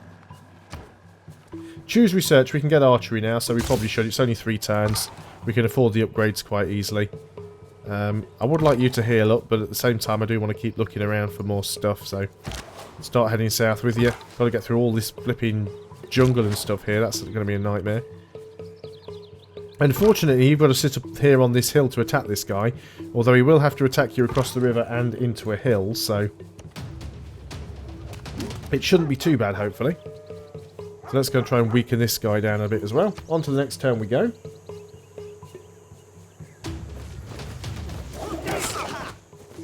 So the first time I streamed Civilization 6 was on Sunday, so just under a week ago, when you know, a few days after the embargo lifted, and there was a lot more viewers then. I mean, obviously there might be a difference between Sunday and Saturday, and also don't correct me if I'm wrong, but I think is it the Canadian Thanksgiving this weekend as well? But I think a lot of people are pretty burnt out now on Civilization 6. I'm actually quite surprised just how many people did get the press access. So there's obviously been quite a lot of videos going up since then, and some people have just been really binging on it. You actually get a promotion, which I think we'll give to you. Range strength versus land units will be really good. So now you're back at full health. You can... that's a risky one. Because I can attack him and probably take him down to a quarter of his health, but then he'll just attack me back and kill me off. So let's just sort of move out of the way and try and heal up. So we're having a few issues. So we've got a new city. Again, I think we definitely want to try and get the monument as quick as we can. Get that culture coming in, get the borders growing. We're going to start moving you south. Still quite a few barbarian scouts around. I'm not sure where all the camps are. What do we want to do with this warrior? Do we want to go over there and help? Or I think we might just sit here for a while and just protect our newest city. Especially as it is quite a bit weaker. Yeah, so I pretty much figured they were going to come out and attempt to attack me. But they did take a fair bit of damage from doing that. Now the question is, if I was to attack them now, how much damage could I do to them? Probably more damage than they can do to me if they attack again. So if they tried to attack me again, it'd be pretty suicidal. Now, unfortunately, you've come back over here, and I don't like that. I'm going to attack you. I think if we have one more encounter, I'll be able to kill them off, so... So we're both down to red health, but I don't... Because he is injured, I don't think he's got enough attack power to kill me on the next turn. At least I hope he hasn't. I could be wrong. It's happened before. I shot an arrow into the air. It fell to earth. I knew not where. So there's archery done. I mean, I could just bring him back and get him upgraded, actually. That wouldn't be... This guy wouldn't be a terrible idea, but I think we can pretty much... Not quite finish him off, but it's close. Can you finish this guy off? No, because he's hidden the other side of the river now, so we'll just heal up and then we'll chase him down later. You're going to go over here, and we will upgrade you. It's only 30 gold. I mean, it's really worth doing. That's a no-brainer, that upgrade. I think we'll go for the wheel, because I really do want to get the water mill. We do have the Eureka boost on the wheel tech. So let's keep moving south with you. So there's still got a few of these instances in Civilization 6 where you basically just hit in next turn because you're just waiting for stuff to happen. This is another thing with the derpy AI, where they basically just run into you and suicide. To have a happy and engaged workforce, as it is to have a profitable bottom line. So we've got state workforce now. Unit maintenance reduced by 1 gold per turn per unit. Our gold income's not all that bad, actually. And again, production towards ancient and classical wonders.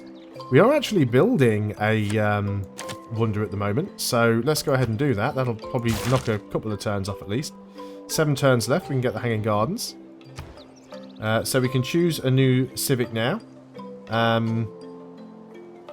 3 more turns until we get our population to 6. But we did get the boost on it anyway, so we must have got it from a goody hut. So let's go ahead and work on early empire, so we can start to get a better government. And now we've got an archer. Let's go and take this archer over this way. We'll try and relieve that slinger if we can. And we now start heading south. Although we've got that camp cleared, I suppose, so we can just move in there and clear it. And then what do you know? We get a boost to military tradition, and we end up stuck next to another warrior. He might be able to kill us off there. It'll be unfortunate if he does. Hopefully we can get away in time. There's another slinger there as well, which is a little bit terrifying. We can't get to that guy, so we'll just keep moving south. We've cleared the camp. That was the important thing. Okay, Spartan, thanks very much. Hope you enjoyed the stream, and I hope to see you again soon. Let's keep fortifying there. Again, anyone that is leaving, if you want to catch the rest of it, it will be up on the channel within the next day or two. 6 total pot, 5 from Cap, 1 from the other city. Oh, of course it is. Yeah, we do have 6, 5 and 1. I was thinking it was 1 city. No, you're totally right. I completely forgotten that I'd even set up that second city. Do I want to send this archer over there? I think we do. I think we'll tag them out. And then we can go and kill that warrior with that one. This is what happens when you start playing a game at 1 o'clock in the morning and you're not feeling very well. You sort of just have these giant brain farts and can't really remember what you're doing.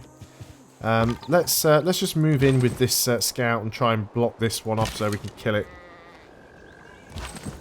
And we'll keep moving this way. You are a little bit scary. Yeah, I'm not going to be able to do an awful lot of damage to you, so I think we're just going to back off. He's got to cross the river, so he's not going to catch me. He's going to try, but he's not going to succeed. You can't kill him off, but you can slow him down a lot.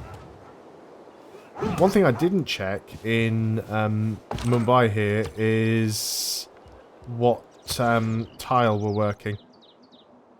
Well, I guess it's 2 food and 1 production all the way around, so it doesn't really make a lot of a difference. They're all the same. You can't really get anything. You're just going to stay there then in case one of these units moves in a little. You can go this way. You can go this way. Still can't catch this guy, but we've got enough health to try, so... Sometimes the wheel turns slowly, but it turns. This is the thing I see. I see so many people who comment on videos.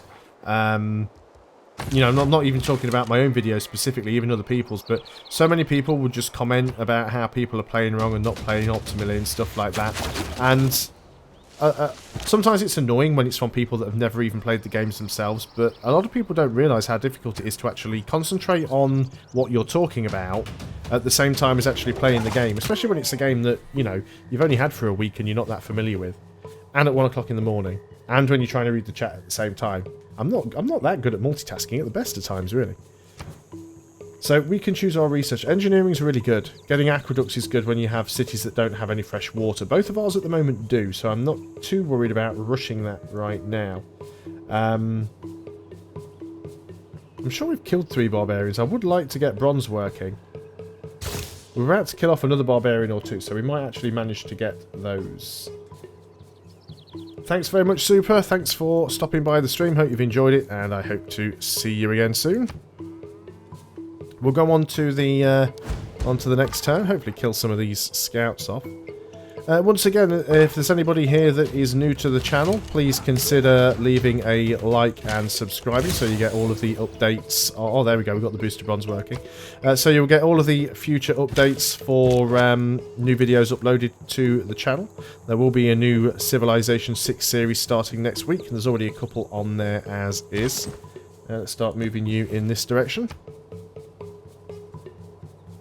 I'm really, really looking forward to this coming out. The highest stories by stairs, and at their side are water engines, by means of which persons, appointed expressly for the purpose, are continually employed in raising water from the Euphrates into the garden. So we've got the Hanging Gardens increases growth by 15% in all cities. I mean, it can be a little bit of a mixed blessing because, yes, it's always nice for your city to grow more quickly, but you've got 2 problems with Civilization 6. One, you've got the housing cap, and secondly, you've got the amenities as well. The housing cap's not really a hard cap, though. If you actually see at the moment, let's get rid of this. At the moment, I am 6 for 8, so I'm under my housing cap by 2, so population growth rate is normal. If I am 1 below my housing rate, so if I had 7 citizens, or if I only had 7 housing, then population rate would drop to 50%, and if we broke even, population growth would drop to 25%, and then if we had 5 more citizens more than we had housing, then it stops growing. So you can actually have 5 more citizens than you have housing before you stop growing completely. Yeah, it certainly looks like I've got the continent to myself. I mean, we've uncovered, like, most of the map. There's a little bit to the south that I haven't looked at yet, so there might be something down there. But it's certainly starting to look like I am on my own. Now, I don't think we need to grab the walls quite this early on. I think the watermill will be nice for some extra production. So we'll grab the watermill first, and then I think we'll throw a campus up over here. What I might do, though, is I might actually buy this tile and build the campus for Mbanza Kongo on this tile. Because 4 mountains, that's going to have a huge bonus. Hello there, Flying Fish. Thanks a lot for joining the stream. You have missed the conclusion of the Rome game, but that will be up on the VOD tomorrow. However, we've started a new game as the Congo. Let's go ahead and just heal this guy up a little. And you're coming home as well. We want to get you upgraded. How much would it cost me to buy both of those tiles if I wanted to? So 70 gold to buy one of the mountains. And then 105 gold. You know what we're going to do? That's where we're going to build our campus. That is going to be such an amazing spot to have one. I was going to say, there was some barbarians around. I bet there's another camp over here somewhere, so we'll go and have a look for him. What were we doing with this archer? There are still some units around. That's what we were doing. You were chasing down a slinger. Yep, there he is. Again, we can't get him, quite annoyingly, because of the change to movement. But I would like to kill him off. Then we can continue exploring. Back over the past, with its changing empires that rose and fell. And you can foresee the future too. Oh, if I'd have just waited one more... See, this is me making silly mistakes because I'm not familiar with the game yet. If I'd have waited one more turn before buying those 2 tiles, I could have saved 20%. So that's a little bit unfortunate. But, oh well, never mind. I do want another settler, so I'm going to go ahead and take the 50% towards getting another settler. So we'll confirm that change there. So that was a little bit of a silly mistake, but oh well. So we'll wait until the watermill's finished. We'll get another settler. I think we're going to come and settle down here somewhere on this river, so we can get the salt. 1, 2... 1... Yeah, so if we were there, 1, 2, 3... If we were there, 1, 2, 3. So I think this tile, possibly, just below the wheat, that'll get us the salt, get us the stone. I think that's probably a good spot to have. Let's go for the political philosophy then, so we can change our government, get some more policies going. You can have an upgrade. You're going to keep trying to chase those guys down. Let's go see if we can find that scout. Oh, I think we just found another goody hut as well. I'm going to run this slinger down, you know. He's not going to get away. Bronze is the mirror of the form. Wine of the mind.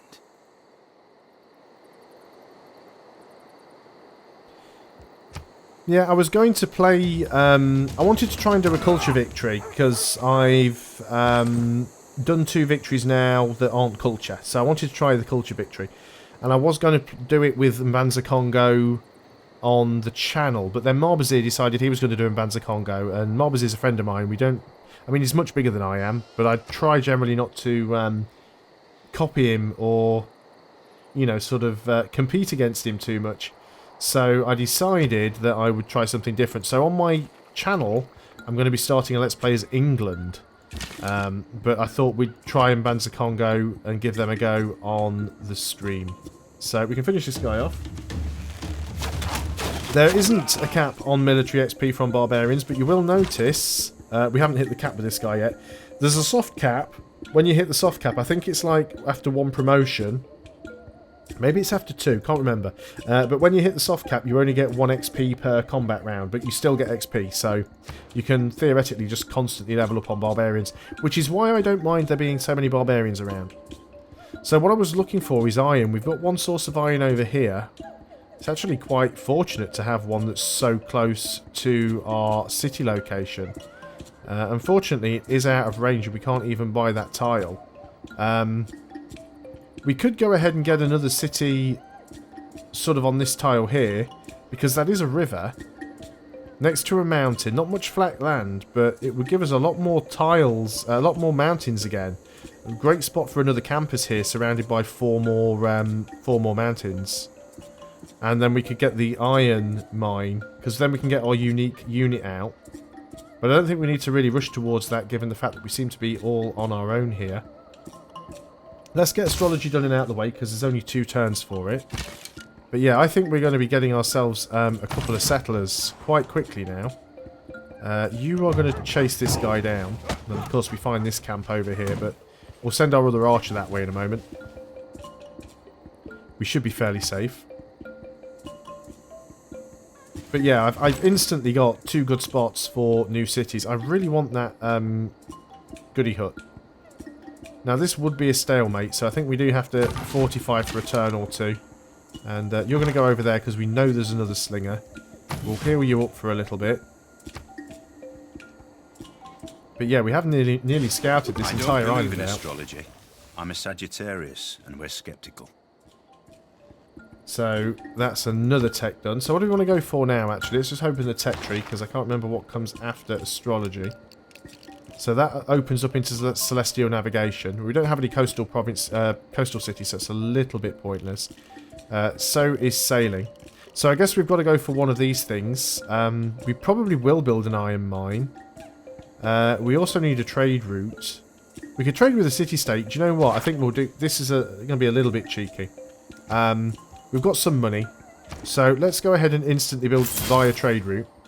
And then that will give us a boost on that one. And can we buy a settler? We can't. 400 gold. It'll take us a while to get one. But we'll probably want to build to buy a builder soon.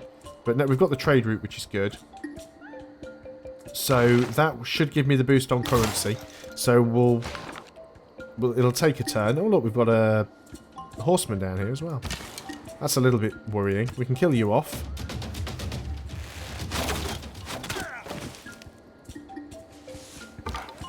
There shouldn't be a camp over here because the camp was on that tile which we already cleared out, so we should be good.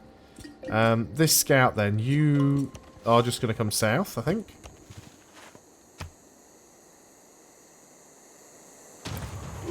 Looks like that horseman's moving in. These guys are suddenly spawning a lot of units. I'm going to sort of back up with these guys shortly. Before they get completely destroyed. I mean, I want that goody hut, but I don't want to lose a unit in the process. We could go ahead and give you combat strength versus melee and ranged units, which will give you full health. And that'll allow us to recover for a few turns and try and get this archer over there. We can't shoot at this guy yet because we don't have walls either, which is a bit annoying. Let's start bringing this guy back. He can help deal with the horsemen. You've recovered as well. So let's go and have a look around in this direction. And we've got our trade route. We want to try and get one that is fairly safe. Now, we could get some extra food and production if we sent it to Mumbai, but I'm not sure. Is that Mumbai or Mumbai? I think it's Mumbai, isn't it? But Mumbai doesn't have the extra B in there. I don't even know what that is. Anyway, we could send it there and get some extra production and food in the capital. Or we could go to Geneva, which is a fairly safe one, I think. Get a little bit of extra science, so I think we'll take the one to Geneva. So that gives us the boost on currency, which we're already working on, so that is fine. So let's start heading south and we'll see... Oh, there's a barbarian camp down there. That's definitely one that needs clearing up. So yeah, these barbarian camps, they spawn quickly and often. So we're going to take another round of beatings up here from the barbarians. Oh wow, they've suddenly got a lot of units there. Definitely think that we need to sort of start backing off a little bit. Oh, we found another goody hut. Yeah, we definitely need to start getting some units over here. Let's go and finish this guy off quickly, if we can. Yeah, we did. Okay. You need to get back home. You're going to keep exploring. Ah! Finally, we've met another civilization.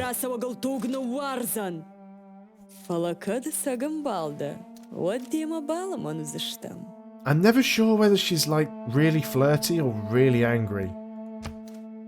Let's see if we can find out where her city is. Did we find out where her city was? We just asked for an exchange of information. I'm sure, again, this is like a bug in this version of the game. Because there are times when you sort of ask for the exchange of information and still can't see where their city is. It's a little bit of a weird thing.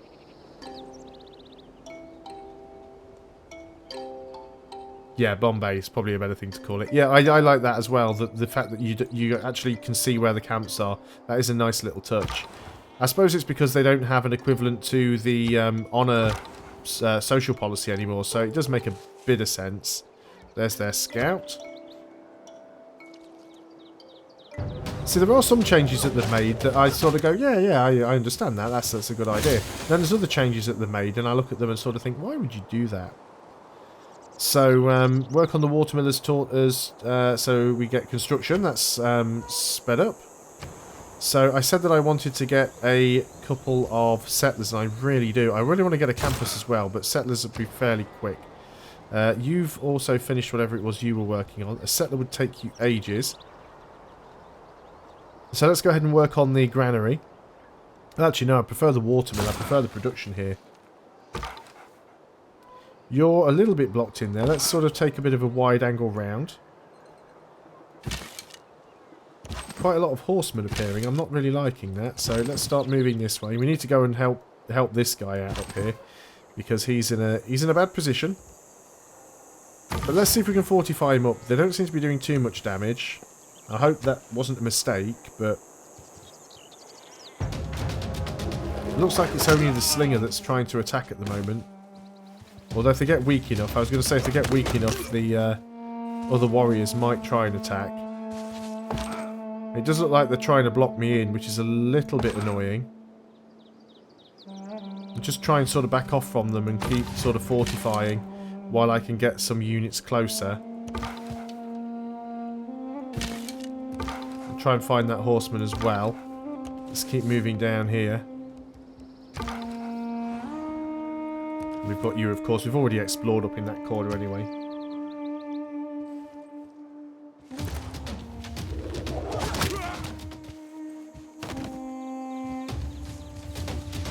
So one of the changes that I'm not particularly keen on, and I've lost that unit, that was unfortunate, we'll just have to buy another one. That was a shame because we had a promotion on that unit. That was just bad play on my part. Money, if it does not bring you happiness, will at least help you be miserable in comfort. So one of the changes that I really dislike is the new movement. I think it slows down your ability to get across the map, which I find to be a really odd design choice, because the maps for a start seem to have a lot more sort of rough terrain on them than the maps ever did in Civ 5. So it takes a long time to get around the maps, and yeah, I don't know, I've noticed this on the Rome game that I just finished. By the end of the game I had a lot of units, and I was constantly having to say skip turn for every unit because I couldn't use all of their movement, because they all had two movement, and I'd move one tile and then I'd be stuck because there'd be a hill in the way, and that is just one thing that I find a little bit weird. There's also other stuff that's missing. There's no screen that gives me a list of all of my cities and shows me what the production and science output is for each one. There's probably a load of other things, but I can't think of them right now because it's like 1:30 in the morning and my mind's a little bit frazzled. But yeah, there definitely are a list of things that I do look at and go, that's a bit of a strange one. But, you know, there you go. Let's go ahead and work on engine. We don't really need the aqueduct though, do we? So rushing that is probably a bit pointless. I mean, I was going to wait for ironworking because I intend to settle a city here and build an iron mine there, but it might be a while before we get the iron mine. But there again. Right, do we actually need iron to build that unique unit? That's the question here. Because if we do need iron, there's no point actually rushing it anyway. So it doesn't actually require iron to build. Okay, so if it doesn't require iron to build, then we might as well research it. So that's fine.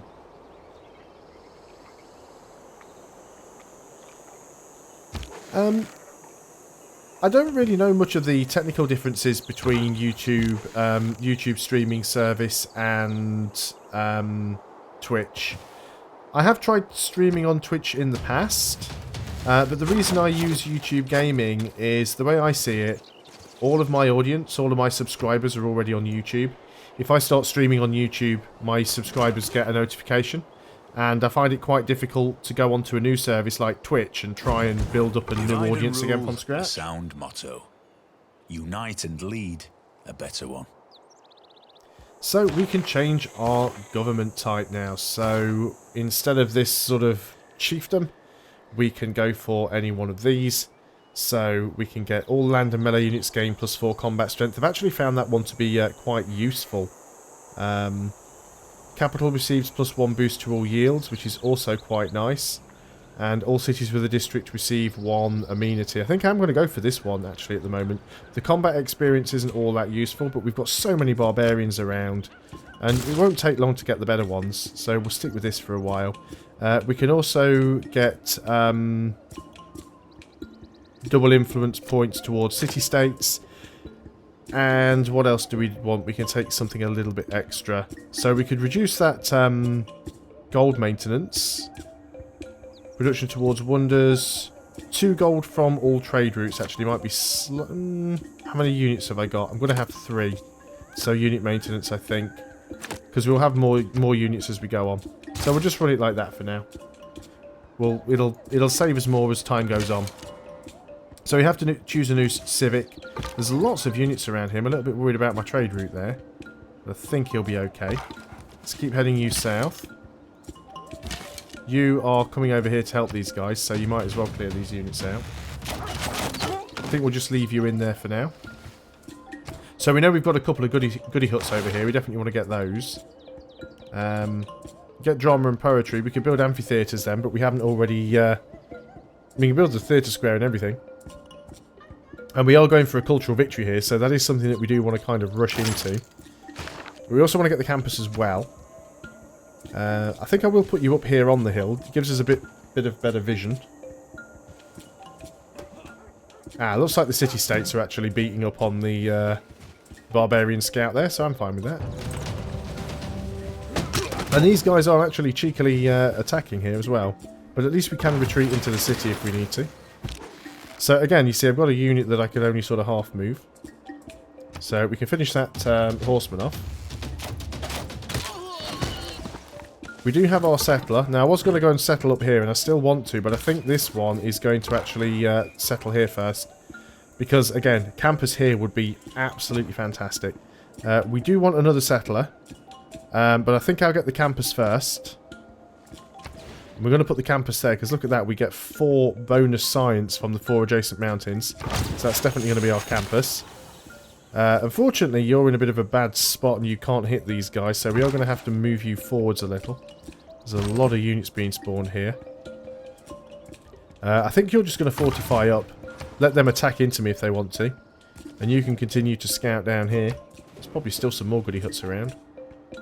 Now, Lisbon's taking quite a bit of damage, so I assume they're having some issues with barbarians themselves. Fortunately, my archer took a bit of a hit there. You are going to escort this settler. So, let's do a lot of damage to you. Now, we do have all of this extra combat strength. I think this is one of the things I like about Civilization 6. You see, if you play like I do, where you don't generally get that involved in wars all that often, but you've still got combat you can do because you can still fight against the barbarians. And this was something that Firaxis promised in Beyond Earth that never ended up happening. In Civilization Beyond Earth, they said that the alien nests were basically going to be like barbarians that kept spawning constantly throughout the game and be a constant threat. And that totally wasn't how it worked out in the end. So, I should just link these guys together. So yeah, I'm quite glad that they've made this little change. Now this archer is getting absolutely wrecked. However, he does have a promotion available. So let's go ahead and give him the promotion. It won't fully recover him, but we can kill a unit off. And he's got a lot of his health back now as well, so... We've got a promotion on this guy. Hopefully that they both survive that. I would hate to lose another unit. Fortunately, you're in the way, so I'm going to have to find another way around.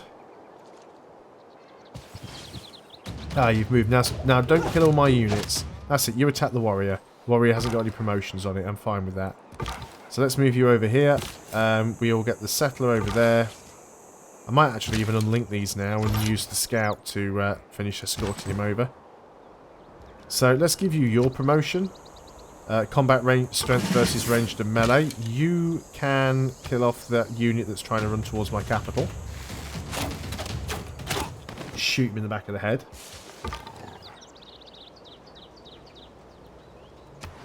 Oh, certainly, yeah. Beyond Earth is definitely the worst game in the Civ franchise. That said, I didn't totally hate it. I mean, I didn't like it anywhere near as much as Civilization 5.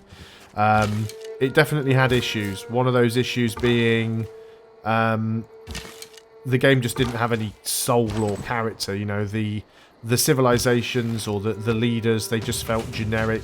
I read something the other day. I can't remember where I read it now. But as someone said, basically, their leaders were just cardboard cutouts with generic abilities. There was nothing that gave it any sort of personality. And that's the thing that I dislike. I mean, I love the concept, the whole sort of alien planet thing. But the aesthetic was pretty bad as well. The fact that everything looked very sort of brown and purple and blue. The tech tree was an absolute mess. The victory conditions were seriously lacking. So yeah, the game definitely had its some problems. But the hours that I played, I did enjoy. And I did get the Rising Tide DLC, and that did make it better. It didn't turn it into a great game, but it made it less painful to play. But yeah, I agree. They could have done such a better job. But you've got to remember, it was built by a different team. The guys that made Beyond Earth aren't the same guys that make the normal sort of Civilization franchise. All the world's a stage, and all the men and women merely players. So what do we get from this? We could go and get great writer points per turn. That might not be too bad, actually. Again, you know, we do want to try and get as much culture as we can. So let's go ahead, settler here. We're going to go and found our city. So we'll be able to get another really nice district there. Choose our civic. Again, games and recreation. We will want to get some extra happiness going at some point. So let's just start working on that. The thing is, I think Beyond Earth as a game was probably quite a big loss to them. So I very much doubt we're going to see another expansion for it. And I think it needs one more expansion just to sort of make it work properly. But yeah, we're unlikely to ever get that now, which is a shame. I think the game had potential, they just messed it up.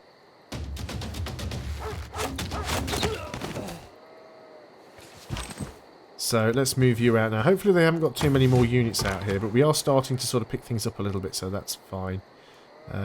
So I guess, yeah, we can start exploring down this side with you.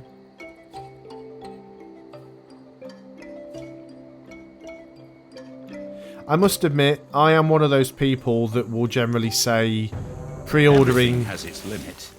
There's our unique unit. Be educated. Pre-ordering is generally anti-consumer. The only time that pre-ordering ever made sense,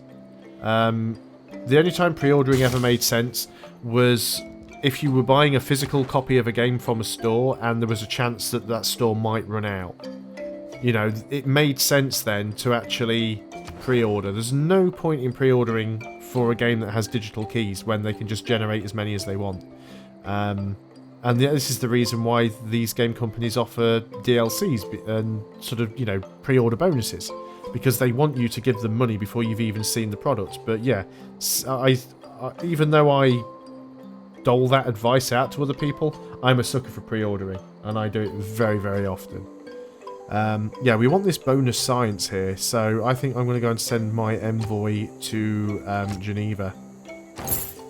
Especially as we're going to have a couple of really good campuses, so that'll be worth it. You've got a promotion available. So let's give you volley again. Wonder completed. Someone has finished on the Oracle. Well, I didn't mind that too much. I mean, it's not like we can really get our own religion anyway. So let's get you up here. Get you to heal up. You're healing up as well. You're going to start working your way down. I never really put much time into Alpha Centauri. The same with Galactic Civilizations 3. I really wanted to, and I must have... I think the problem is, once you've played Civilization 5 and you start trying to play other 4X games, they feel similar, but not quite right. It's like Civilization 5 sort of sets the bar, and then every other game falls just short. I mean, I really enjoyed Endless Space. I've just got... Oh, see, I tried to right-click and it's automatically selected a different unit for me for some strange reason, and that almost caused me to start a war. Oh, we've met Norway. Aldrei var víkingur slík landsnja lagar. Ertu hræddur? So yeah, I've really enjoyed Endless Space. I've just got the early access to Endless Space 2. I really want to give it a go, but I haven't had a chance yet.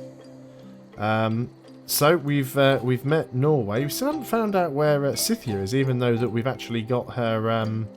We did bump into her at some point. There's probably not going to be many goody huts down here. Have you noticed that Norway are in pretty much the same spot in relation to us on the map as when we were playing our Rome game? They were just sort of down and to the south southwest of us.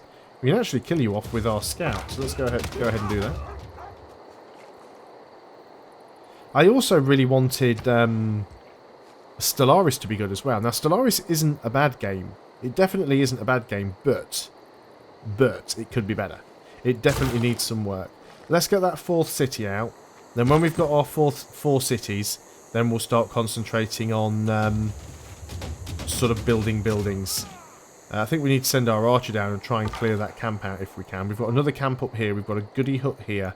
We've got to grab another city on this tile, because that'll give us the wheat. It'll give us 2 copper. It'll give us some nice access to mountains again. We could go ahead and get another city up on this side at some point, but I think 4 for the time being will be enough. I never played Distant Worlds. I must admit, I don't dislike complex strategy games. In fact, there are some strategy games that I welcome the complexity, but it's just having the time to learn them all these days. See, did you not... You say I had more movement left and it just automatically switched, which is very annoying. We'll have a look down here. There might be some more goody huts. Yeah, the AI on Stellaris is pretty bad. However, there's a new patch coming out at some point that seems like it could be pretty good. So I'm actually really waiting for that patch. I think once that comes out, things will be really, really nice. We're almost at our housing cap, so let's get the granary built. We are going to want to try and get ourselves a cultural quarter as quickly as we can. Because then we can start actually working some points to get some tourism. So let's go ahead and start moving towards these camps. If you can start moving towards that goody hut, there's another one up here as well, and another camp. I was actually having a look at some of the bonuses for the... Oh, if you'd have settled one tile over here, you could have had a canal city. Although this is just a lake, so it's probably not that useful. I was having a look at some of the bonuses that some of the other civilizations can get, and I can't remember which civilization it is. Oh, brilliant, got a tech boost for sailing, which is useless. And one of the civilizations, every time they clear a barbarian camp, they basically get a goody hut bonus, which is really, really strong. But if that's the case, you can understand why they've deactivated the free settler and the unit upgrade. Imagine every time you cleared a barbarian camp, if you had a chance of getting a settler. I mean, even if you don't want the city, you just disband it. That's still 200 gold. Plus the 45 gold for clearing the camp. So, and think how often these camps respawn. Literally get 245 gold every couple of turns. So, let's go and kill you off. And you'll notice we are still getting XP. You're only getting 1 XP at a time, but we are still getting XP now. So I haven't actually noticed a point where... A man on a horse is spiritually as well as physically bigger than a man on foot. I haven't actually noticed any point where you stop getting experience from barbarians, so I assume that there is no real cap. Terracotta Army is really good, for 2 reasons, and this is... I'd really like to get this wonder. So, first of all, every single one of our current units gains a promotion level, which is more useful if you've got a bigger army than I currently have. However, all archaeologists from the owner may enter foreign lands without open borders. Absolutely fantastic when you are trying to get a cultural victory, because you can basically just go into somebody else's land and rob their antiquity sites from underneath them. Yeah, Samaria, that's the one. They're the ones that get the goody hut bonus, which to me seems really overpowered. Bear in mind... Oh, there, settler. Bear in mind, Samaria aren't in the press version, so it's quite possible the reason that they're not in here is because they're getting a little bit of a tweak. My personal belief, the reason why we've got so many of the civilizations missing, particularly ones that we've already seen in games, such as Egypt and China, and India, is because the leaders in those civs look very, very cartoony, and I think that they're being remodeled so they look a little bit less like caricatures. I could be wrong, I'm just speculating. I haven't got any sort of official confirmation on it, but it's my feeling that that is what they're doing. So we finished our settler over here, which is fantastic. There's a lot of things that I'd like here now. I'd like the library. We have built the campus. We do need a theatre square, though. So, what do we get bonuses on from the theatre square? I've actually forgotten. So, culture from adjacent wonders, 2 culture from adjacent district tiles. So, we've got a wonder over here. So, where might we have a district? Well, I guess we could have a district possibly on the hill. So, building it here wouldn't be a terrible idea. So, let's go ahead and do that one. Yeah, exactly. If you look at... I actually grabbed a picture the other day. I found a screenshot of Teddy when he was, like, first announced. And he was ridiculous with these, like, massive hamster cheeks. And if you look at him now, he still has roughly the same shape to his face, but they've really toned it down. It's like they've gone and messed around with the sliders a little bit and made him look a lot less like a cartoon. So I think that's what they do. Because if you look at, like, Cleopatra and the Chinese leader, whose name I can't remember, and a few of the others, they do look absolutely ridiculous. I mean, they're almost cartoon-like. So, yeah. So we're going to go up and settle this 4th city. That'll probably be the last one for a while. So it looks like we're just sharing this continent with Denmark. Not too sure how I feel about that. I suppose it depends how aggressive he gets. We found ourselves another barbarian. Got a couple of trading posts now as well. Can we finish you off? Yeah, we should be able to. Yeah, this is the thing. I've been reading the Steam forums, and there's a lot of people. My very first reaction to seeing the first screenshots of this game was, why have they gone... my reaction was what a lot of people have had. Why have they gone for this cartoony style? Are they doing it because they intend to port it onto mobile? You know, what is the reason behind this? Why have they taken a step backwards? Civilization 5 looked a lot better. But the more I've looked at it and the more I've played it, I actually think I do actually quite like the style. I mean, everything looks nice. Sure, it doesn't look realistic, but it looks nice. And I love the ability that you can just sort of rotate the camera around and, you know, you can look at your wonders from every direction. I mean, it's so nicely modelled. 5th city to the mountains to the north. You mean this one over in... Oh, this one over in this direction, sort of southwest of Geneva. I don't know if anyone else will get that, but yeah, I do intend to grab a city down here somewhere. Not sure of the exact tile. I mean, coastal might be nice. If we grab this tile here, it might be a little bit too close to Geneva. We'll grab it on this tile, on the river. That'll give us access to 1, 2, 3 that cattle. 1, 2, 3 that cattle. 1, 2, 3, we get the other gems. 1, 2, 3, we'd slightly miss out on those crabs, but we get that one. So what we can do is we can go map pins, add a pin. Add pin, place it here. And then we can pick an icon and we can go like... Oh, whenever I hit shift it does that. So we can go city 5 and hit OK. And now we actually have a pin on the map that shows me where I want to put my city. So that's a nice little feature that you've got in Civilization 6. I do quite like that. Unit needing orders. You're kind of stuck on that corner now. Guess we can go up in that direction with you.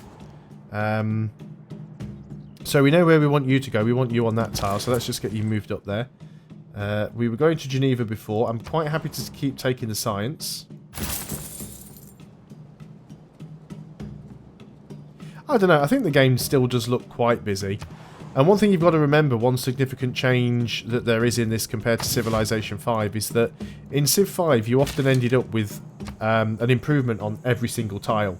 I mean, by the end of the game, Civ 5, every single tile was claimed by a Civ, and every single tile had something on it. So it does look it will look a lot less cluttered because that doesn't happen in Civ 6. But yeah, again, the zoom in... I never played this zoomed in, but yeah, it really does look good. And not only that, the actual animation on the units is fantastic as well. I'm very tempted to just go and try and kill off this slinger, but I might just back out and wait for my archer to free up, to be honest. Because last time I tried that and I got cocky, things didn't work out too well. So I think we'll wait for a turn or two. You've got a few problems of your own. Let's get you across the river. Oh my god, look what we've just run into. So we've got a barbarian. Now the battering ram can't do anything because it's a support unit. The only thing it does is helps a melee unit do damage to city walls. So it does a melee unit would do 100% damage instead of 15% with a battering ram. All we have to do is move on top of that and we'll destroy it. We might lose this scout, which is a bit of a shame, but you know, we've got a spare. Gott grüße euch, Geselle. Ich bin Kaiser Friedrich und herrsche über Deutsche Yeah, we und always seem Welsche close to Lande, Norway. über Burgund und manche mehr. Ich weiß wohl, dass auch ihr kundgeherrschen mit rechter Gewalt. So we've got Germany. He's going to be a little bit unhappy about us competing with city-states, but oh well, we can always go and wipe him out later on. Completely agree with you, Flying Fish. I have so many trouble spotting hills. And also there are quite a lot of instances where you've got... People who cannot find time for let's recreation. just skip that. I also find there are a lot of instances where you don't see a wood or a jungle because there's an improvement or some sort of resource on the tile and the thing gets hidden. So I think this guy's a little bit stuck. I don't really think there's anywhere he can go that'll be safe. So I'm going to move him down here and heal up and just hope for the best. Now we can change our policies. I don't know if there's any ones that we'd want to take. What did we get that was new? +1 housing in all cities with at least 2 speciality districts. Well, we don't have 2 speciality districts yet. We probably will soon. I'm going to take the... Actually, how many turns left until we get construction? 2. So I'm actually going to go and take the one that gives me the construction for wonders again. Because I want to try and build the terracotta army. So we'll go ahead and do that one. I might take them out. I mean, like I said, I want to go for a cultural victory on this game, so it's not my intention to go sort of... Oh, I meant to go south with you. I was trying to clear that camp. Derp. It's not my intention to go sort of hardcore militaristic, but certainly I'm going to not let people build in my backyard. The Great Library could be useful. That's a wonder you really have to get early. It's a bit of a weird one. So you get boosts to all ancient and classical era technologies. But you really have to get it early on to sort of make it worthwhile. And you need to get a library with a campus with a library as well. We'll see if we can get it. I mean, it might be possible. So we want a campus here. We also want the watermill and everything else. Let's get the watermill first for that extra production. And we can put that in towards the campus. We should be able to clear you out.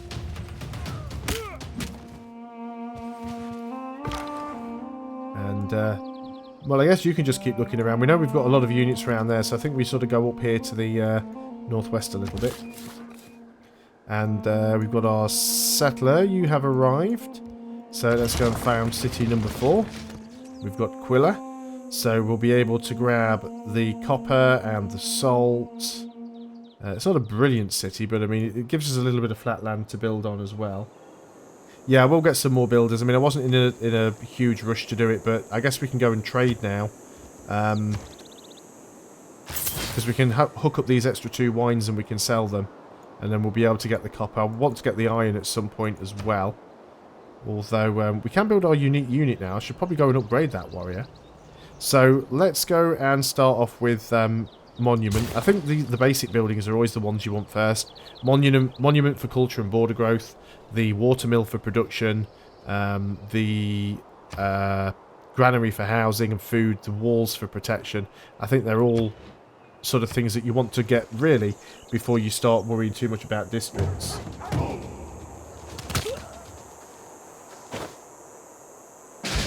So, we lost a scout, but, you know, it'll save us a little bit of money in unit maintenance.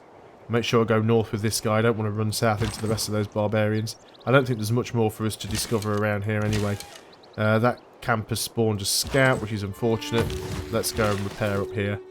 Can you actually upgrade? I also hate that if you fortify, you can't unfortify and move on the same turn. I think I haven't actually done anything, so let me cancel and move back. So we have a builder. So let's go ahead and get these.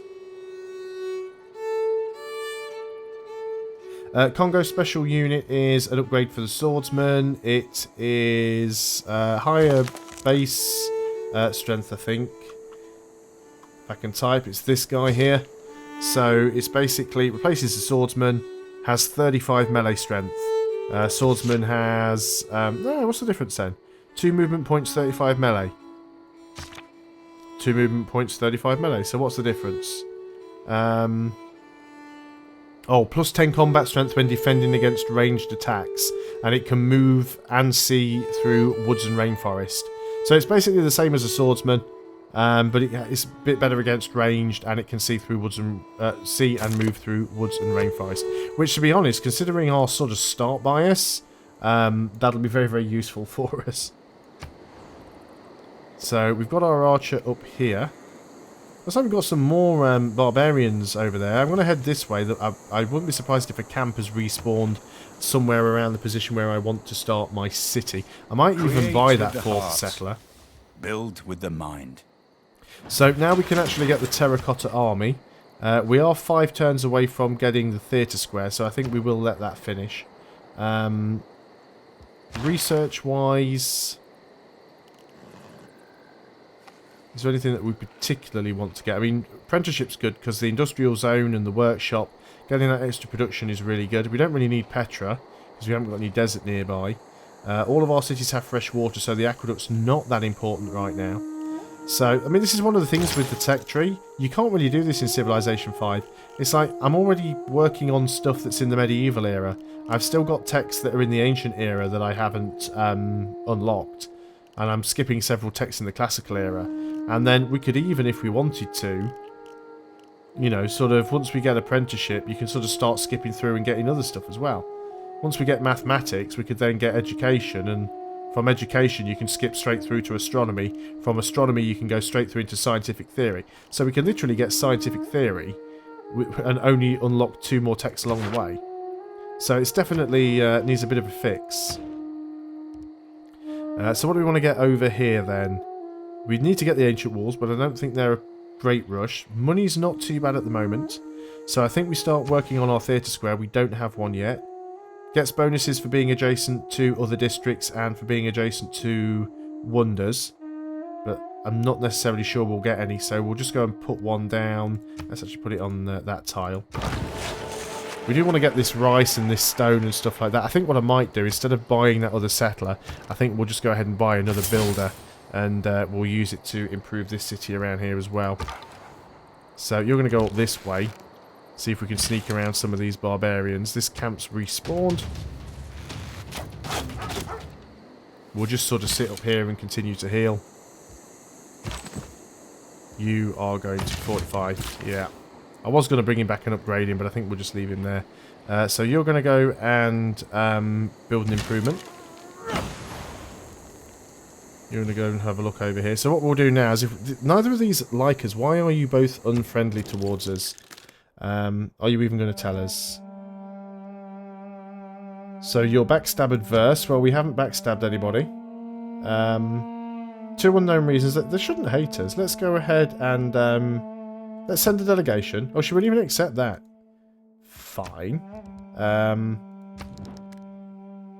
She has spare wine anyway, so there's no point trying to offer her the wine. Fair enough. Let's try Norway. Make a deal. He doesn't have spare wine, so let's send him spare wine. So he cannot accept the deal, but if I actually ask him for something, he will give me something. He'll give me all of his money, and he'll give me 4 gold per turn for 30 turns. Will you give me more?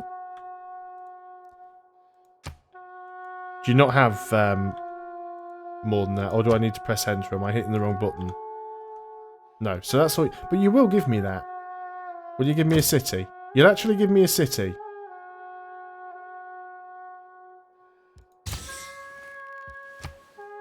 So let me get this right.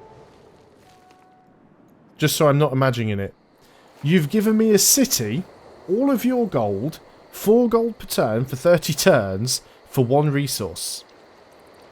Oh well, now we have a coastal city and we have horses. That is absolutely ridiculous. Yeah, that is definitely something that needs fixing. Oh well, let's get a granary there then. I've never seen the AI do so. I mean, at least the trades aren't predictable like they were in Civ 5, but come on. That's a bit much. We can claim a great person already, which is going to be a great writer. That was nice and quick. So we can get 2 great works of writing. So let's go ahead and grab him. It has got to be a bug. So, yep, let's get our great work of writing. Then die ingloriously and without a struggle. But let me first do some great thing that shall be told among men hereafter. And we should have another great work slot somewhere. Oh, we do, because the palace has got, like, loads of spaces here. Yeah, I find that really, really weird. I mean, one of the things that I did like about the diplomacy in this game is that it isn't, you know, the AI seems to offer you different values for things, which I thought is good. You can actually haggle. It's not like set figures like it was in the other Civ. But yeah, when stuff like that happens, you just have to facepalm, really. Production would be nice. I think we get a mine on the stone. I think we get a pasture, and I think we get the rice as well. Relic for 1 gold. I know, there is some stuff that's like really, really stupid. We've already got this city. There's housing problems down there. So we'll have to get something built. That's not a issue. So we will look around here. I know there's another barbarian camp up here somewhere. Or at least there was. Maybe the city-state took it out. It's quite possible. Let's finish you off because I really need to get this camp cleared. Can we do some damage with you to a unit? Probably a little bit. Let's get you up to full health first. That would probably be better. I think we're going to do 1 more turn, and then I might call this a night. It's already 2 AM, and like I said, I wasn't feeling very well before I started the stream, and I'm really starting to flag a little bit now. So I might have to pack this in very, very shortly. But it has been fantastic. I've been going since 9 o'clock, though, so, you know, I've been going for, what, 5 hours now. It's the longest I've ever streamed, I think. Well, in one of my Let's Plays, I can't remember which one it was, because like I said, I've played so much Civ 6 over the last few days, I just cannot remember. But I pieced out, I think it was my Germany one. So sorry if you haven't watched that all the way through yet, and this might be spoilers. But in one of my wars with England, I pieced out with her, and took 17,000 gold, and every single luxury she had. So, yeah, there's definitely some bugs. Well, this is the thing, though. Yeah, you're right. Varying figures are annoying because you lose time checking it and getting it optimal. But this is the thing. I don't necessarily want to min-max. I want to just look at it and think, yeah, I like the look of that trade. Or, no, I don't like the look of that trade. I don't want open borders. Why don't you give me Frankfurt and Mainz? Why don't you give me both of your cities? So we could actually... I'm not going to do this because I don't want to take a load of random cities that I don't need. But here he's basically offering to give me... will you give me more of your gold? Right, he'll give me all of his gold and 2 cities for 1 luxury. I'm not going to go and do that. So I'm going to go and just take that. But what about giving me another luxury? But you won't give me that. You'll give me 2 cities...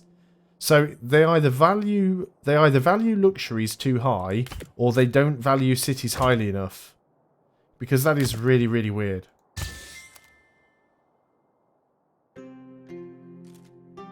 So let's move on. I definitely want to get another city over there now.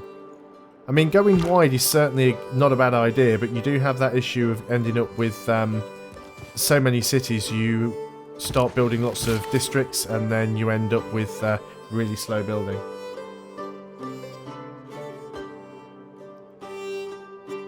I mean, that's it. I know some people are going to want to min-max and stuff, but... Again, I think it depends on the difficulty level. If I was playing on a higher difficulty level, I'd be more inclined to try and squeeze every last gold per turn out of them. Particularly as well if I'm trying to do the game as a... you know, if I'm trying to stream the game or playing it for a video. Because Because I don't want to spend like 15 minutes sitting there doing the math or offering them different amounts of money to see what they'll eventually accept. Well, I was going to say, not only did he want to get rid of his city, he was willing to get rid of 2 cities. Also, oh, there's Scythia's capital. Well, it is a cylindrical world, so she's probably closer to us than she looks, because if we go this way... I don't know where Germany is. But yeah, I mean, just imagine how easily you could win the game if all you have to do is just buy every city for a luxury. And the thing is, this is what I find absolutely ridiculous.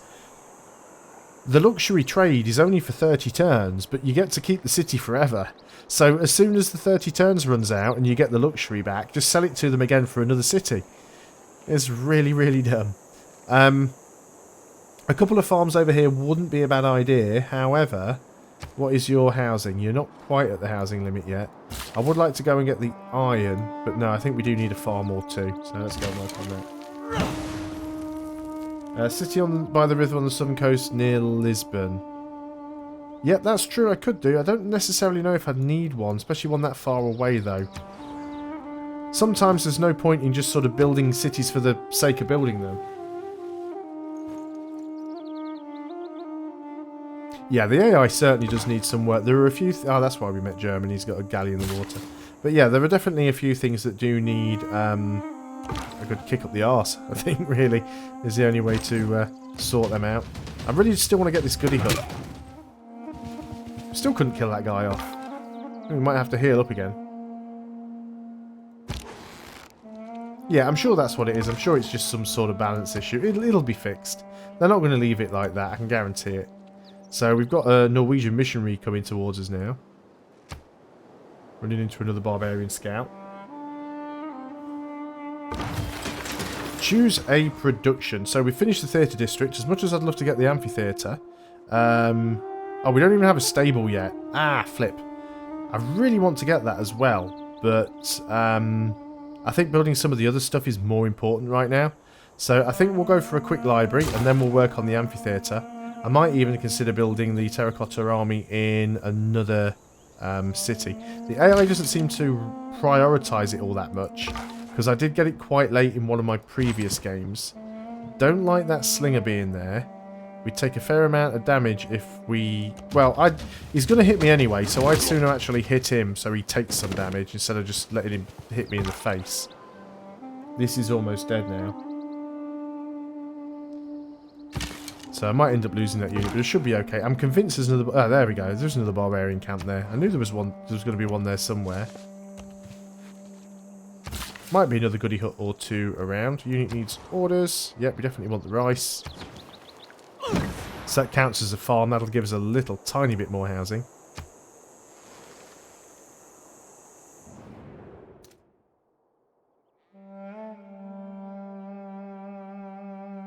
So what are you upset by? So that must be her hidden agenda. So she's got some sort of problem with the fact that I'm exploring, apparently. So I don't know what her hidden agenda is yet. I'm not familiar with all the hidden agendas yet. So you can have the same hidden agenda on multiple different leaders. As I say, I don't know what they all are. You need to heal up a little bit because you are taking a beating. And yeah, I think you'll go and get the... well, we'll get this stone because it's a little bit safer than going in that direction, I think. So let's go and clear out that other barbarian camp. Germany has founded a new religion, Catholicism. Okay, so let's move you over here.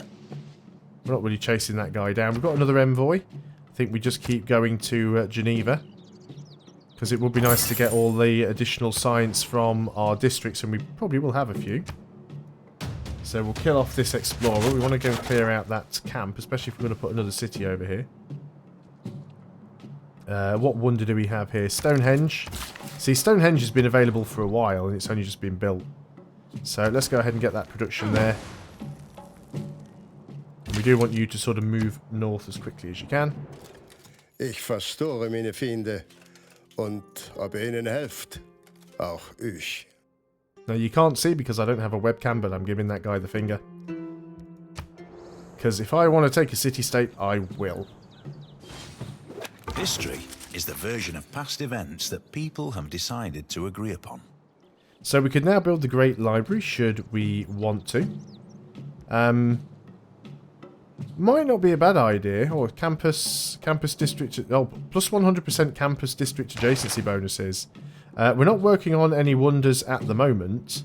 So if we go and do that, and let's go and do that, and we go and have a look at our campus now by clicking on this.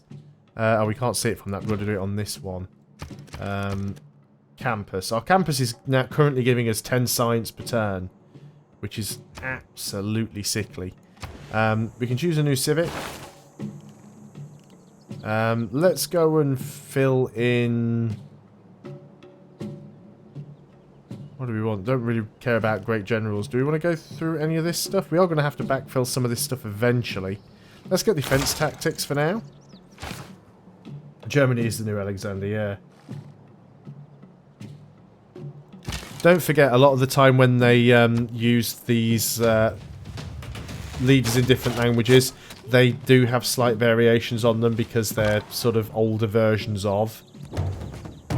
I think it depends on their point in history. I know that Marbazir has said that in Civilization 5, the Polish that Casimir speaks like isn't proper Polish or something like that, so it doesn't surprise me at all.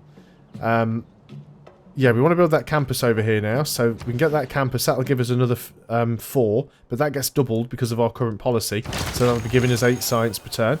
Very nice. You've kindly sent us some more units to kill. Yeah, exactly. Well, I mean, he was the king of what? Germany and Italy, and was he king of Burgundy as well?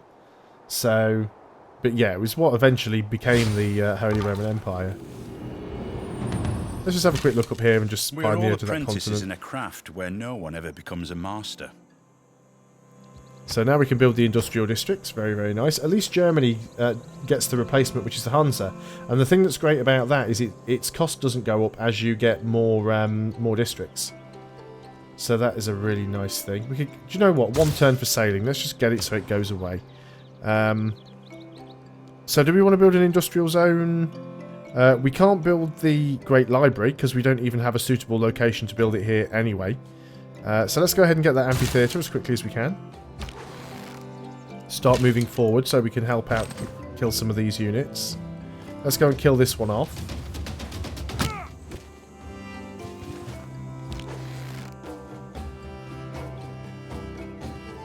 Yeah, I think the ranged units are very, very overpowered. I mean, it's just the way that they're built. The fact that you can attack... You see, the thing with a ranged unit is you can attack something without taking any damage. And as long as you've got a range of 2, you can generally keep out of most things' way. The horse units are okay. I generally don't build horse units, and I haven't built them in Civilization 6. That's not because they're bad. It's because, like you say, I'm so used not building horse units. I just kind of tend to ignore them, really. Let's get Celestial Navigation. We do have a coastal city now, so because we've got Christiansen down here, so we could go ahead and do that. And what do we want to get down here? It's a little... The campus is a little bit useless because we don't have any mountains around, so we're not going to get any bonuses from that. So getting a commercial hub might not be bad. 2 gold from each adjacent river. 2 gold from each adjacent harbour. So we don't have a river, unfortunately. And we're not going to build a harbour. Or we can put it down on one of these tiles, I suppose. So let's just buy a tile. We'll put it down there. Get some additional money coming in. But yeah, I mean, an archer compared to a slinger just does so much more damage. And I've been using ranged units to take cities with the greatest of ease, especially early on. If you want to declare an early war, it's really easy because when cities don't have walls to protect them, ranged units just sort of rip them apart. Yeah, I'm going to get some more commercial hubs.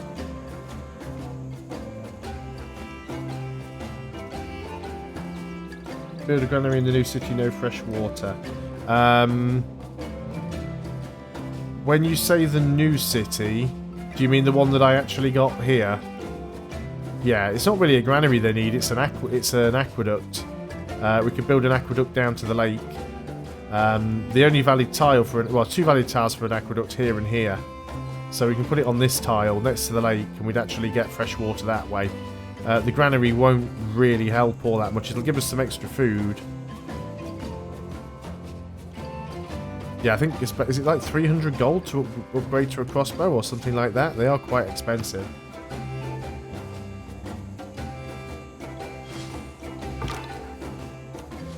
Yeah, we've just got a lot of barbarians. Look, how quickly these barbarians are spawning. And of course, I'm farming XP for doing this.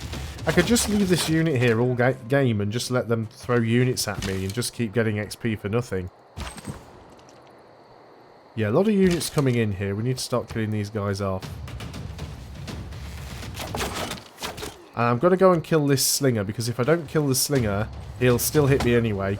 And then the spearman will probably come out and attack me. And I really want this goody hut, and I want to kill this guy off. So many things I want to do here.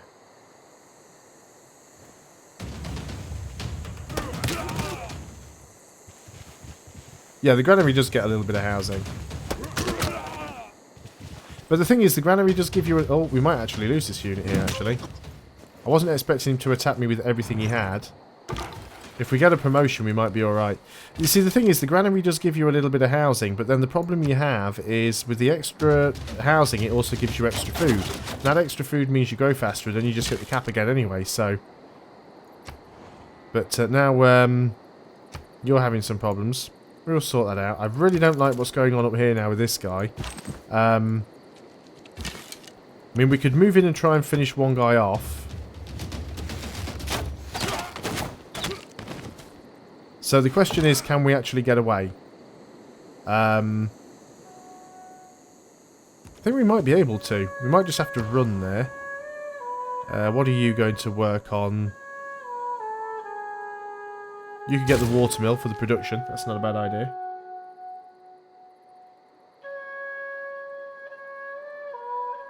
Yeah, there are a lot of barbarians. Imagine what it's going to be like if you turn barbarians on.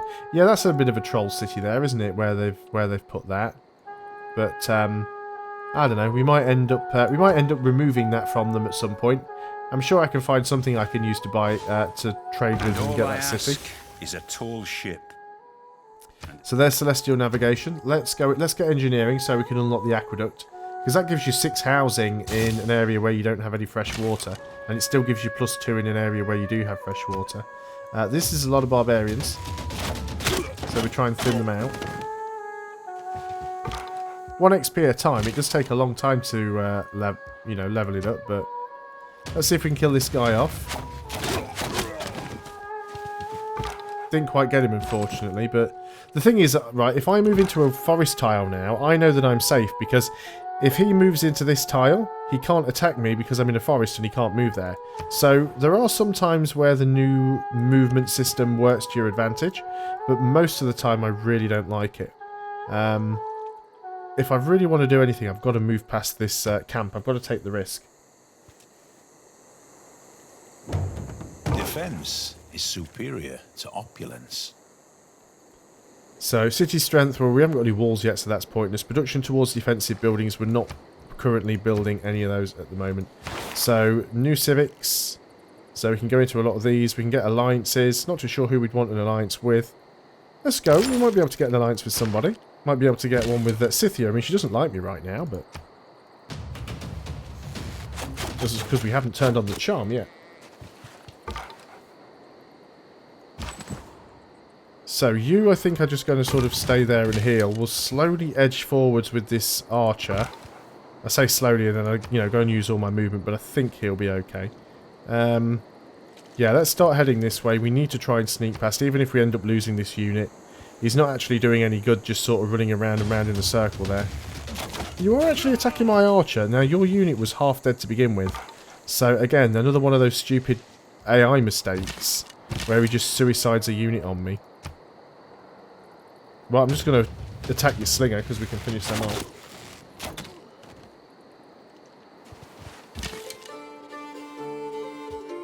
So, we can finish the camp off, I think.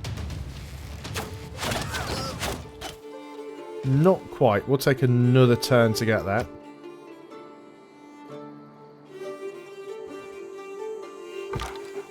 And let's go over here. Still a few units, so a little bit worrying. So let's you finish the camp. Not too sure if there's any other units around, so I don't think I want to move this warrior out of here just yet. I think I'll give him a little bit of... Actually, let's just get him over here and we can upgrade him. You're just going to keep farming.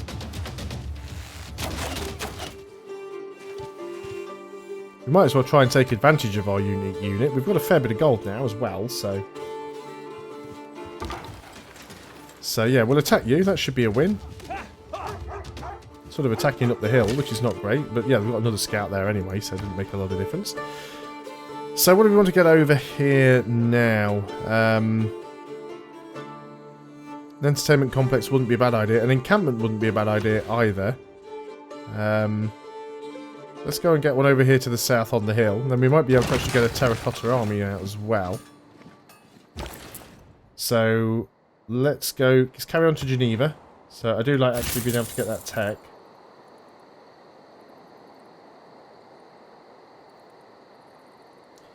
The problem is with the game letting you change your capital is that makes it difficult then when you're trying to do a domination victory, because in a domination victory you have to take someone's capital. So does that mean you have to take their original capital or their current capital? Because the player could theoretically just keep moving around. If they were about to lose their capital, they could move their capital to a different city. So I don't really think... and there's no point. I mean, the only thing that having a capital is it means that's where your palace is, which gives you 1 to all yields, which isn't great. And obviously it gives you some slots for great works, but there isn't really a huge benefit to it being your capital other than that palace. Which is really just to give you the opportunity to, you know, sort of kickstart your first city. So there we go. We've got our unique unit, who is in a pretty bad state at the moment. Because, you know, the unit's half dead. So, do we clear the camp, or do we... well, we can't even clear the camp for some reason, because the camp's in a forest. See, it doesn't look like it's in a wood, but the camp's in a wood. And that's on a hill, so we couldn't get either of them on this turn. You can't change the names of the city in this press build, but I'd be very, very surprised, at least if you can. Nobody that I know has found out how. But I would be amazingly surprised if that feature isn't in the game. Normal people believe that if it ain't broke, don't fix it. Engineers believe that if it ain't broke, it doesn't have enough features yet. Well, quite possibly. So I think we'll let Germany take that barbarian camp out. I'm not too bothered about that. Let's get machinery so we can get crossbows, because crossbows OP. We can finally move close enough to start clearing this camp out. We do still need another settler. Let's not forget about that. In fact, we have enough gold to build one. So we might clear this, come back with the crossbow, with the archer, and pick one up from Quilla. So you're just going to heal up now. You are going to heal up as well. Did we actually already move this guy on this? No, he's healing up. Let's clear the camp first. Oh, would you look at that? More barbarians and a battering ram. So we'll clear the camp on this one. He likes us because we have money, which is good. Where did all these guys come from? There were no barbarians there a second ago. Oh, you've come out with that. They've spawned another warrior.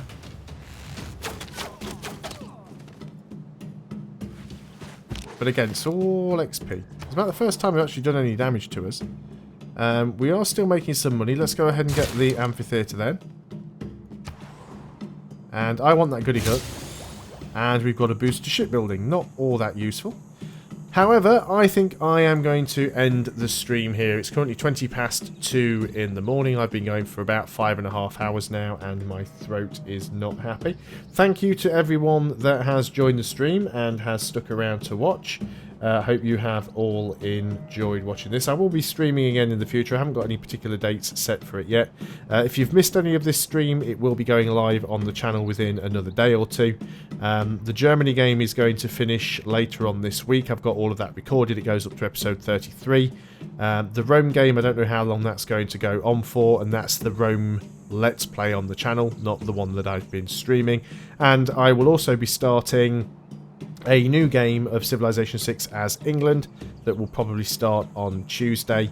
You'll also find on Monday there's going to be a new game of EU4 starting as the Ottomans with the new Rights of Man DLC, and at some point I'd like to actually give Endless Space 2 a try and get that on the channel as well. So got quite a few things to get done over the next few weeks, but thanks a lot for watching. If you are just sort of discovering me for the first time, please consider checking out my channel, subscribe if you like what you see, and give the video a like.